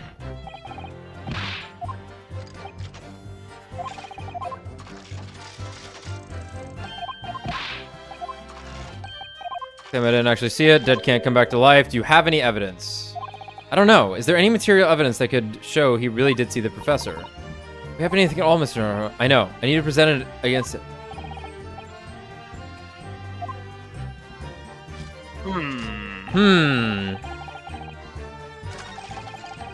True.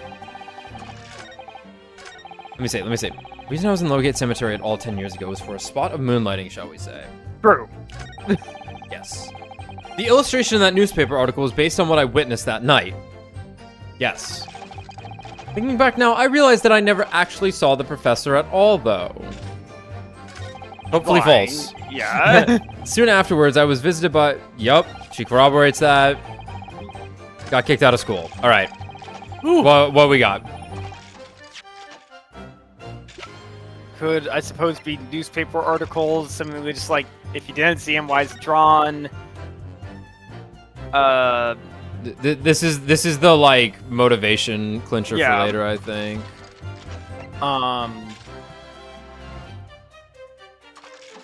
Like, I almost feel like it was camera, and it's like, you took a photo, but it's gone now or something, but we're not even close to being there yet, but,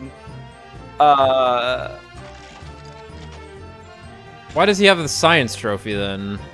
I think it's just to prove that he was a scientist. It's like, he's not lying. I know we check? haven't, like, yeah, I know we have We haven't used it. I know we haven't, but I don't know what it would be for. Exactly. Like, Exactly. I don't... Afterwards, I was invited... Then I did my gave up... dish- No, yeah. I gave up on my dream of becoming a scientist. No, you fucking didn't.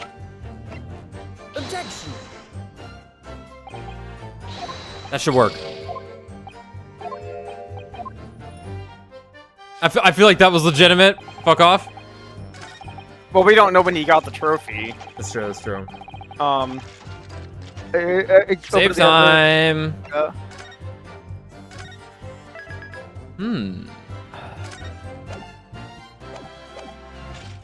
Alright, thinking back now, I realized that I never actually saw the professor at all, though. Yeah, we didn't get any responses or anything. Let me skim through these, just to make sure no other triggers have to happen that we missed for some reason.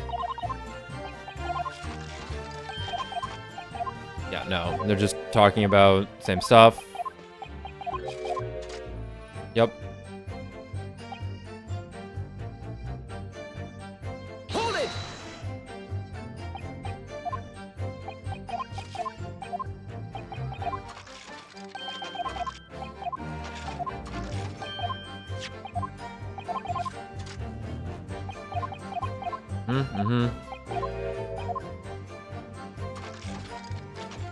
We already repressed this one, and that, yeah, I don't know how.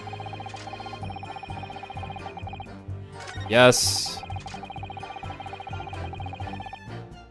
Because that newspaper article. And then these guys say to each other, "What's Trevor up to? Why would he suddenly change his tune and recant his claim? I wonder if perhaps it's because his circumstances have changed now. What circumstances? Well, if he admits to having seen the professor emerging alive from his grave 10 years ago, it will expose a secret in Dr. Scythe's past that she would desperately want to hide. Yes, of course. If Drebber and Dr. Scythe are working together now, then if Drebber were to betray her, there would be no reason for her to continue to cooperate."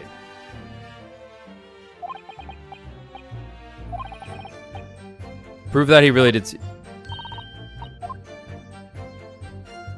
Hold on, let me check something real quick. We're gonna take a nice look at this evidence, because I just realized I doubt this is gonna do anything. But let me open the camera.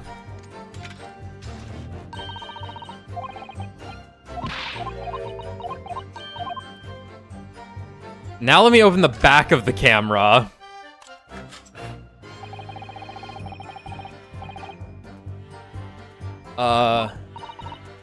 This is new dialogue. It's incredible to think that this is the actual camera Mr. Drebber used that night. I certainly never imagined a piece of evidence would be on display in Madame Tuspel's. She's very keen on everything being as true to life as possible, though, isn't she? Okay, unneeded. Yeah, like Which is there's upsetting because they said new things. right. Potentially the plate's coming up at some point. I just don't know where the fuck it We is. don't- The plate was removed. That's all we know. Right, that's what I mean. It's like, did he actually take a photo? Is what I'm thinking, right? Yeah, like obviously, my initial thought a while ago might have been like, well, we have evidence that your hair turned white because you were scared to death because of a zombie. But that's kind of a weird argument.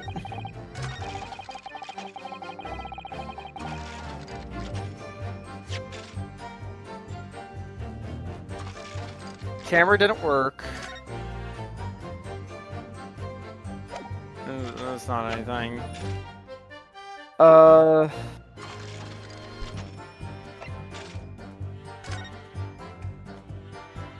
Nothing new here.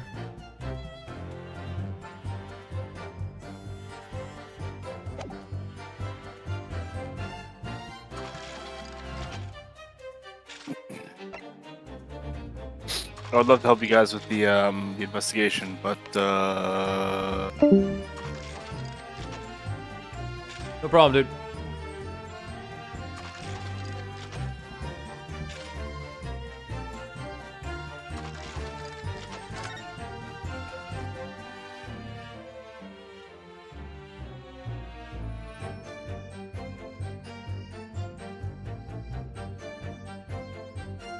Right, if he never saw it, how could he recount anything?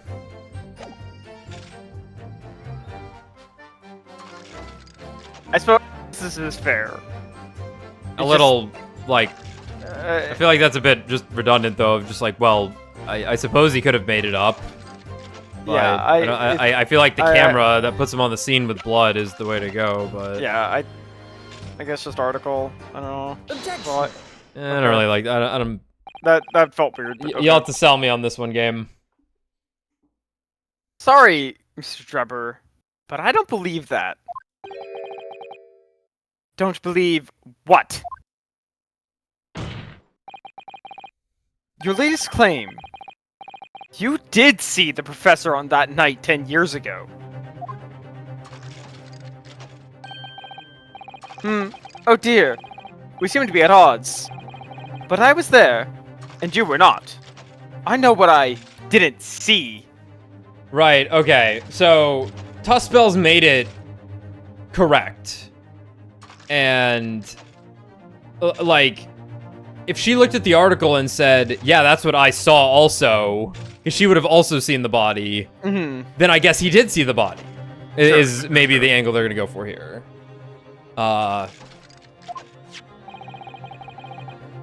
The illustration with this article was drawn based upon what you told the journalist that you witnessed. A figure emerging from a tomb, wearing an iron mask. Yeah, okay. Fair. Taking this one for granted, I guess I am. Yes. When the killer was tried 10 years ago, it was decided in the closed court's ruling that the man would wear the mask to hide his identity. It wasn't to be removed, even during his execution and subsequent burial. Not even the prison wardens were to see the man's face. But obviously, the provision of this mask was not public knowledge. Sure. So, Mr. Drebber, as you've just heard,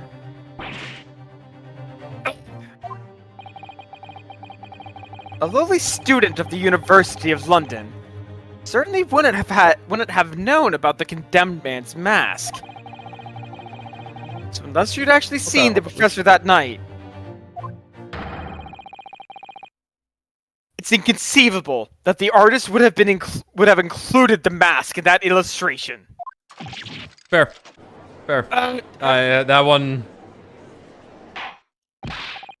We're too deep down the iceberg currently. We gotta swim up a bit. I don't think I had consciously registered that people didn't know about the Iron Mask. So Yeah, like his identity was hidden, but but like yeah. if they had mentioned that people didn't know about the Iron Mask, that had gone over my head. Right, and it's also the part where it's like we just kind of, like I said, we've kind of taken it for granted, this information. Right, because everybody it's knows just part about of what yeah. we've seen this whole time. But yeah, that's tricky. Yeah, especially because for the last 10 years, everyone has known about the Iron Mask because of Madame Tuspel's exhibit. And this is also, and you know what? I'll give it credit. This was in investigations. I would hate this because it would just be the topic on the topic. Right. But this was an interesting way to do it. Yeah. No, there was a small few-hour window where he's the only person that knows about the Iron Mask that's not supposed to. Yeah. And that's the yeah. issue. And Okay, yeah. But then also, like I said, what's her name would have been able to like say something about this too. It's like, well, why did he know about that then? Yeah. Well, Mr. Mr. Drebber? It wasn't me. It's a vile scene, isn't it? If you look closely. And, as I've already been at pains to point out, I was utterly petrified. Which is why I had it in my head that I'd seen such a blood-curdling sight. But afterwards, I came to my senses and realized that I'd been mistaken. You're still saying you didn't see it?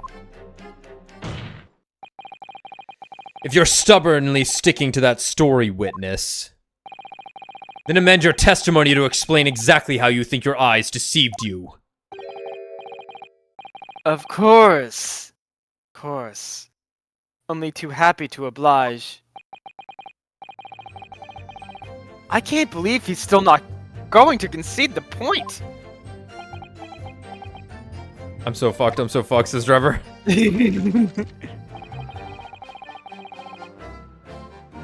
What I in fact witnessed was a fellow grave robber at work. Hold it! You throwing Tuspel under the bus now? A fellow A grave fake robber? bus? What are you talking about? Oh, he's going with the wax casing around his head. We mistook for an Iron Mask play. Okay. Well, I wasn't the only one busy in the cemetery that night, you know. Other body snatchers were at work. Of course, when I saw one emerging from the hole he dug, my heart very nearly stopped. That's the terrifying sight I actually saw, you see. You're claiming it was just another student on equally insalubrious business as yourself. Many of the medical students would wear metal masks to Sonic protect- barrier. Psychic barrier, I meant to say. to protect them from bacteria during dissections. Clearly, the fellow was using such a mask to protect his anonymity. Wouldn't you say? Objection! But there's more to the story, isn't there? The article goes on to say, Right, we haven't brought up the gun yet. in the next second, a gunshot rang out suddenly from behind. The bullet pierced the resurrected man's chest, whose breath then stilled once more. We might assume that the sexton discovery. The sexton. Yeah. Ton of sex. And right over there with the wax sculptures. That the sexton discovered the miscreant at work, perhaps, and fired upon one of them. If a gravedigger had shot someone in the cemetery, I think it might have been rather big news, my lord. Yes, well. I can only assume it was an embellishment bolted on later by the reporter. There she is. free after this? Madame Tuspels! Don't take it out on Mr. Sholmes! Actually, give me that knife. I want to take it out on him. Oh la la, pardon. That's what I'm saying. Jesus. I was lost in my thoughts. Would it be fair to say that Mr. Trevor's last remark was significant to you in some way? I thought it was a little strange, that is all. How Monsieur Drebber could claim this now. If you don't mind me saying, Madame, what are you talking about? Well, when I met you 10 years ago at your university dormitory, you recounted to me about your adventures in the cemetery, non? Including the gunshot. Stop!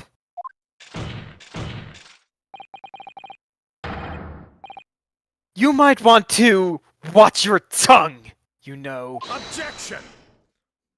He's like almost talking like Spamton. He's like almost an Undertale character. Yeah, like that is kind of how I'm It's so interpreting- close. Yeah, Yeah. That is what I think they're going for. Yeah. Have a care, Drebber. That's no way to speak to a lady. Please, Madame Tuspels, carry on. Of course. So radiant. According to what Monsieur Drebber told me at the time, he did hear a gunshot from behind him, and the bullet hit the condemned man. I said nothing of the sort. No. You were very explicit about the details. About the mask that the figure was wearing. And the blood that spattered over you when he was shot.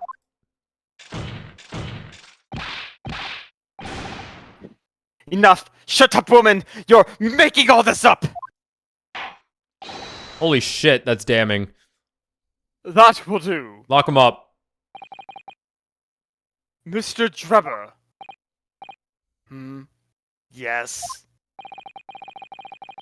You refute the account just given by Madame Tuspels. I haven't thought of an excuse yet, Your Honor, as to why that can't be true. I have no recollection of ever saying those things. Come on!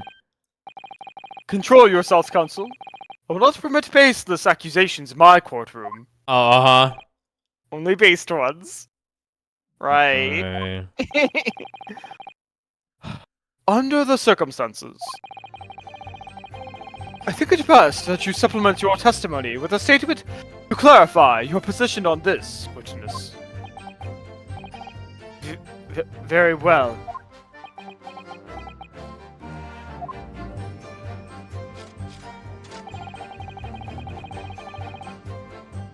I'm not even pressing him. I'm killing him. Just fuck him. Fuck Enough you. of this fucking charade. Mr. Trevor looks back at the audience. You're like, Woo! you all He's remember so this camera. back. Oh fuck. But that is the camera from that fateful night. Why'd you take Yes, it? we It's put it on Shulman's tab. Don't worry about it. borrowed it from the House of Horrors. The camera you took with you to the cemetery that night, Mr. Trevor. He's so done. And is that supposed to be significant?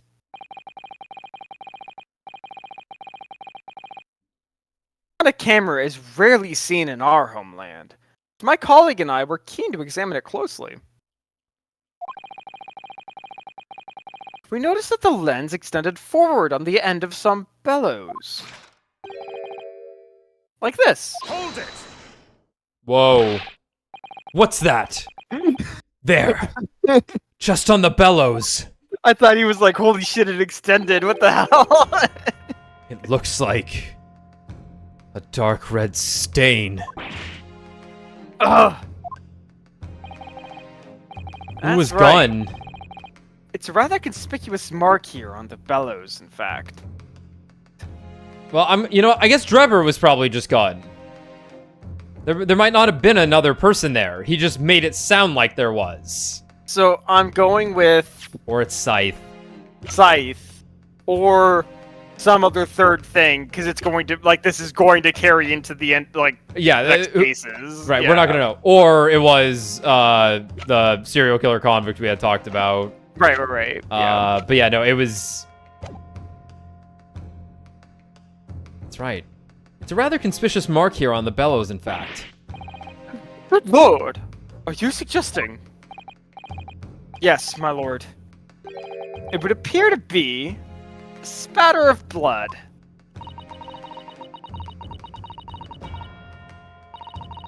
Something that could be confirmed with a simple chemical test. Isn't that right, Dr. Scythe?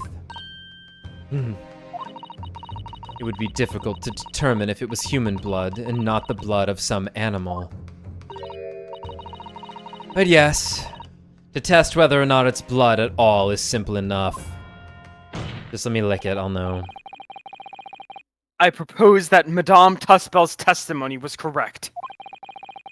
And that on the night in question, 10 years ago, we were spattered with blood from the gunshot wound. Well, And that furthermore, you really did witness the condemned professor emerging from his tomb.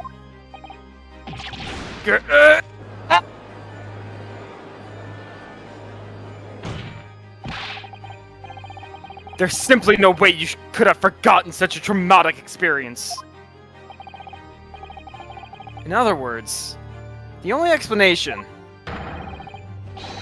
is that you're trying to hide the fact that you saw the professor that night. Objection! Oh my god, okay, but why? Why would he want to do that?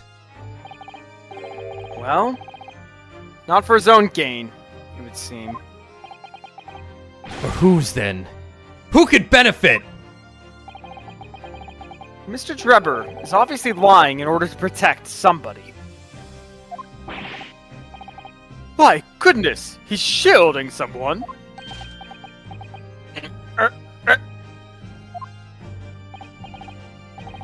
Yes, my lord. And clearly, it's someone who doesn't want the truth about the professor's coming back to life to be exposed. Well, Council, who is it then? Who is this witness trying to protect by lying about what he saw that night? You're gonna be... Courtney. Take that! The obvious answer is Dr. Scythe. Scythe.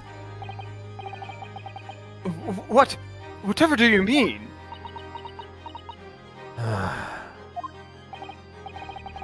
Imagine if the convict who'd been sentenced to death was not, in fact, killed. Imagine if that was to come to light.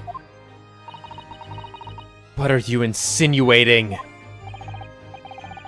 And imagine the convict in question was the country's most hated mass murderer. If it was the professor, that would be an unprecedented scandal. Objection! This is beyond a joke. Need I point out that the dead cannot come back to life? Oh, Zeeks. Oh, no. What you're suggesting would mean that the execution never actually happened. Yes, that's exactly what it would mean. Objection! Yeah, no, like... Once a man is sent to the gallows, he hangs. No one could escape. Not in Great Britain. Objection! Oh, yeah. Fact is, there was a witness to the fact that the man did escape his hanging. that really were true, Counsel, the implications of misconduct would not stop at the supervising coroner. Like Ryunosuke is disappearing after Oh, this. yeah. trial. No, he's gone. It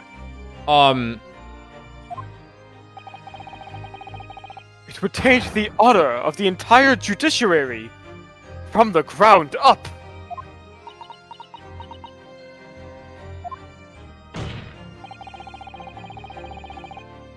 And it's exactly because of those monumental repercussions that Dr. Scythe would consent to any demand made of her by someone who threatened to expose the secret.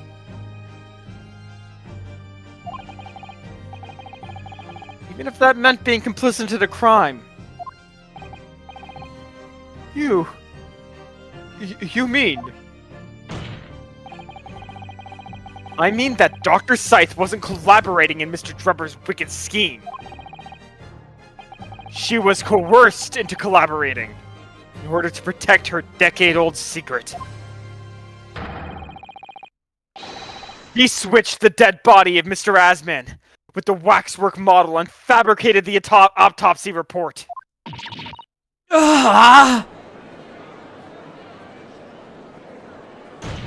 Jesus Christ! Jesus Christ!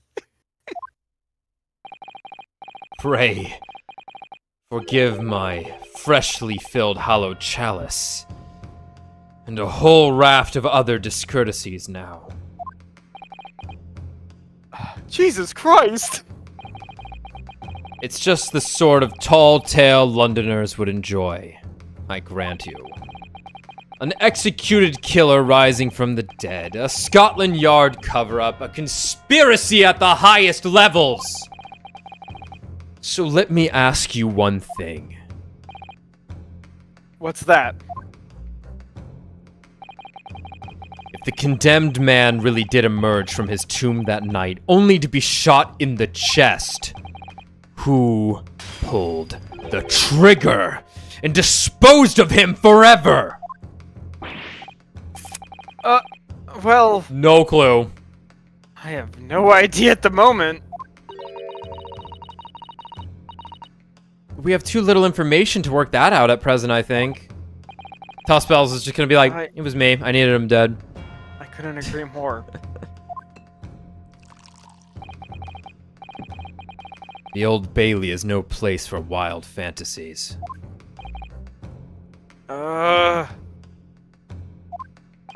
But the truth remains, there was blood that got blown out on this fucking scene there. And have you considered this, my learned Nipponese friend? Considered what? These nuts. Fuck. Do you realize just what a dangerous endeavor it would be to coerce this woman into such criminal activity?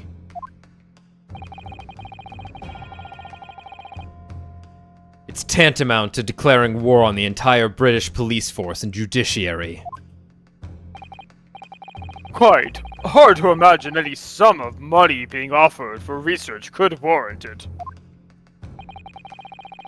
To rely on some stage deception when so much is at stake would be madness. Oh, well, I suppose. And this was no petty crime either. The victim was murdered. A man who'd already invested money in the venture and would be instrumental in future profits too. Yes, I had no reason to kill Mr. Asman at all. Or are you forgetting that his death results in me receiving not a single penny?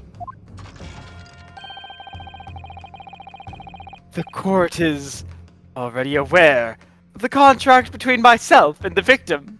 No? The contract. We should all look at the contract. Are you all looking at the contract? Okay, good. There was the contract, that's very true.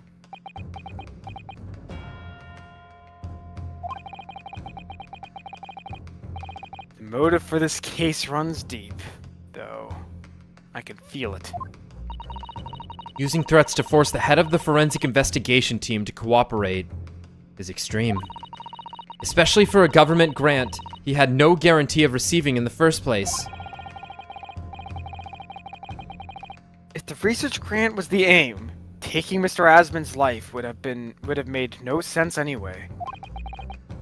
Which means Mr. Trevor's motive wasn't money at all. Revenge.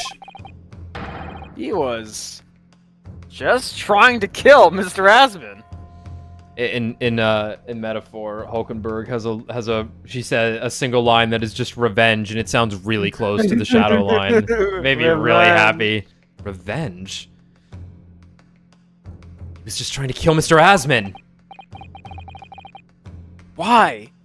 What was his motive then?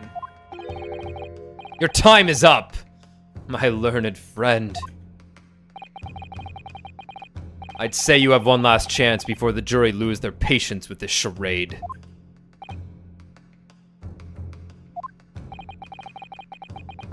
Let's see if you can back up your heady proposal, shall we? How do you explain why this engineer would throw all caution to the wind and threaten his own country?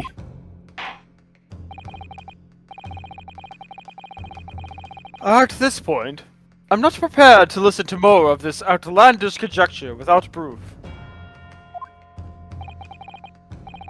So, counsel, present your evidence. It's the newspaper again! I think it's the newspaper again. The newspaper again! And then we're gonna point at something. Who exactly was Mr. Asman to Drebber? There's a connection there that no one's seen yet. I'm going to have to present Yep. 2 pieces of evidence to show what it is. Unprecedented.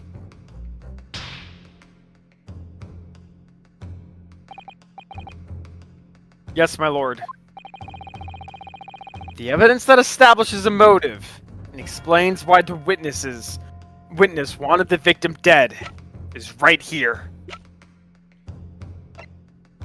Contract into paper. I guess. Hopefully it doesn't matter. I'm gonna save just in case it matters. I probably don't need to do this, but It might not be the contract. well, it's gonna no, it's gonna be the contract because Okay. look, look. You can see the signature. We can prove that it's his signature. Okay, that's great. Yes. Yeah, like this is pretty clever. I think. Like obviously we spotted this, Yeah, but yeah. they were smart and made all of the headlines worth reading here. They made sure everything else on this page was worth grabbing, and that's just a signature. Who cares, right? I'd be curious to know how that shook out for people, because I could definitely see that being like, just missed it. Let's go with newspaper and then be like, and here's why. Take that! It's this newspaper article, my lord.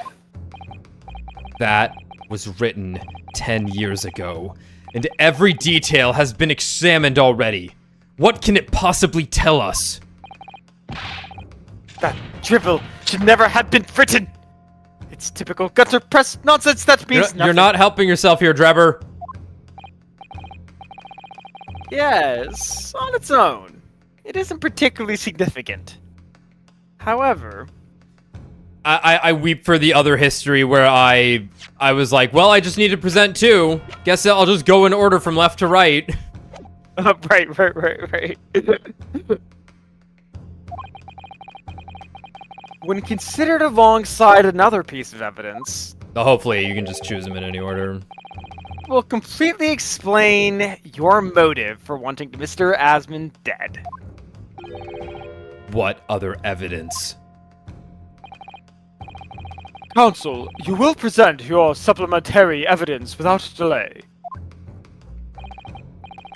The evidence, which when cross-referenced with the newspaper article, establishes a motive for the deed. Take that! It's this contract, my lord. Mr. Trevor, this is the contract you signed with Mr. Asman. Yes, that's right. The very document, in fact. That proves I had no reason to kill the man. No, I'm afraid not. On the contract, Ari.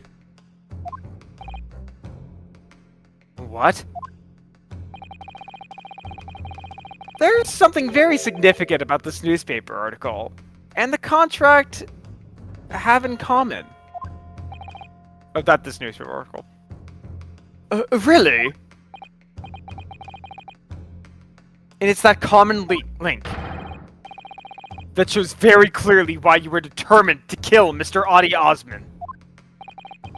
It seems the defense has uncovered something the rest of us have missed. So, my learned friend, point out what these two pieces of evidence have in common. For God's sake, release us! Where exactly is the link between this newspaper article and the contract? Hold. Take that! What these two pieces of evidence have in common is a signature. Talk about damning. A signature? Signature on the illustration that accompanies the 10-year-old article, and the signature on the contract belong to the same person. What?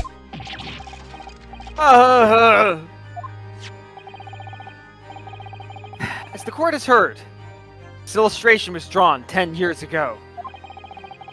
But the newspaper reporter who found Mr. Drebber and interviewed him about his ordeal. If you look closely, the reporter's signature could be seen in the bottom right corner of the drawing.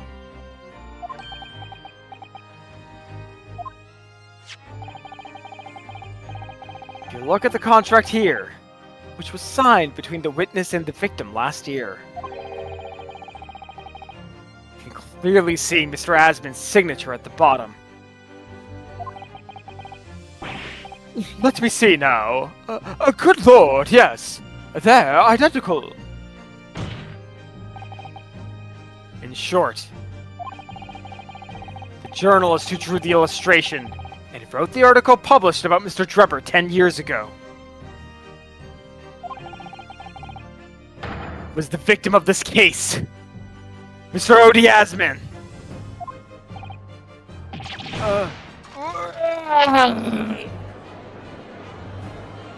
Objection!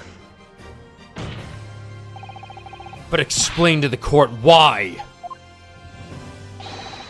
Why would that constitute a motive for the witness to murder Asman? Well, if you think back,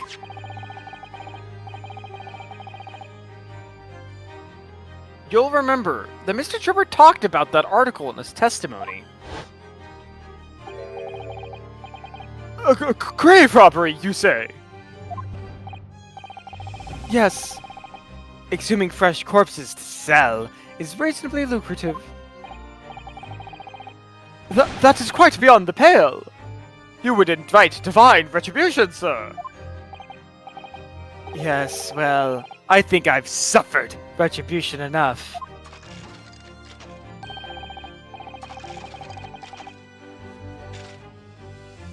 The Daily Circus eventually unearthed my name and put it in print. It caused me a great many headaches. Sorry, Discord's logging out a little. Yep. We've seen this before. In the end, I had to leave the university. That was only on paper with the bad grace to identify me unambiguously, I might add. Then I gave up on my dream of becoming a scientist. It was all because of that newspaper article.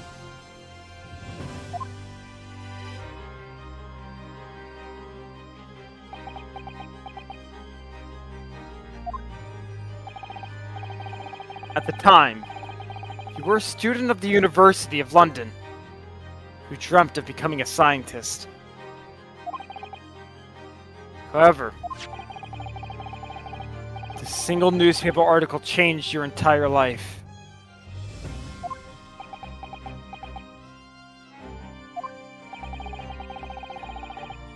So, Mr. Osmond used to be a newspaper journalist, did he? He did, my lord. In fact, it's a widely held belief that Asmund managed to position himself at the heart of his criminal network, thanks to the many dubious connections he made during his time as a reporter.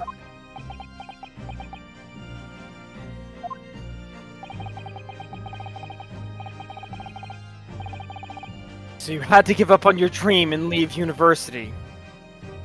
You lost everything.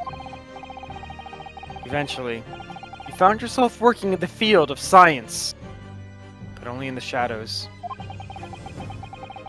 And all because of that article, written by Mr. Asman. Enough!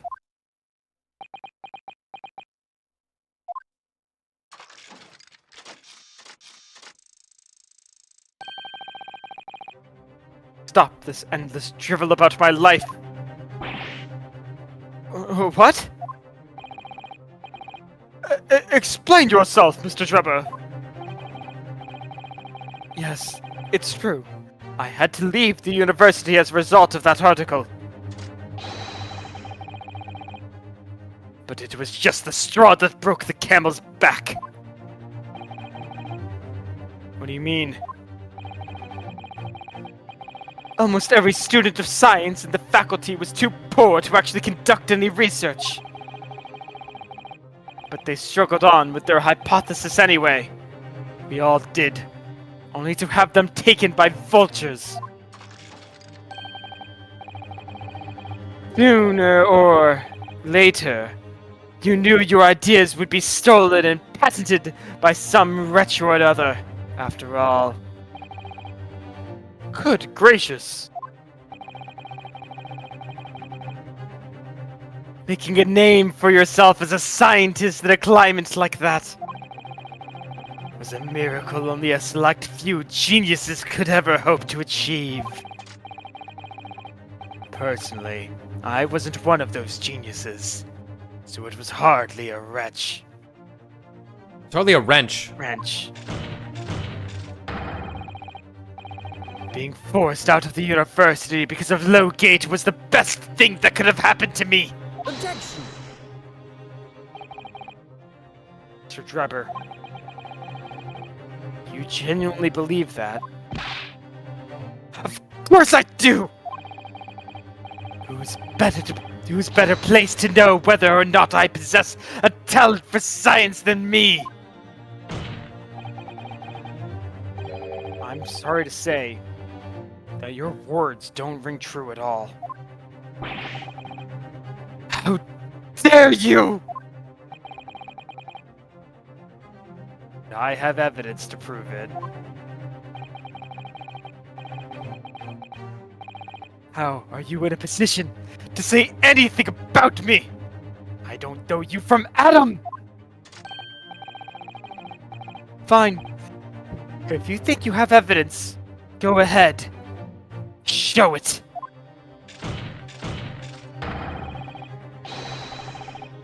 What could you possibly have to disprove the idea that I was happy to leave university because I lacked talent?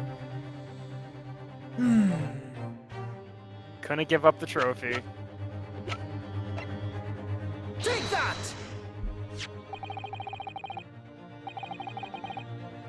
Do you remember this, Mr. Trevor? We found it at your workshop.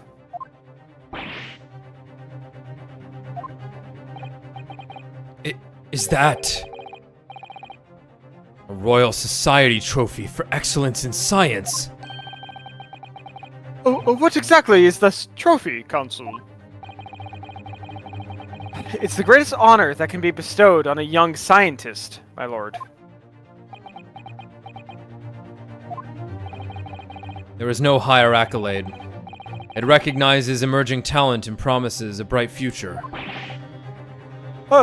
Good gracious! Your prospects for the future were excellent, weren't they, Mr. Drebber? Because even then, you were a genius in your field.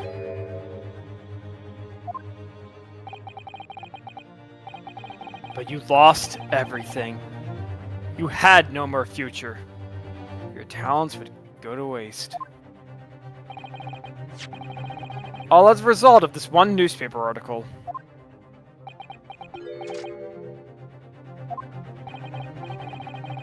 I don't know when you realized who Mr. Asman was, but when it dawned on you that he was the same journalist who 10 years ago ruined your life.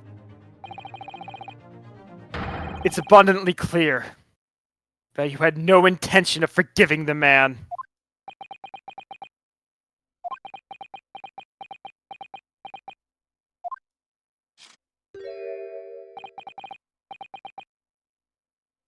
Truth is finally it's going to fold. Unlikely.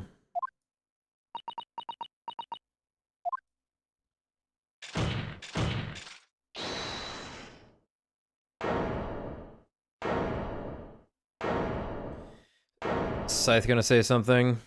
She sure is.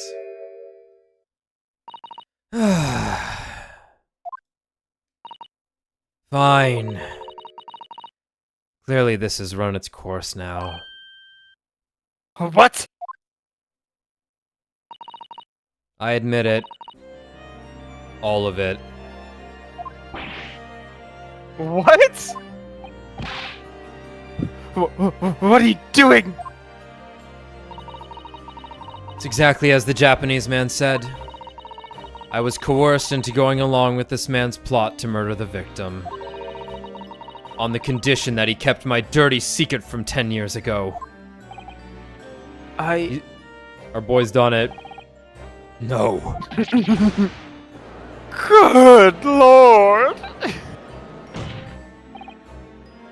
Dr. Scythe! Do you realize what you're saying, woman?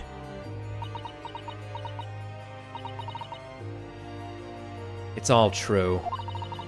That day, when I arrived at the Crystal Tower and saw the birdcage, my heart nearly stopped beating.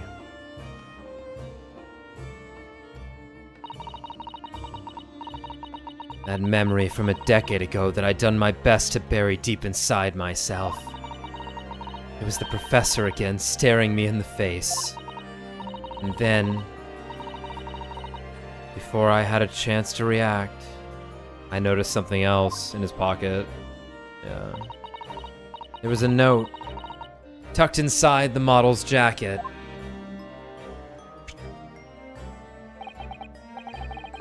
Dr. Scythe,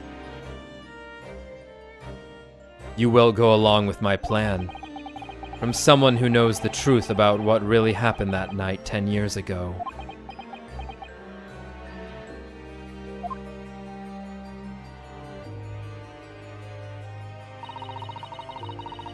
All the instructions were there in the note. Every detail was meticulously written out. I had no choice but to do what it said. I made the necessary alterations to the scene and fabricated the autopsy report as instructed. There was really no other choice. It had to be done to protect the judiciary. I can only apologize now.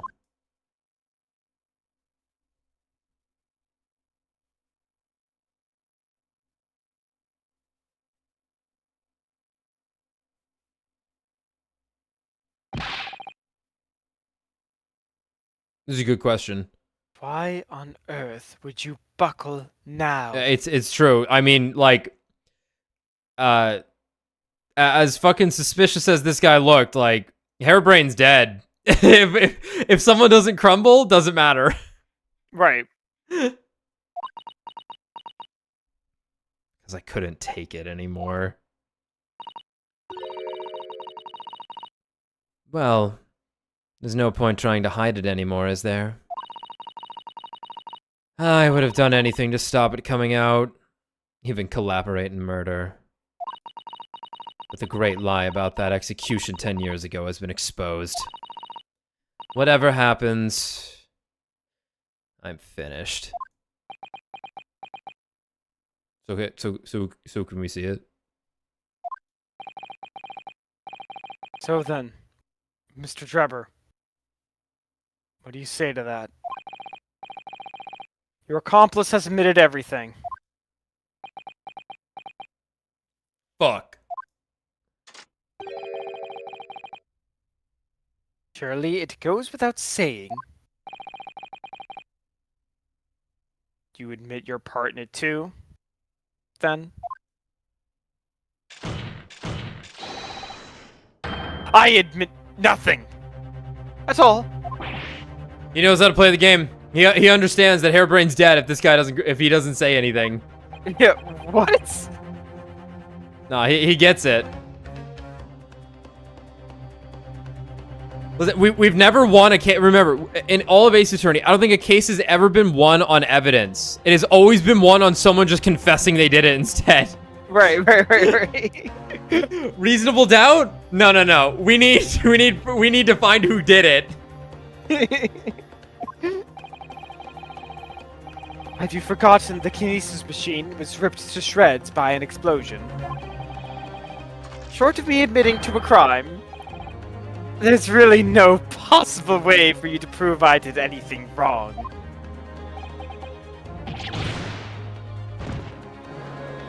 No! Order! The gallery has just begun throwing shit at him. Whatever this man says, I admit everything. He threatened to expose my secret, so I went along with his plan. And Lord Van Zeeks. Yeah, what's up? I mean, yes.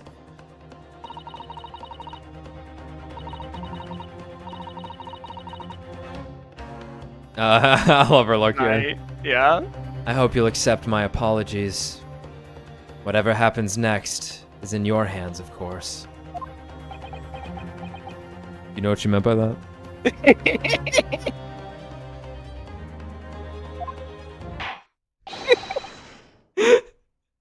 Cosmo just looking at him confused. Like Zeeks has never had any friends, so he's just kind of like dumping on this guy like any moment he gets. I can never really be like my true self around people, you know, man. It's just rough all the time in this court. I have to put on like someone that's not me, man. You know, it's rough. And here you are, always true to yourself, wearing that mask and not saying a fucking thing. Man, I really envy you. Counsel, yes. I've heard more than enough now. I hereby present the final findings of this court. Huh? Huh? This trial is not the proper forum in which to pursue the alleged wrongdoings of Mr. Drebber. The defendant is Professor Albert Hairbrain.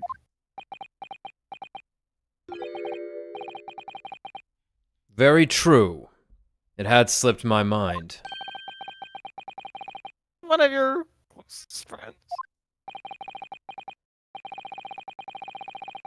As the court has heard, Dr. Scythe has admitted to the allegations brought by the defense,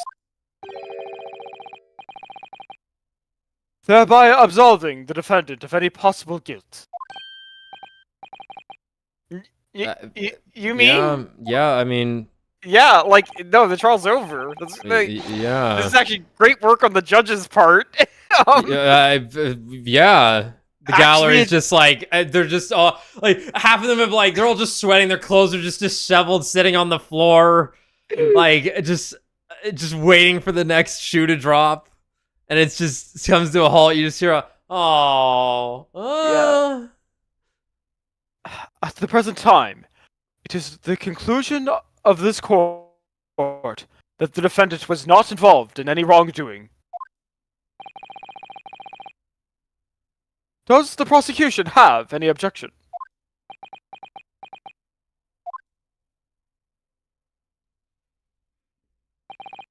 None, my lord.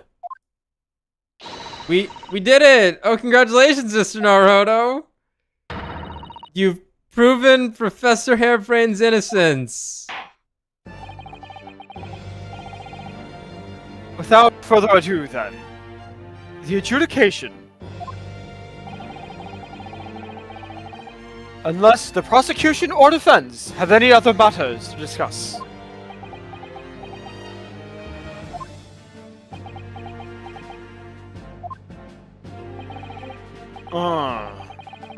I don't know. This doesn't feel quite right. Why did Dr. Scythe suddenly admit to it like that? I mean, like, the suspicion has been brought up, right? And, like, that's all it fucking takes. Yeah, no, it's... Cat's out of the bag. Not all the way out, but it's coming out. Yeah, and it's also, like, presumably she also believes in justice as, like, an officer of the law, yeah, right? no, Like, yeah. She doesn't want to be a fucking criminal. It's just like, dude... She's been complicit, because it's like, well, I don't know, I'm Yeah. doing my fucking job, I get told orders, I listen to them. Yeah, like, I'm only breaking have the a law family, because, like, because I was ordered to protect the secret. It's out. I don't care to continue to be a criminal. Yeah, exactly. Why did Dr. Scythe suddenly admit to it like that? Is everything alright, Mr. Naruhodo? Like you said before, the way the trial is set to end now, the judge will certainly deliver a verdict of not guilty. Is that really what we want? Yes. What the defense should be pushing for now is... What the fuck is this? Wrap it up. We're done. immediate adjudication. Get him out. Get this clown out of here. What the fuck is this? You're gonna be told no. If you say further testimony, they're gonna be like, no. You're wasting everyone's time. Like, you want further testimony, but that's not what... What will we get?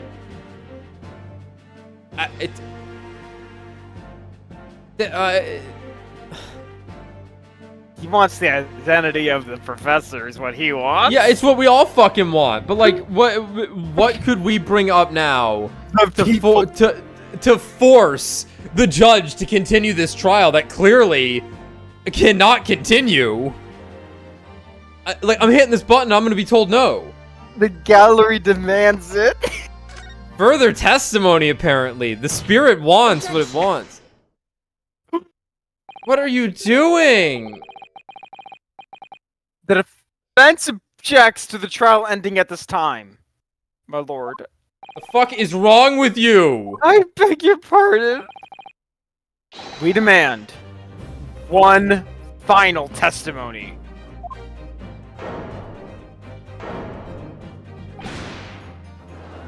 What?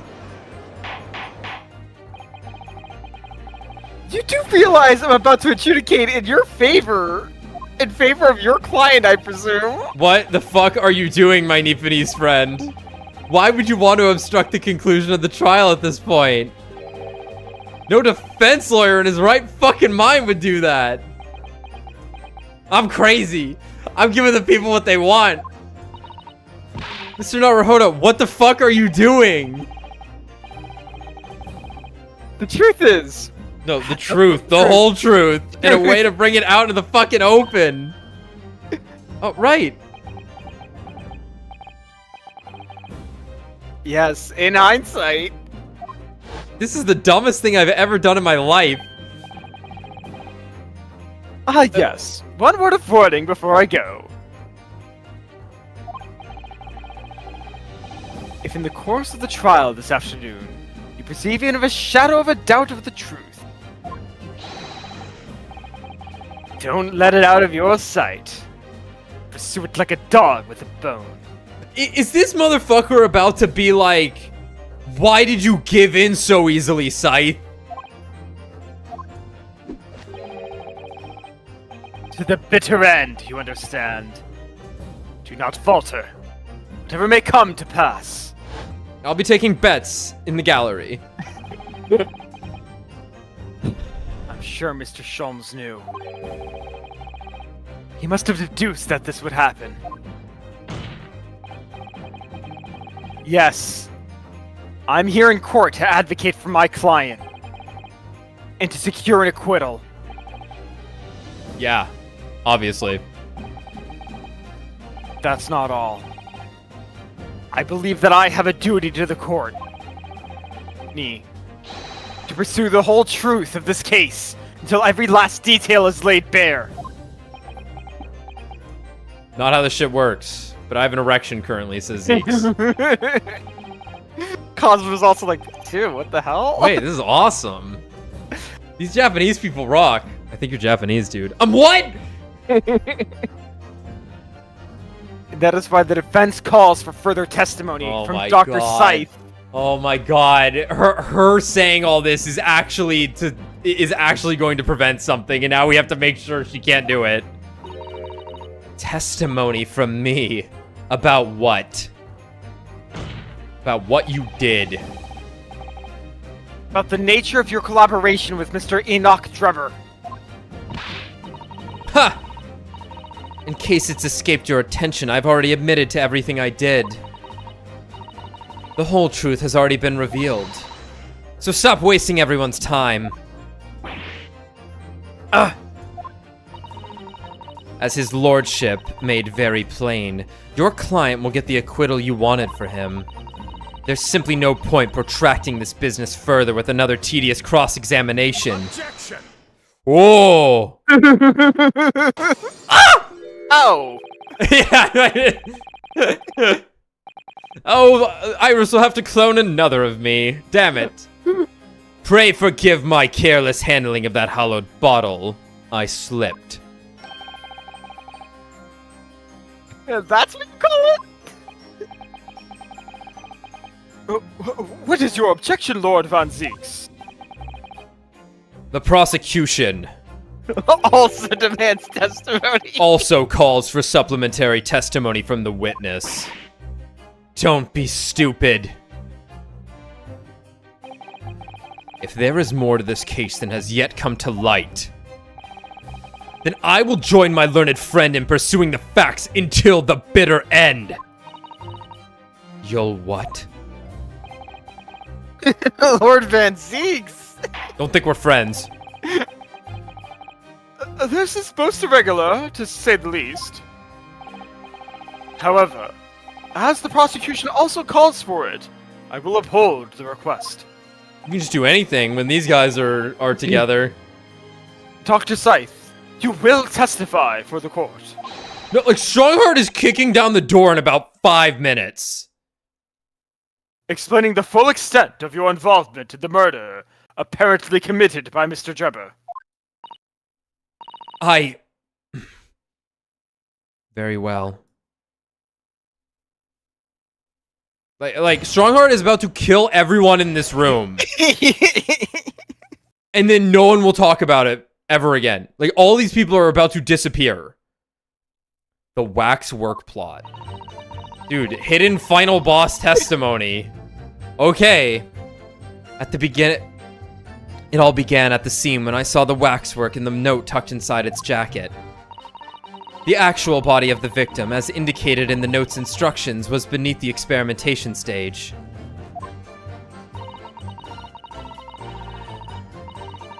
The body had been arranged in certain ways to implicate the defendant, which was my job. I enlisted the help of the entire forensic investigation team to dress the scene appropriately. The truth about the execution 10 years ago is a state secret of the highest level. I had to protect it.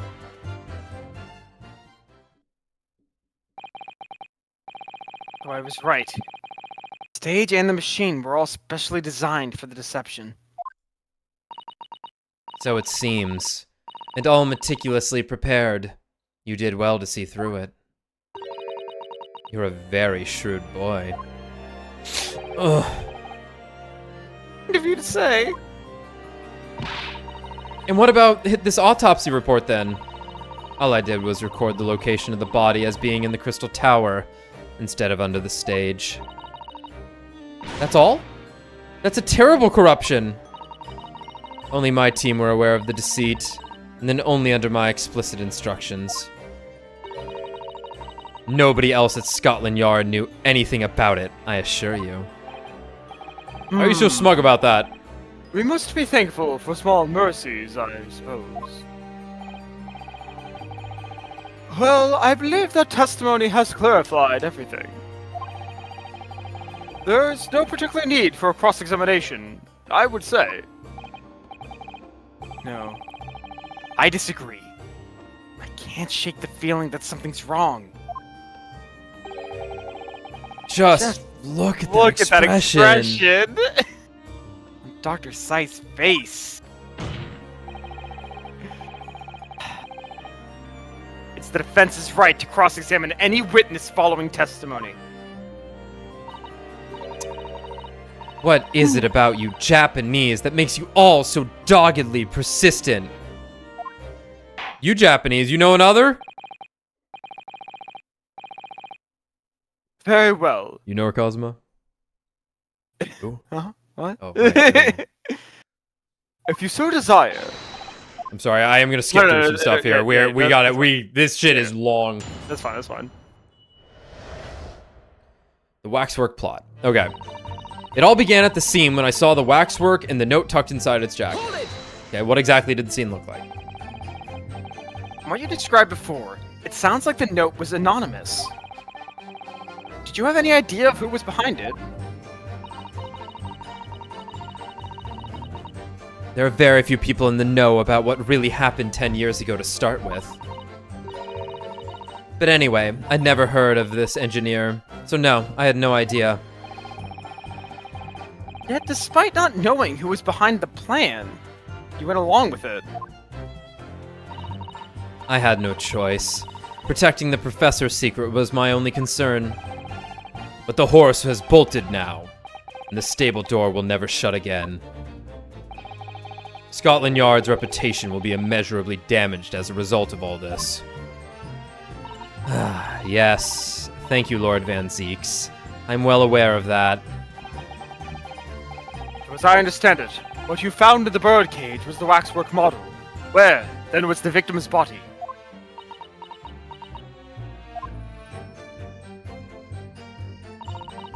The actual body of the victim, as indicated in the note's instruction, was beneath the experimentation stage. So you knew about the special construction of the stage used to carry out the trick then? It was quite obvious what had happened with the victim in the waxwork. And you switched Yeah, I agree. it over, didn't you? In other words, you recorded the victim's body as having been discovered in the Crystal Tower. And the waxwork. I wrapped it and sent it by carriage to the specified address at the specified time. And why were you given such directions? Presumably so it could be recovered by Drebber and returned to Madame Tuspel's. See. And then you put the birdcage back on the experimentation stage. Yes. Although someone obviously made a mistake about which cage should go where. I thought I made it perfectly clear to the team, but still. I suppose you were focused on the victim's body. That being a more important detail. Yeah, we've never actually established how he's died. He was Right. stabbed. Like, we know he was stabbed, but we don't know how it led to that point. The body had to be arranged in certain ways to implicate the defendant, which was my job. Hold it! When you say arranged, I presume you mean with this. Yes, the instructions in the engineer's note said something along the lines of... Okay. Fabricate some evidence to make it clear that Hairbrain alone could have killed Asmund. Right, so he could have just been stabbed or something. The blade was taken. She just grabs a screwdriver on the scene and puts it in the hole. Yeah. Okay, Okay. makes sense. So, You mean that was your doing? I fetched Harebrain's ridiculous screwdriver from the stage and took it with me, alone, to the abyss under the stage where the birdcage had fallen. Alone, Doctor.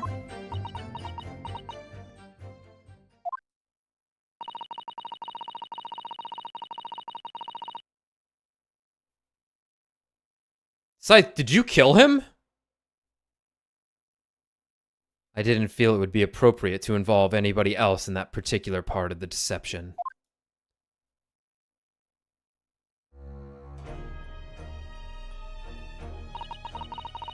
There was a void under the stage where I found the birdcage laying in the dirt.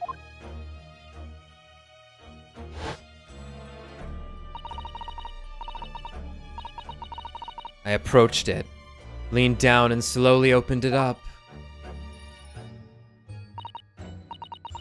Then I took the screwdriver in both hands and plunged it into the man's chest. Oh my fucking god, he got this woman to kill this guy! Oh my fucking god! Oh my fucking god!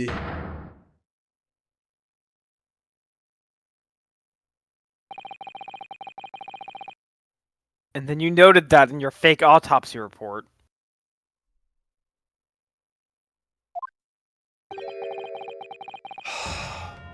As a fictitious cause of death. Oh. Oh. No. Oh no, the irony's too strong. The coroner actualized the fake cause of death. There's no way. Like, please be real. For me, the viewer, but... Like, unless he did break his neck somehow, but like... Unless he did break his... Like, totally, right? But like... But did did she fucking realize that she'd rather be put in prison than hanged for murder? Ooh. Exactly. So, the actual cause of death was... the trauma resulting from the 30-foot drop. Oh. My word.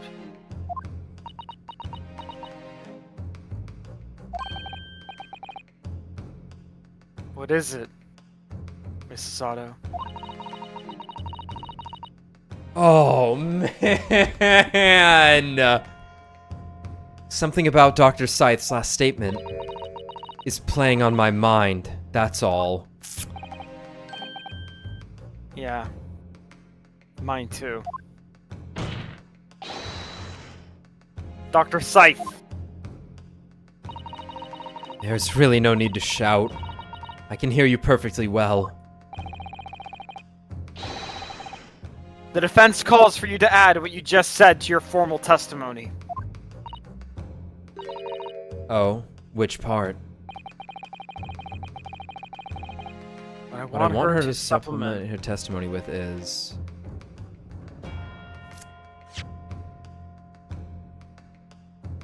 the real cause of death?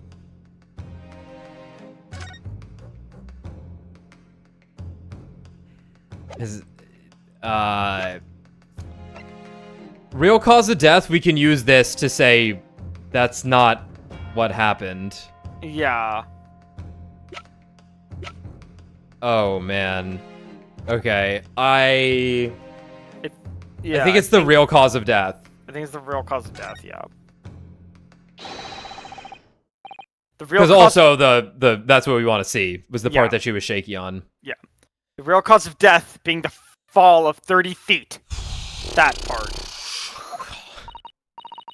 Fine, if that's what you want. Just stop yelling, please. The prosecution concurs.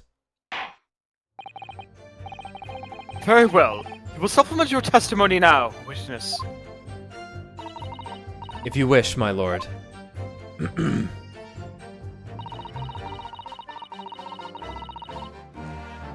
The actual cause of death was the neck trauma Asmund suffered from the 30-foot fall. Hold it! Yes. Quite sure of that. Was a result of it was a result of a broken neck? It was as a result. Okay. Yes, as a professional, that was more than apparent. You'd never know just by looking at the photograph of the victim, though, would you? No, that's very true. Obviously not. Which is precisely why coroners are needed to determine the actual facts. Yes. Assuming they can be trusted. There's no point calling her assessment into question without evidence. Let's get back to the testimony. Very well. I enlisted the help of the entire forensic team to dress the scene appropriately. Hold it! The entire team? In perverting Perverting, in perverting the course of justice? My team consists of the very best investigators there are. I demand loyalty from all members. We operate on a code of chivalry of sorts. You aid and abet a murderer, commit perjury, and dare to talk of chivalry? It was a matter of priorities. What? Nothing was more important than protecting the secret of the professor. My team did what was necessary without losing sight of the primary goal.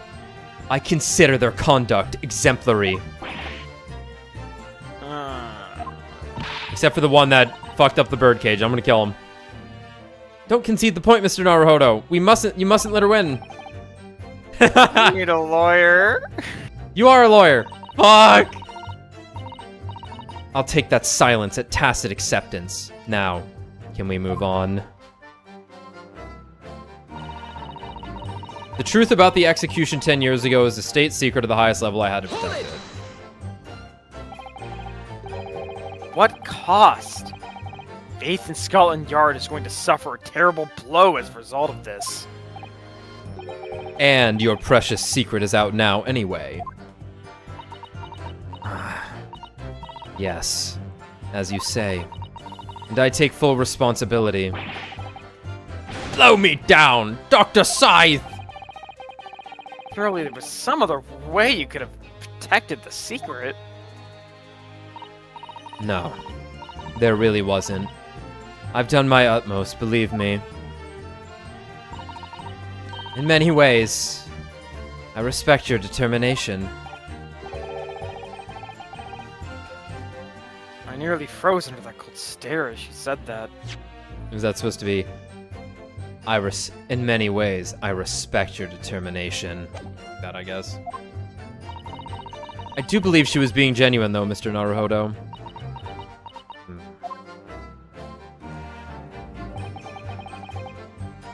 That's her story. She admitted everything, and revealed her full involvement in the crime. I do wonder if there could really be much more to it. I don't know, but I just have a feeling. Do you, Mr. Naruhodo? The truth is, I find it strange too.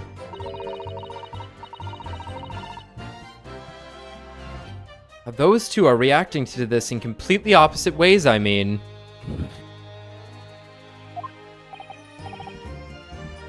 Yeah, exactly.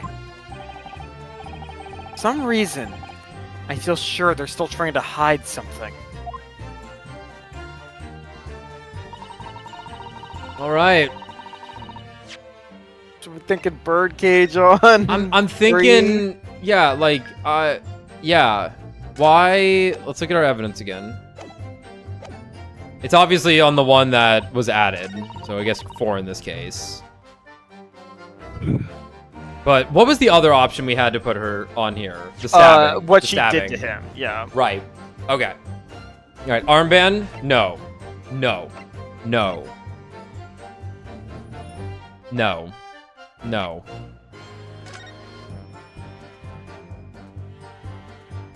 She mentions that you can't tell by looking. So Yeah, you can't tell by looking that he broke his neck. That's fine. So the photos, yeah.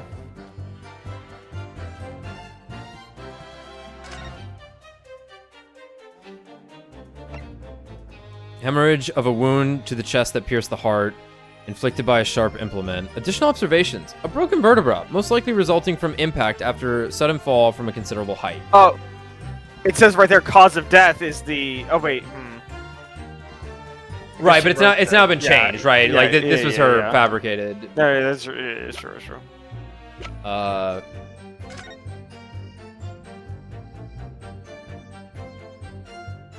Don't think we need this. Nope. Nope.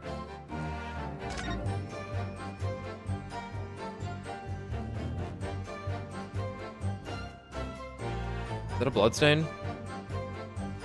Not that it would matter, but I'm like, what is that red right there? Yeah, like, I think we start here and then we move along, because it really is looking like nothing else. Like, the actual cause of death was neck trauma. The wooden cage that was used for the demonstration, it crashed down with the victim inside into the crystal tower, causing damage to its base. Let me examine it again, just to make sure, just so that, because we now know it was not into the crystal tower. Unless this was the crystal tower one. But no, we just saw that this was the one that fell down for real. It was also the one we used to prove that it fell straight down into the abyss. Yeah. Let's try it. Objection. Did not work. I was only about like 30% on that one working, I'll be honest. Yeah.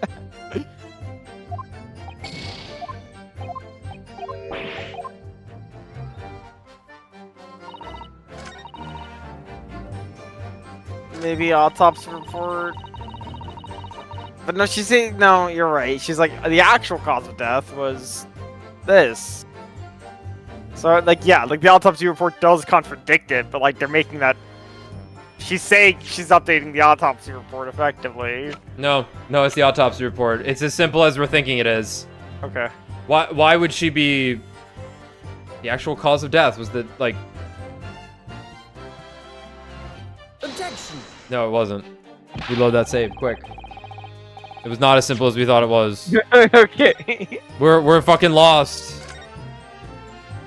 Maybe we were thinking correctly. Okay. Hold it. Let's see what this looks like. When can we flip it? Quite sure of that. No, we would have to go to the third statement, I think, to have her switch it.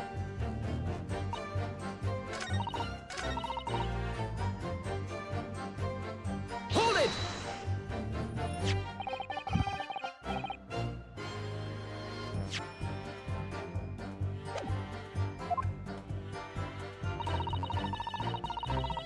I was merely carrying out the engineer's instructions with that. In his words, fabricate some evidence to make it clear that Hairbrain alone could have killed Asmin. And so you went without any of your team to where Asmin had fallen. That's right, yes.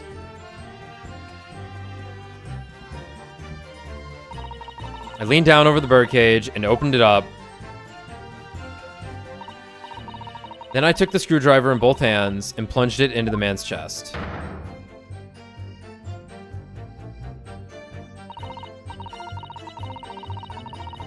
Yeah. After that, it was simply a matter of recording the stab wound as the cause of death on the autopsy report. Right. The real cause of death being the fall, of course. I'm sure there's something here in this testimony.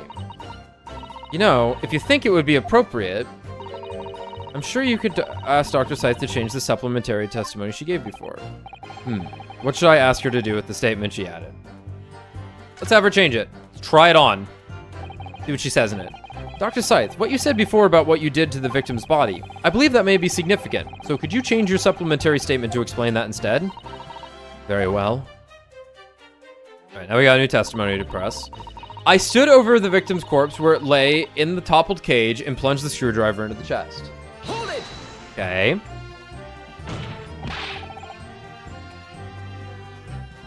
So was you who stabbed Asmund with this.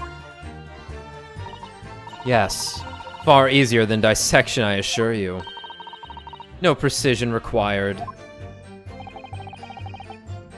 What a welcome change. The victim died instantly from a snapped neck. All I did was carry out the instructions I'd been given. As unflinchingly as ever, no doubt. I imagine you didn't bat an eyelid when you drove the weapon into his body. There was no need to bat my eyelids.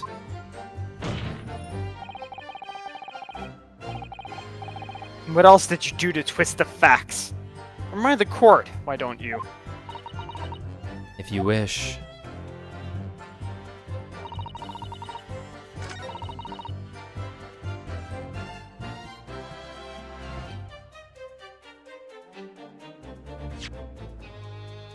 God.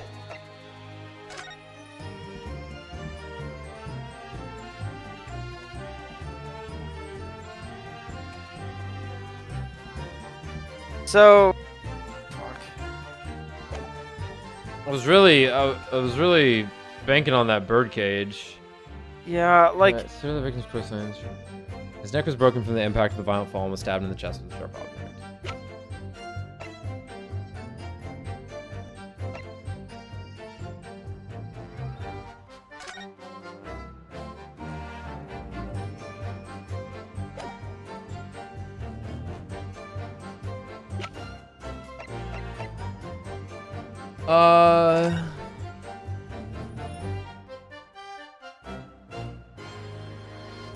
Is it the fact that, like... Is it the blood is the issue? Because it's like, if he died for being stabbed in the chest, the bleeding makes sense. But if it's like he was just stabbed afterwards, the bleeding doesn't make sense. Ugh. I haven't really talked about this concept, though, is the issue.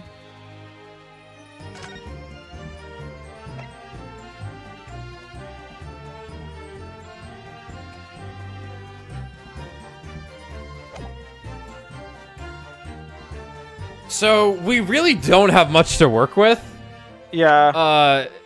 Like, we have things we've used, something related, but I don't think is going to be worth anything here. Not that. Helmet's a no-go. Use this. Not that. Use this. Like, is it going to just be autopsy report on...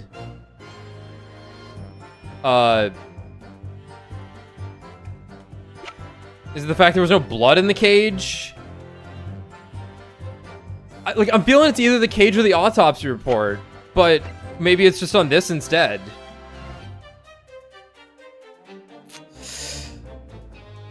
Unless one of her other statements is what we have to chase after, but that would be pretty mean. That would be pretty fucking mean if it was not one of these statements. What do you want to try? Because I'm like... Because obviously this was fabricated still, but I suppose it would bring up why would like any bleeding really occur if he was already dead? Right. Obviously, like, blood would come out, but like, if you're telling me there was... Yeah, like, I'm almost thinking it's like the... I'm thinking it's either the autopsy report or maybe the photo. Simply because it's like... What's the there's a lot of- description? Shows an apparent stab wound to the chest. We can narrow it down to photo, autopsy, or birdcage. Unless you're about to hit me with crossbow. I don't think it's crossbow. I don't think it's crossbow. But...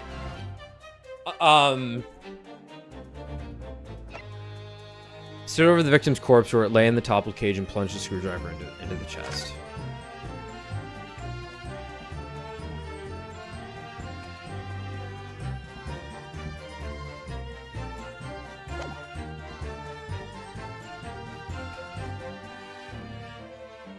You want to start with the photo? We're gonna start. Yeah, I just gotta... Okay. It's that. That's like we had 6 options there effectively. Yeah, we had the 3 pieces of evidence on the 2 things. And if the fabricated thing didn't work and the thing to deny that he broke his neck didn't work, all we literally have left is this. Yeah, It's just the thing she just brought up. And I guess it's simply going to be... If he was already dead, he wouldn't have bled like that. Why did he bleed so much, I guess? Yeah. And that's a fucking rough one to think about as a player, man. Yeah. Because That often is they'll, a like, talk about, like, the post-mortem concepts if it's important, and they hadn't really talked about this, right? Because it's like, Yeah. after you die, your blood just goes to your, like, center of gravity. It doesn't, like, just stain your veins. Like, there would still be a stain, theoretically. Maybe. I suppose it just sits down, though, so no, I guess blood wouldn't come out if he was already dead. Yeah, it all goes to your stomach if you're just lying down like that. Yeah. Yeah, but that's this a poor rough, woman. That's a rough concept. Also, why are you doing this? You know why. He's hungry. The audience needs it. All right. Take You're us trying home. to figure out how to shoot the screwdriver from the car. How did he curve the bullet and ricochet it off the walls perfectly? This is we're reaching Danganronpa 2.5 territory with having to. What the fuck could have happened? Yeah, I've got a nasty feeling.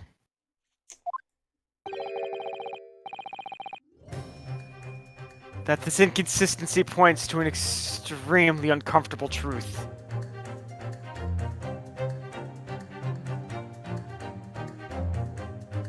That's cornered. No, it's just the corner theme from the game in a different style. What on earth is the matter, Council? Have you lost your tongue? This is gonna hurt. I apologize, my lord. Sorry, the banger in my head just started playing. Dr. Scythe, in that last statement of yours, there's just one point.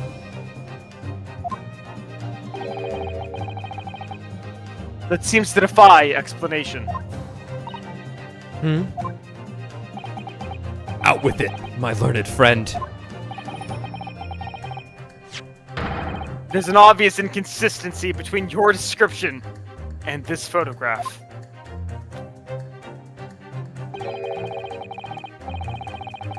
Which shows the victim in the birdcage following the events that led to his death. Objection! The court has already examined that photograph in depth. There's nothing new we can learn from it. Yes, we have already considered it. That's true. But we now know the facts to be different. What do you mean? I believe we should let the defense explain. Where in this photograph would we see the alleged inconsistency with the witness's statement?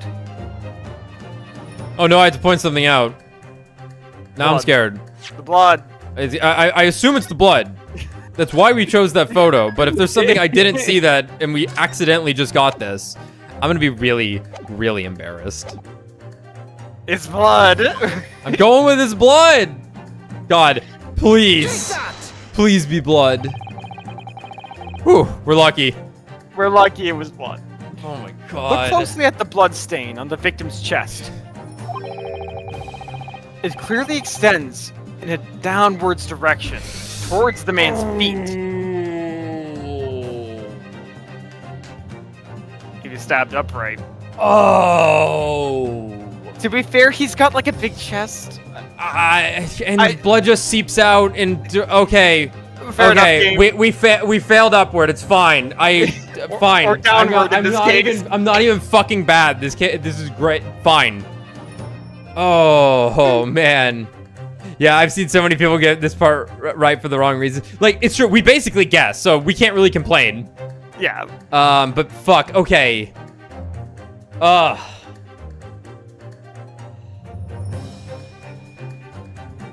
Fuck. It clearly extends in a downward direction towards the man's feet. And why is that significant, Council?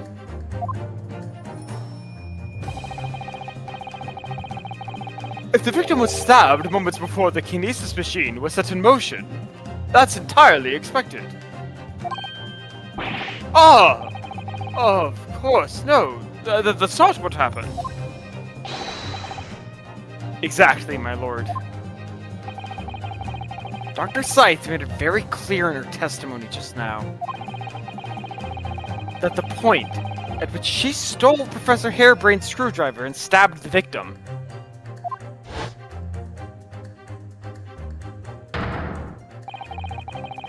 was after the grand deception was set in motion, when the bird cage had fallen below the stage out of sight.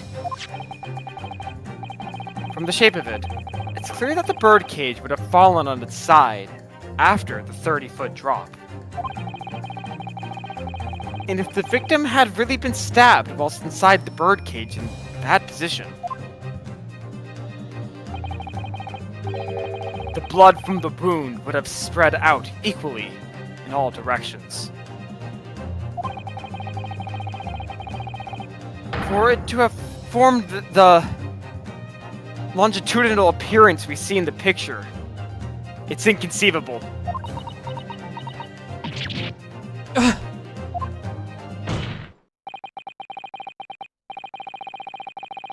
Given that the victim's blood seeped vertically downwards from the wound, it must be the case that when you stabbed Mr. Asman, he was standing up. That when you stabbed Mr. Asman, he was standing up. Short, Dr. Scythe. Your latest testimony was a total fabrication.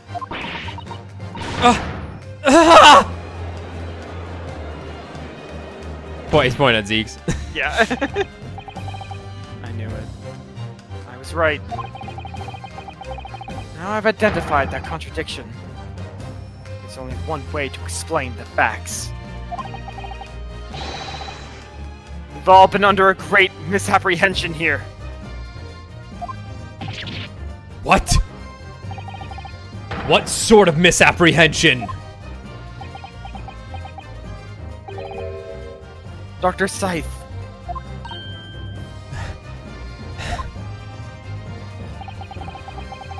You claim you were coerced into helping Mr. Trevor as a result of the note he left in the waxwork. You claim that you made changes to the scene of the crime to implicate the defendant. And you claim you authored a fake autopsy report to cover your tracks. But one of those claims is an out-and-out lie. Because the question of what the bloodstain really tells us has only one possible answer. If that is the case, what is it, man? Counsel, you've clearly struck upon a revelation. Now, tell the court what it is. Which part of Dr. Scythe's story is shown to be a lie by the contradiction in her testimony? Stabbing of the victim. Yeah, stabbing of the victim. I'm gonna save anyway, just in case. I'm like. No, that's fair. No, that's fair. I'm like, they're talking and I'm like losing it here. I put me in the gallery. Someone else take over. Okay, yeah. Should we read it one more time? What's the thing she lied about? The stabbing, of course, is the thing she lied about, but I'm just... He's saying it like, we just established that, yet he's saying it like that isn't the obvious thing. Is why I'm getting thrown off here. Yeah. That's all. Yeah. Definitely the fake autopsy report. Okay. Yeah.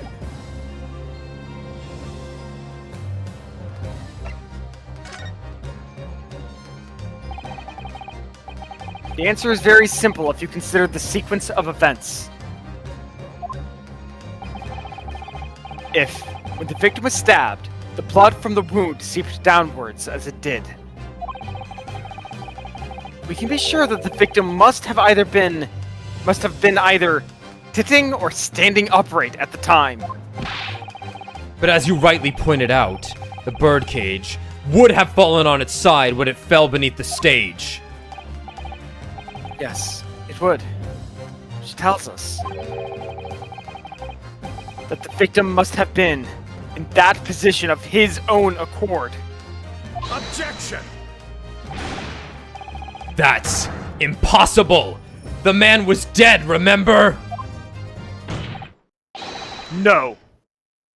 That is the misapprehension.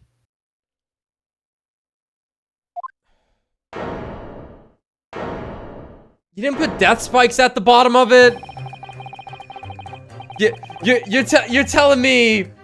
You're telling me Trevor over here, genius god of this country, didn't put the death trap at the bottom? It was just a fucking hole? When the birdcage fell from the stage into the void below, it must have hit the ground with considerable force. He didn't know that the Japanese wood was so fucking strong? Formed over thousands of years? Are you stupid? The driver stock is falling greatly. Oh my god.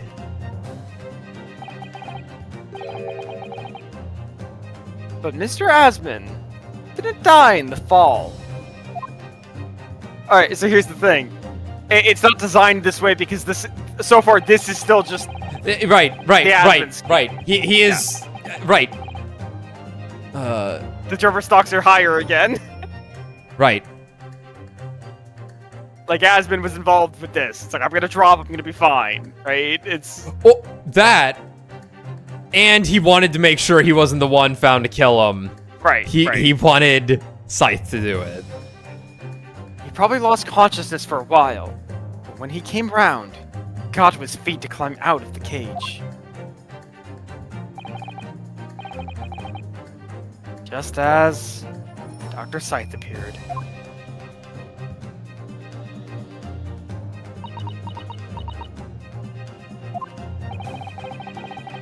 If the victim was in fact alive at that point in time, it changes everything.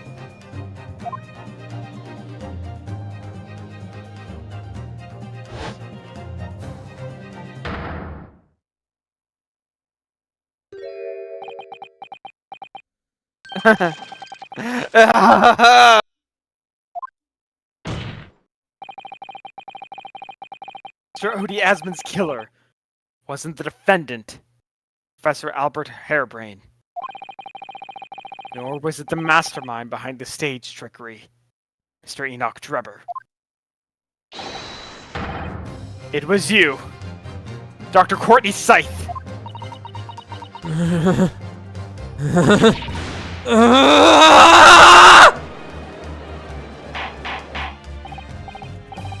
Order, order, order! Can this possibly be true? Have you been taking me for a fool? It was you, was it? You killed him! You mean you didn't know?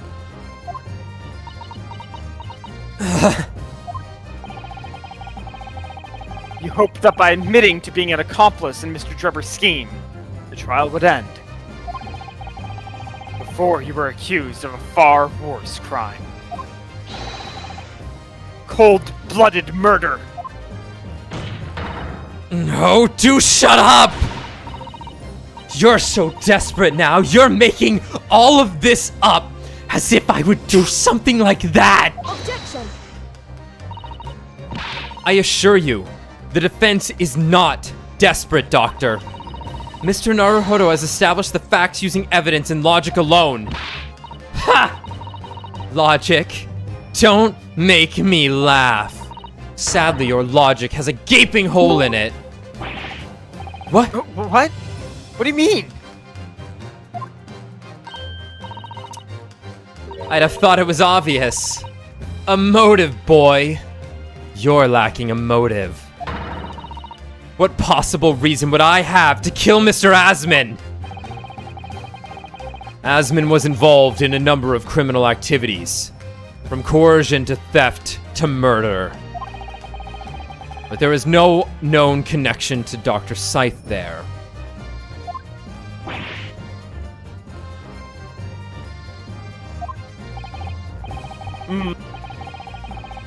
I'm rather relieved to say it does seem somewhat far-fetched.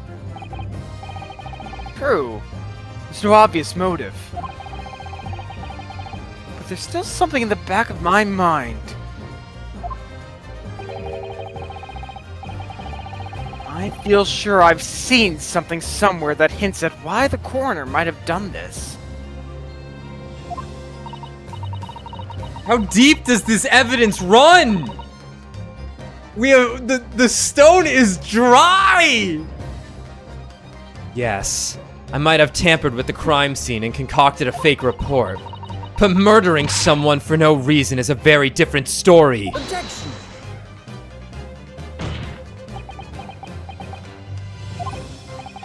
No.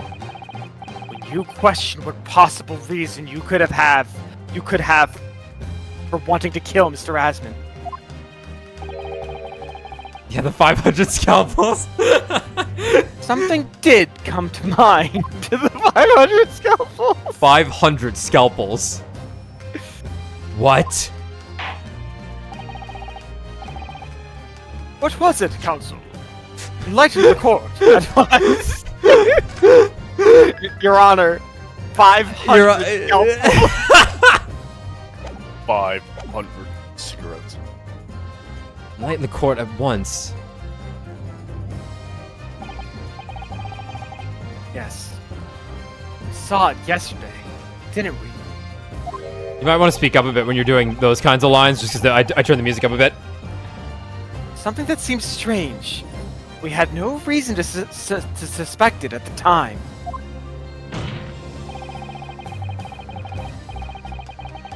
There's a particular object that explains why Dr. Scythe would have wanted to kill Mr. Asman. 500 scalpels. Okay. Fuck me, man. Okay, I'm so fucking lost.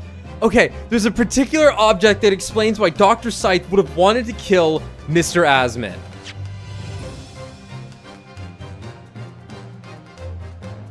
$500 scalpels. Is it the scalp? Why would it be the scalpels? Infinite scalpel work. Wait, like, yes, the fucking 500 scalpels came up. Why would that matter? Okay, hold on. Why is it the scalpels? Okay. Why is it actually the Iron Mask, though? I don't know anymore, dude. Okay, hold on. Shu Takumi has been icing us for 100 hours so he can fucking whip out the best case in the series on our asses. Okay, hold on. No, what the fuck? Like, what the fuck are they talking about? Hold on, It's the mask or the scalpels? Why would it be the scalpels? Yeah, so we know it's not the screwdriver. What There's did we a get? particular object that explains why 500. Dr. Scythe would have wanted to kill Mr. Asman. Okay. What has Asman been associated with? Hold on, let me read the newspaper again. Wrote the newspaper article. He wrote the newspaper article. He's just a generic criminal, as far as we're aware. He attacked, like, presumably his boys or whatever had attacked, what's his name? Show us the back of this newspaper. I want to see if it says anything about... Just Lord Van Zeek's attacked, Ripper attacked.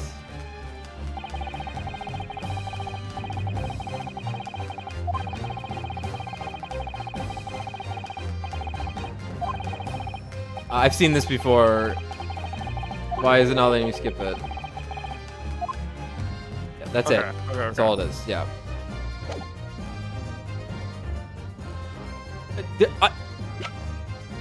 I mean, this is the Ace Attorney special. We don't quite know, and we're just given some options to click on. Okay, Right. We saw the scalpels. But we also saw the Iron Mask yesterday.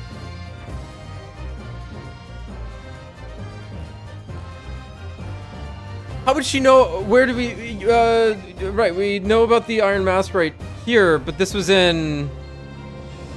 We found this in Enoch's place. Yeah. And she wouldn't even know about this until after she stabbed the guy. Unless she wanted... Unless this guy knows about...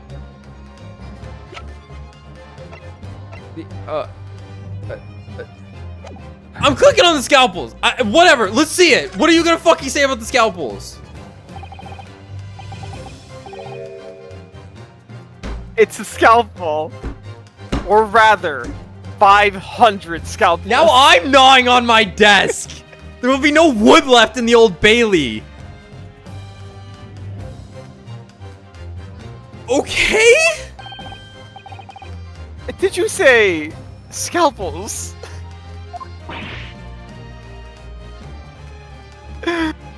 I honestly have no I'm fucking fucking idea. floored! No, what I have the no fuck idea. is about to happen?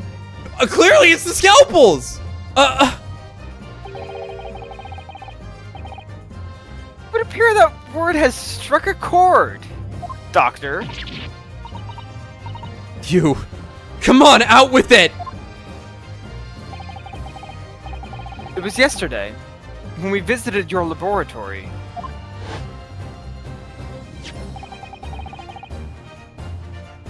Look at this Big, big thick book here.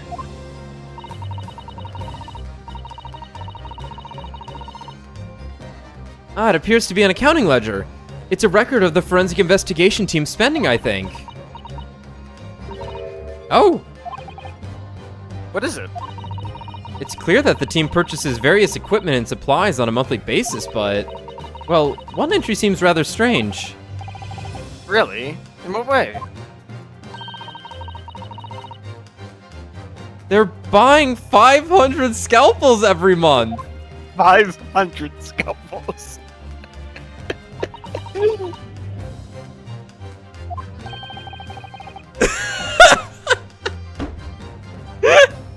Hey Brad, can you read this line for me? Yeah, I need you to read that line exactly as you think. 500 scalpels A month? a month. 500 cigarettes. Cigarettes. At first, I wondered what on earth you could be using that many scalpels for. Uh-huh! Then it occurred to me, it was so obvious. But actually, I realize now it's not the scalpels themselves that are significant. Uh-huh! It's the money for them. Disappearing every month from their department's accounts. Asmon's criminal organization relied heavily on extortion for its funding. Tracing the money from the forensic investigation team's account to find out where it was going would be extremely straightforward. Okay, I'm sorry. Did they just say Asmon was extorting the forensic investigation team? I think that makes sense, because he could have played the I know the professor shit card, because I learned about it from Trevor.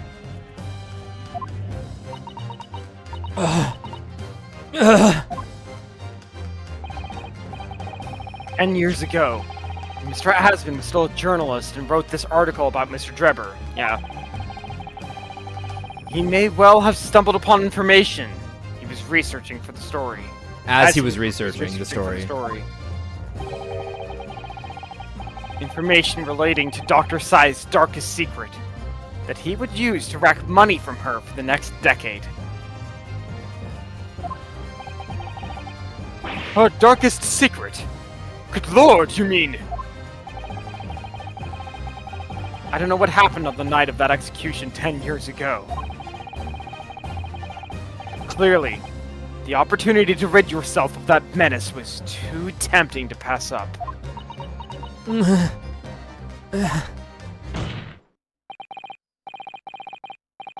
So in the end, you weren't coerced at all, were you?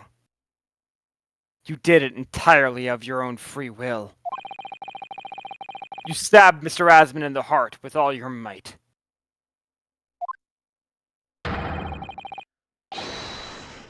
And silenced the blackmailer who knew your dark secret forever.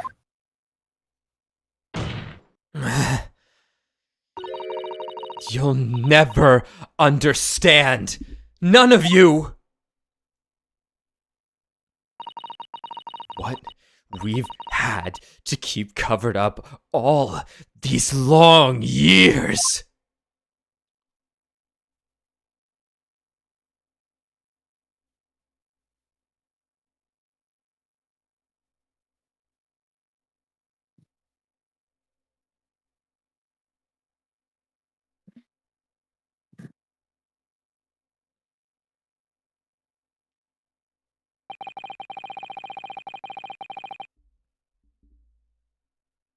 Very little of the machine remains after it was ripped apart by the bomb. The truth of this case can never be properly established unless you speak out. And if you decide not to, it's very possible that Courtney Scythe will escape punishment for her crimes. Please, sir, own up to what you've done and tell the court the truth about what happened.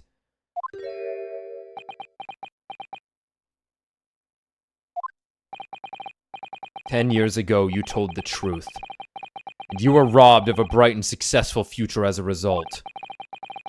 I can certainly understand your bitterness and your consternation now. However, this is surely the chance you've been waiting for. To sever the hold that fate's had over you all these years.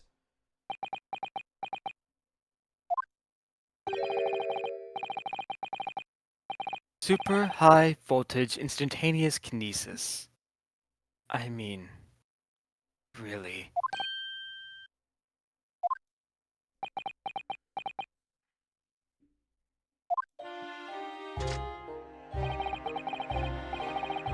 It's the addle-brained mock scientists that are the worst, you know. They don't recognize the fact that they don't have talent. They can't even get that right. And so they end up chasing impossible dreams, having unbridled faith in their abilities. And they go on and on about their wonderful hypothesis, their stupid eyes shining like a little child's. They make me sick. I can't abide their foolishness. Careful, Mr. Trevor. That stand can't take much more beatings, honestly. We need a new one.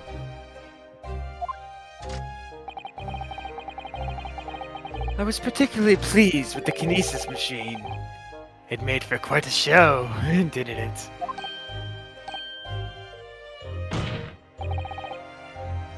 So you admit it? You admit that it was nothing more than a sham made for the purpose of killing the victim? Yes, I admit it. I did it all. In the name of revenge.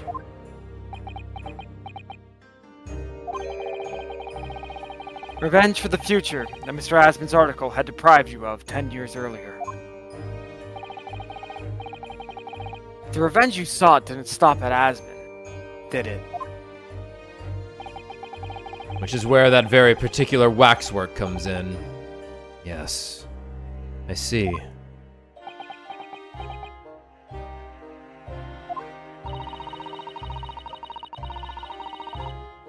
The condemned convict that you saw rising from the grave in Lowgate Cemetery 10 years ago.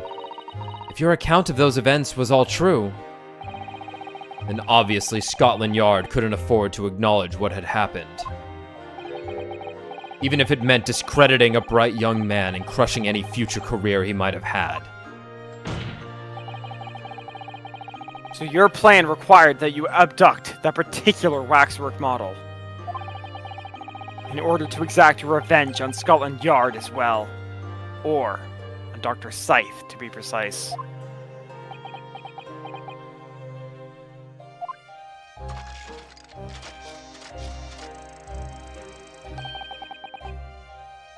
'Twas a year ago. By some extraordinary twist of fate, Asmund turned up at my workshop. He didn't remember who I was. Of course, he just wanted to employ my services as an engineer. And he happened to have a paper with him. An article on the front page caught my eye. About the coroner who had handled that bogus autopsy being appointed head of a new forensic team. When I learned that news, my cognitive processes started to devise the plan. What a horrid tale. He robbed me of my future, so I wanted to use the man's own wiles against him. For revenge. And have that rotten Scotland Yard eating out of my hand at the same time.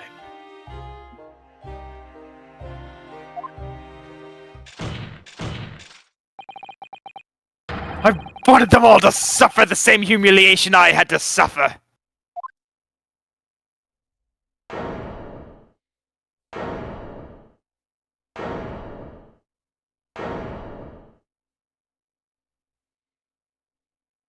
So we gonna take the hat off? The helmet off? Your actions against those who ruined your future were justified as revenge. At least to yourself. Certainly. No one has the right to destroy another's prospects, especially for purely selfish gain. And yet, in carrying out your plan, you did exactly that to someone else, didn't you? Did I? I'm here, you know.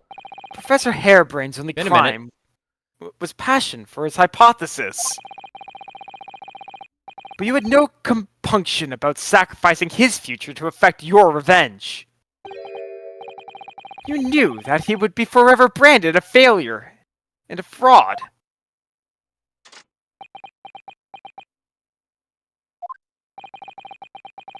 Perhaps life treated you unfairly 10 years ago, and others' misconduct left your life in tatters. But remember this. Your own actions resulted in exactly the same thing for another perfectly innocent young man.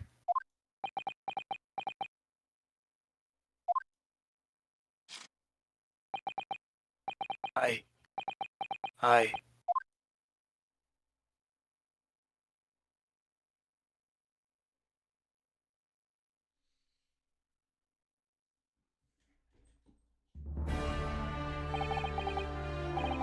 Lord Zeeks, what of Dr. Scythe?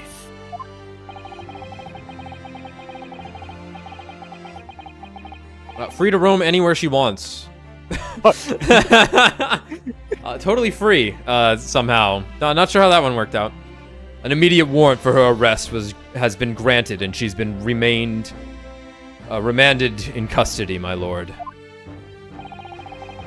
I presume she will face trial in the coming days, along with Mr. Drebber. Damn.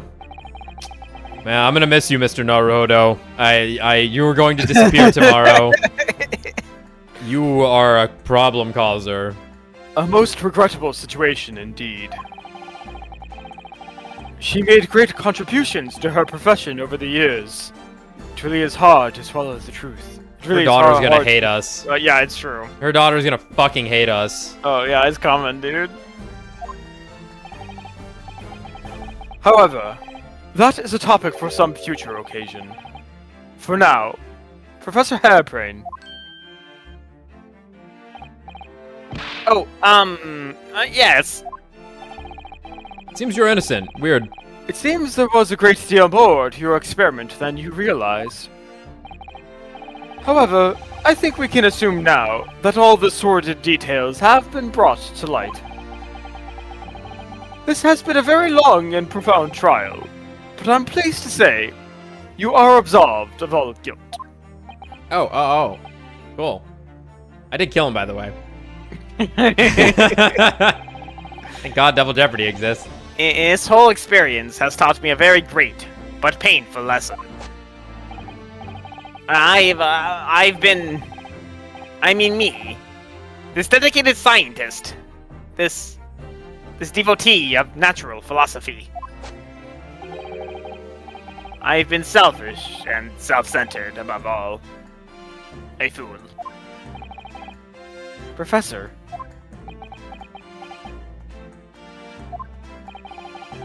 I've spent my life thinking of nothing but my research.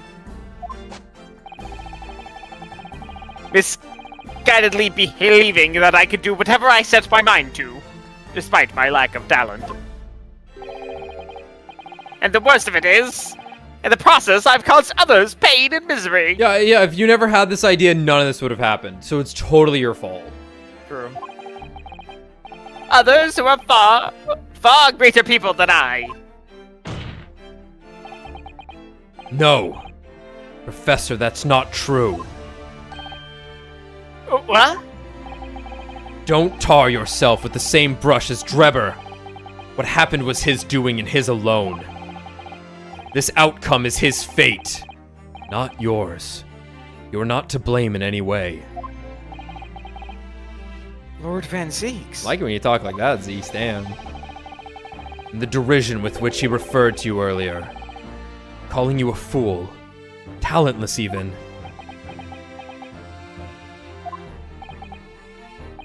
The man has no idea. To believe in yourself and work your fingers to the bone to realize your dreams. That's laudable, not laughable. No one has the right to deride another for such choices! Oh. Thank you, Baroque.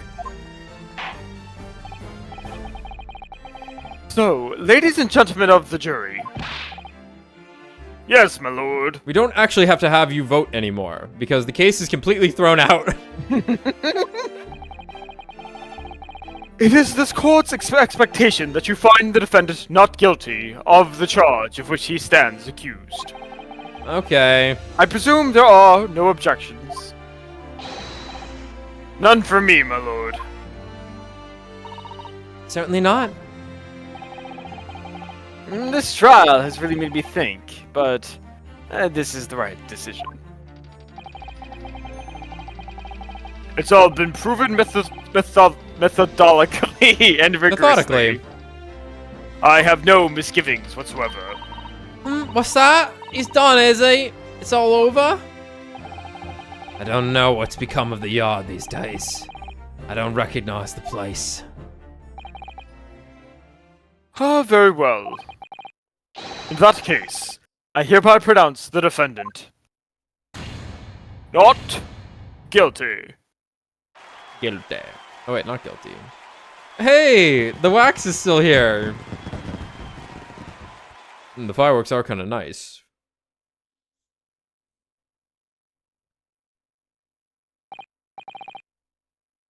Court is adjourned. Oh, fuck. 6 hours, 35 minutes. Yeah, okay. Ooh, doggy. It's over. That was some fucking trial. 500 scalpels. Oof. Oof. Let me just run through all these. We didn't open the fucking helmet. Oh my god.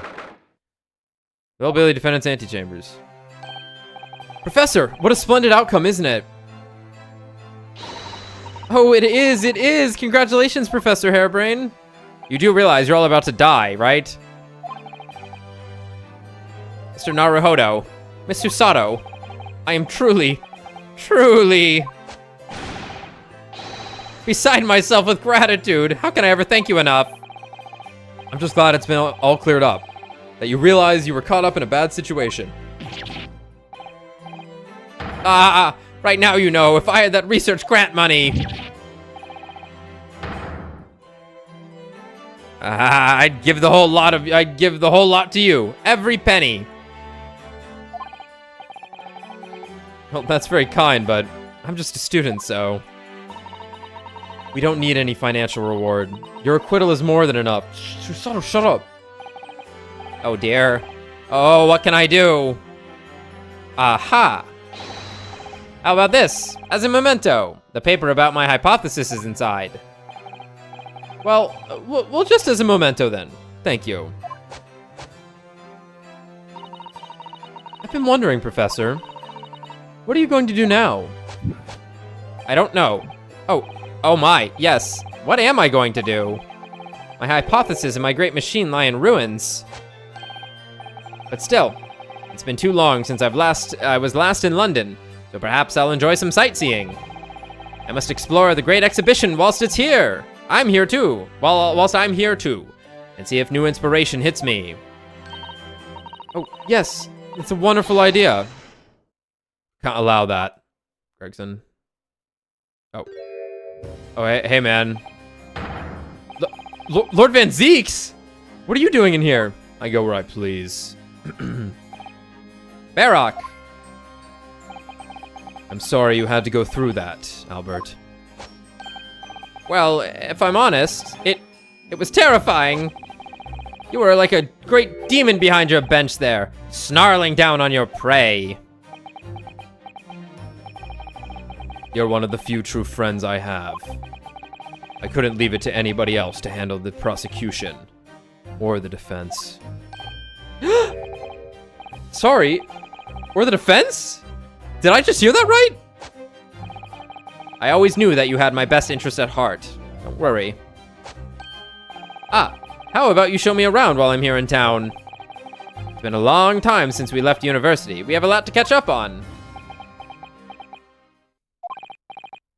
Listen, Albert. In a few days, your acquittal will be made official. When that happens, you must head straight to Dover. I'll accompany you. What?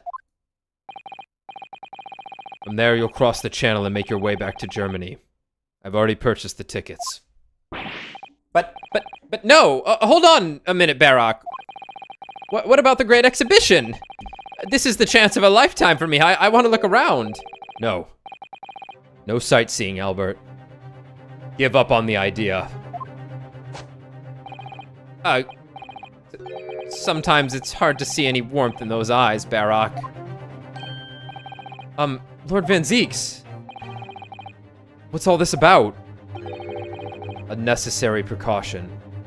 In fact, I've got tickets for you also. Get the fuck out of here! Run! He's coming. Yes. I think I understand. You do? Well, Iris told me that when you met Lord Van Zeeks at his office some days ago, he asked how Mr. Natsume was doing.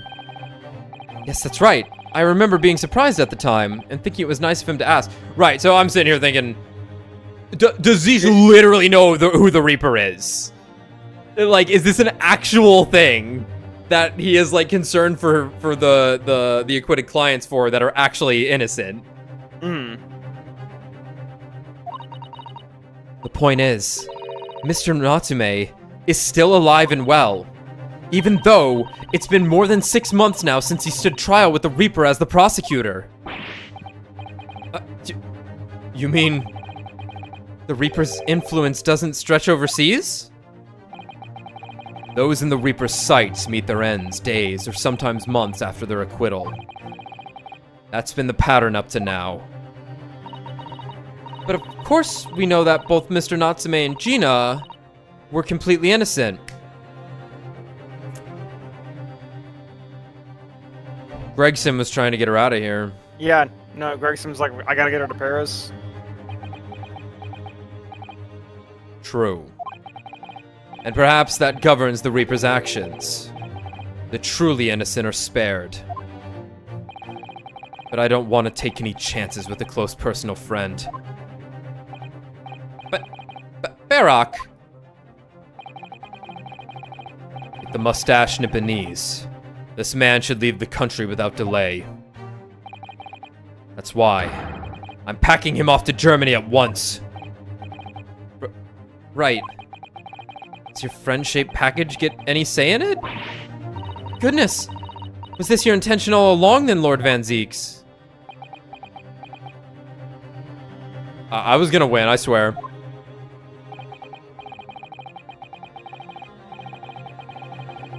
In court, where people think of this man as the Reaper. In court, people think of him as the Reaper. This man seems absolutely merciless, and yet... sometimes I feel as though I don't understand him at all.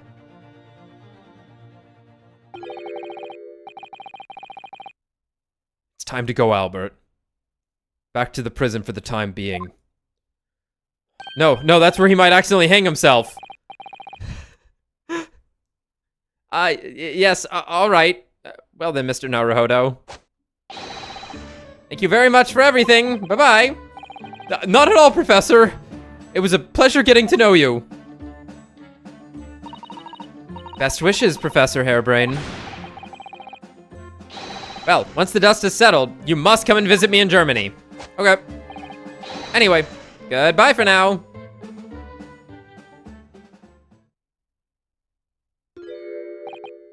Now, my Nipponese friend. Oh, yes? I thought you'd gone too.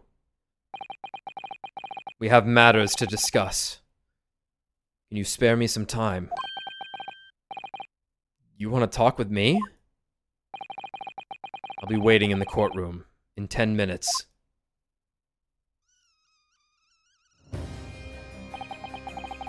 Well, that was strange. For some reason, I didn't get that sense of impending doom as he walked away this time.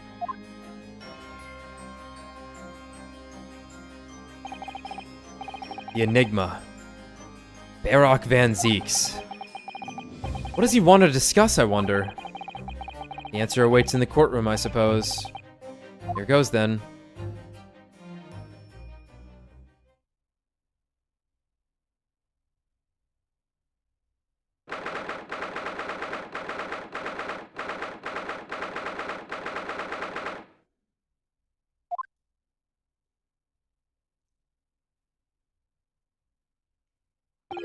They left it in here. So are you satisfied? You saved a guileless scientist from a great injustice. Yes, I think so. I'm relieved, at least. That man's innocence could be proven. That man's innocence could be proven. The man's innocence. Anyway. I imagine you've been wondering where my animosity towards you Nipponese comes from.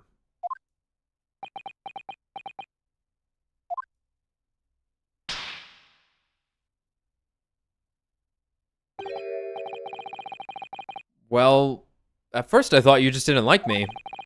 I imagine you saw me as a pretentious child from an unimportant land who had no business being here. But now I think differently.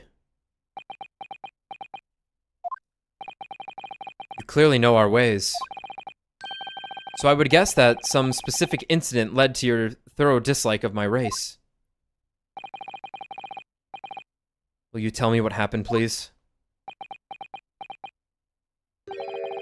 The professor. I thought I'd never hear that name in this courtroom again, to be honest. He took your brother's life. Clint. My brother was Clint Van Zeeks. 16 years ago, when I was still just in my teens.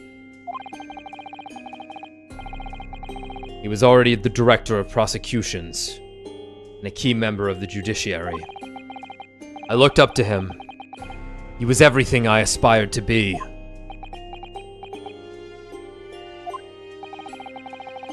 He was involved in the establishment of justice systems in foreign countries as well.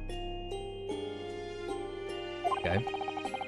There were exchange programs between Britain and other nations then too, to share knowledge and ideas.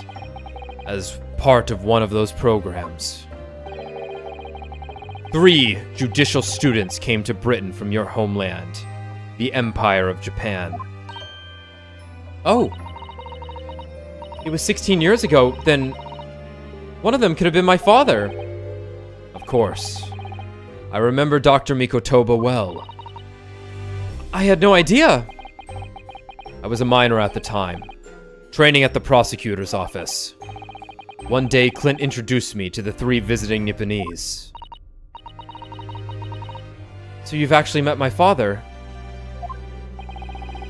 He and his colleagues were polite and amicable. They were adept at their work and exacting in their standards. It was my first encounter with the Nipponese spirit, and it made a very great impression upon me. But 6 years later, that's when it happened. The investigation was going nowhere. There were no suspects even. Just an ever-growing list of victims. And in the end, my brother became one of them. The last, in fact, before the case was finally resolved. I'm so sorry, Lord Van Zieks. Truly. Clint was always ready to put his life on the line for justice anyway, though he wouldn't have wanted it any other way. He lost his life to the killer, but it was his victory in the end. For me personally, though, it was a great loss. I found myself in a very dark place indeed. When I finally found out the killer's identity, the reason why no one had been able to catch the man sooner ceased to be such a mystery.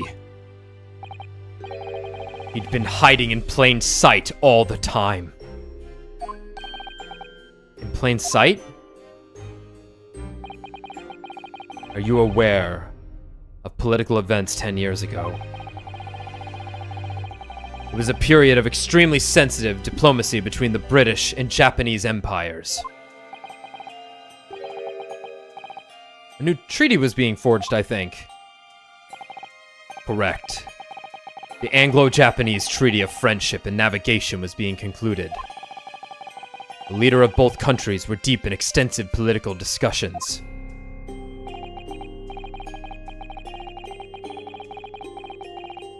Yep. Which is why this particular killer's appearance in court was conducted as a closed trial. If the British public had known the identity of the killer, not only would the treaty have been in jeopardy, but our 2 nations could very well have ended up at war. What? A war? Between Britain and Japan? But that would mean... Oh my. You mean to say the professor was... Oh my god. When the trial reached its conclusion earlier, I thought to myself, yes, it's time.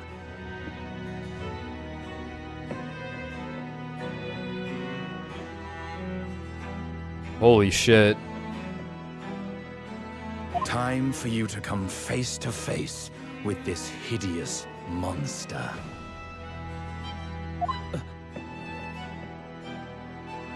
I borrowed the key for the mask from the proprietress of the Waxwork Museum.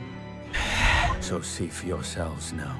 Confirm it with your own eyes. The truth that's been hidden this past decade.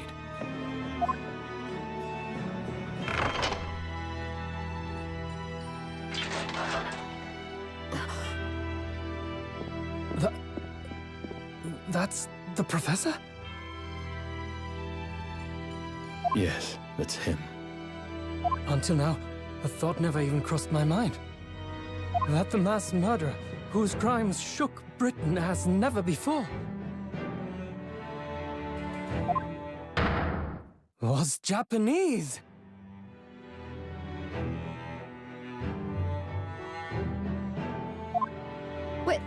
Wait a minute.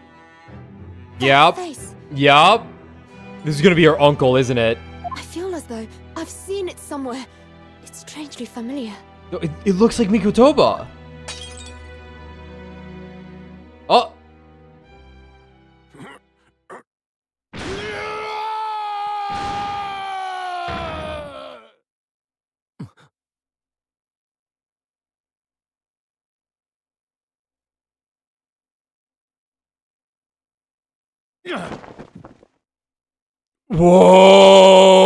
Whoa! Father. Okay.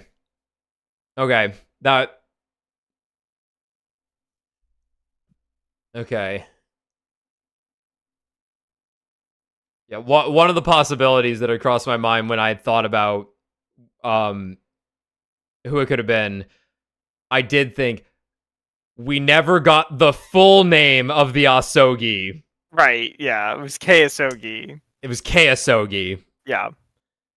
So it was, yeah. Oh man, man, my boy looking good though. What? Father?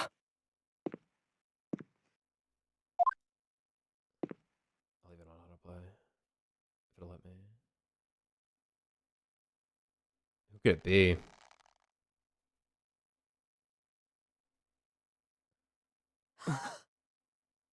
Kazuma!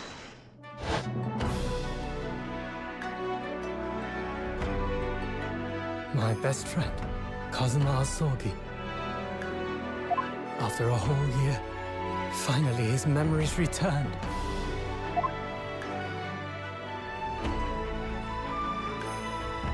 Oh my god, look at him! As he stood there before me, He's like a Sentai hero.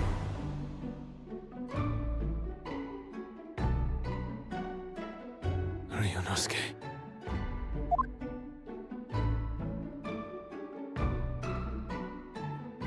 hello again. My friend. Kazuma-sama! Judicial Assistant Mikotoba.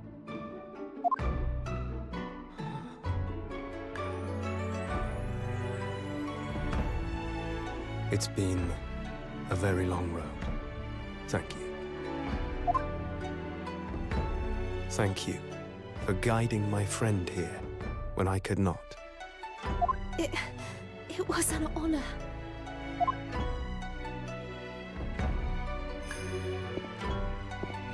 Give him I a knew fucking you wouldn't hug. die that easily. Ha! Kazuma.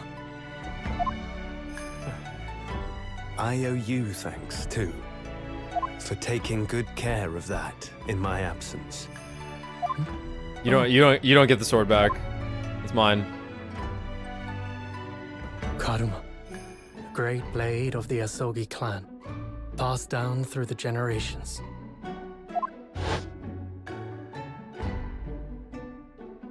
When we left Japan, this sword was at my friend's side. A Japanese man's katana is his soul, and he couldn't be parted from it. But then, when the incident happened, it was Susato-san's wish that I inherit the sword, and I've kept it with me ever since, along with my memories of the friendship we shared.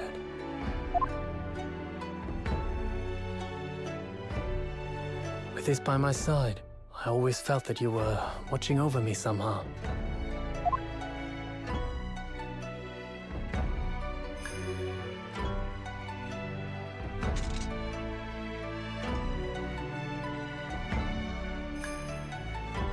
Two sword.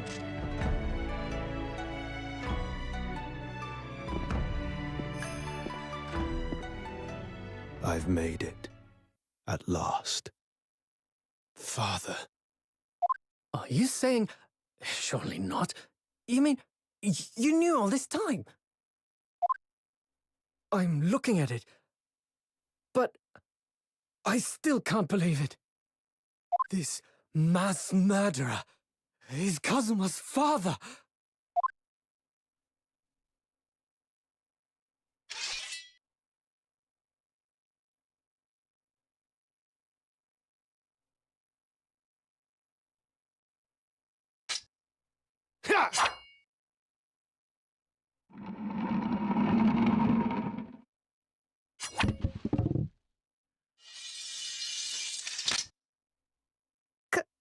Cool of the judge to let us do this.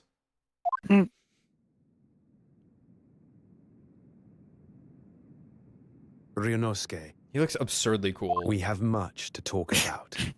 But now is not He the looks time. absurdly fucking cool. He also looks like the final boss. Like, I'll be seeing you.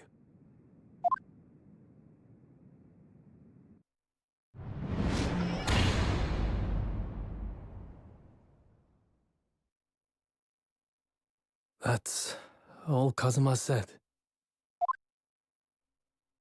Before he turned and left us there, in the courtroom.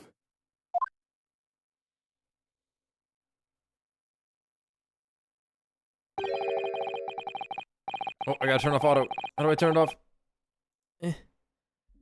So he's the living after image of the man who took my brother's life, is he? Yes. Kazuma Asogi. My best friend. 3 months ago, when Lord Strongheart introduced us, I had an inkling there was something there. Some connection. But why did Lord Strongheart do that? Why did he make Kazuma Lord Van Zeek's apprentice? And when he was suffering amnesia too? The man was apprehended, even executed. But his legacy just won't die. That's the sad truth. Anyway, that's all I had to say. I thank you for meeting with me as I asked.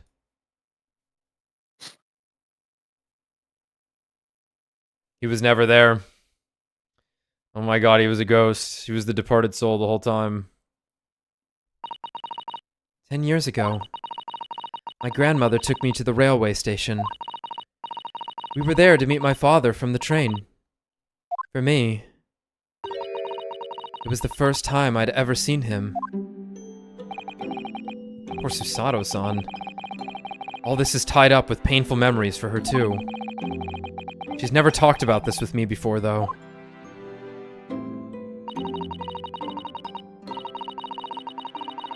It took time to adjust to having father around. But just when I was starting to get used to it, he called me into his study one day. He told me that a great friend of his had passed away in London, and that the friend had left behind a son, a boy, 7 years my senior. Father told me the boy had made a promise to his late father, so he was studying to become a defense lawyer.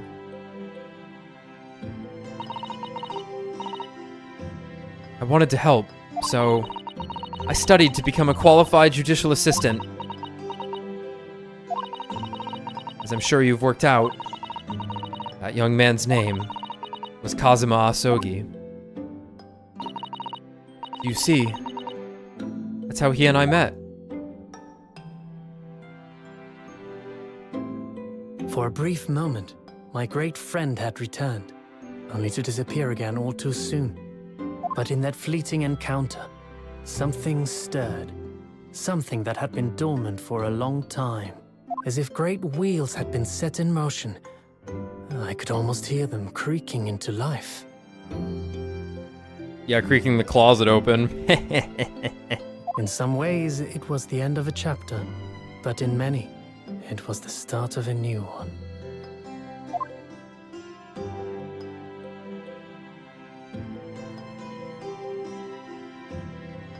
All my streams next week will be an hour long.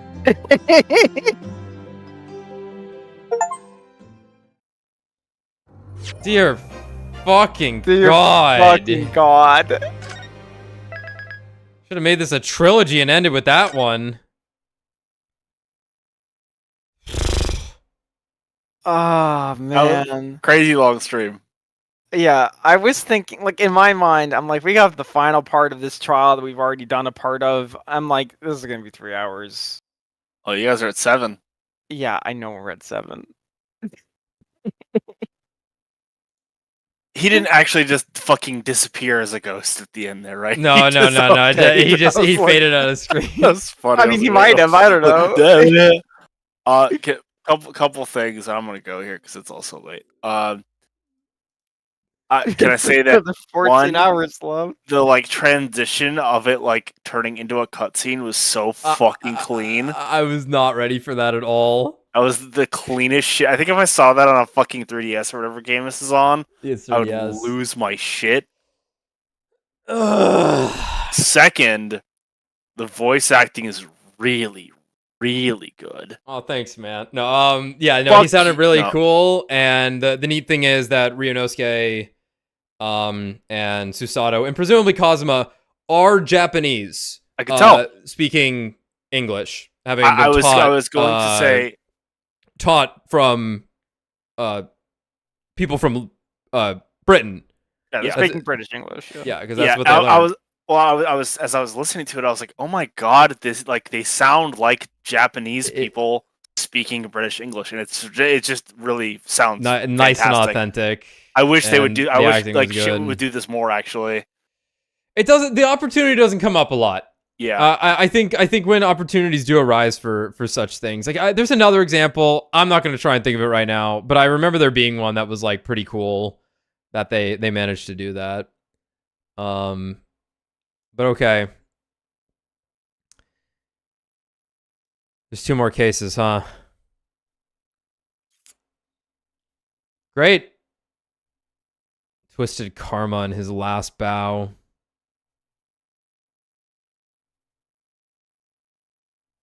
Twisted Karma in his last bow. They're putting Shulms down. That's my guess. Taking him out back and shooting him.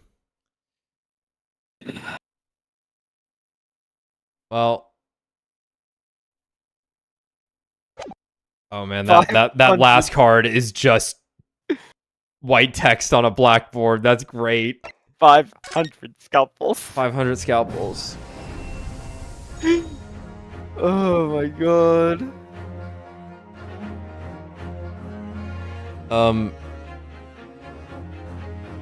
I guess we'll see you on Monday for the continuation of this game that just ended. For the end game content. Now that we beat the story, we get the hard end game content. Oh, for real though, that is one of the best cases in the series by far. That was awesome. That case was immaculate. I almost wish it was she accidentally was tricked into killing him, because that made my blood run cold. Her just killing him because she has to buy 500 scalpels a month or something. Funny, but I think the accidental twist would have been a little more impactful for me. That's the Danganronpa play. Yeah, and that's kind of what happens at the end of Rise from the Ashes almost. Is like, Yeah. it's twisted into, oh, Emma was the one who did it, and then you have to prove it otherwise. But that's okay. That is a hell of a case. They squeezed all that evidence dry, and I'll be impressed if they can top that. Good night, everyone. Have a good weekend. Night.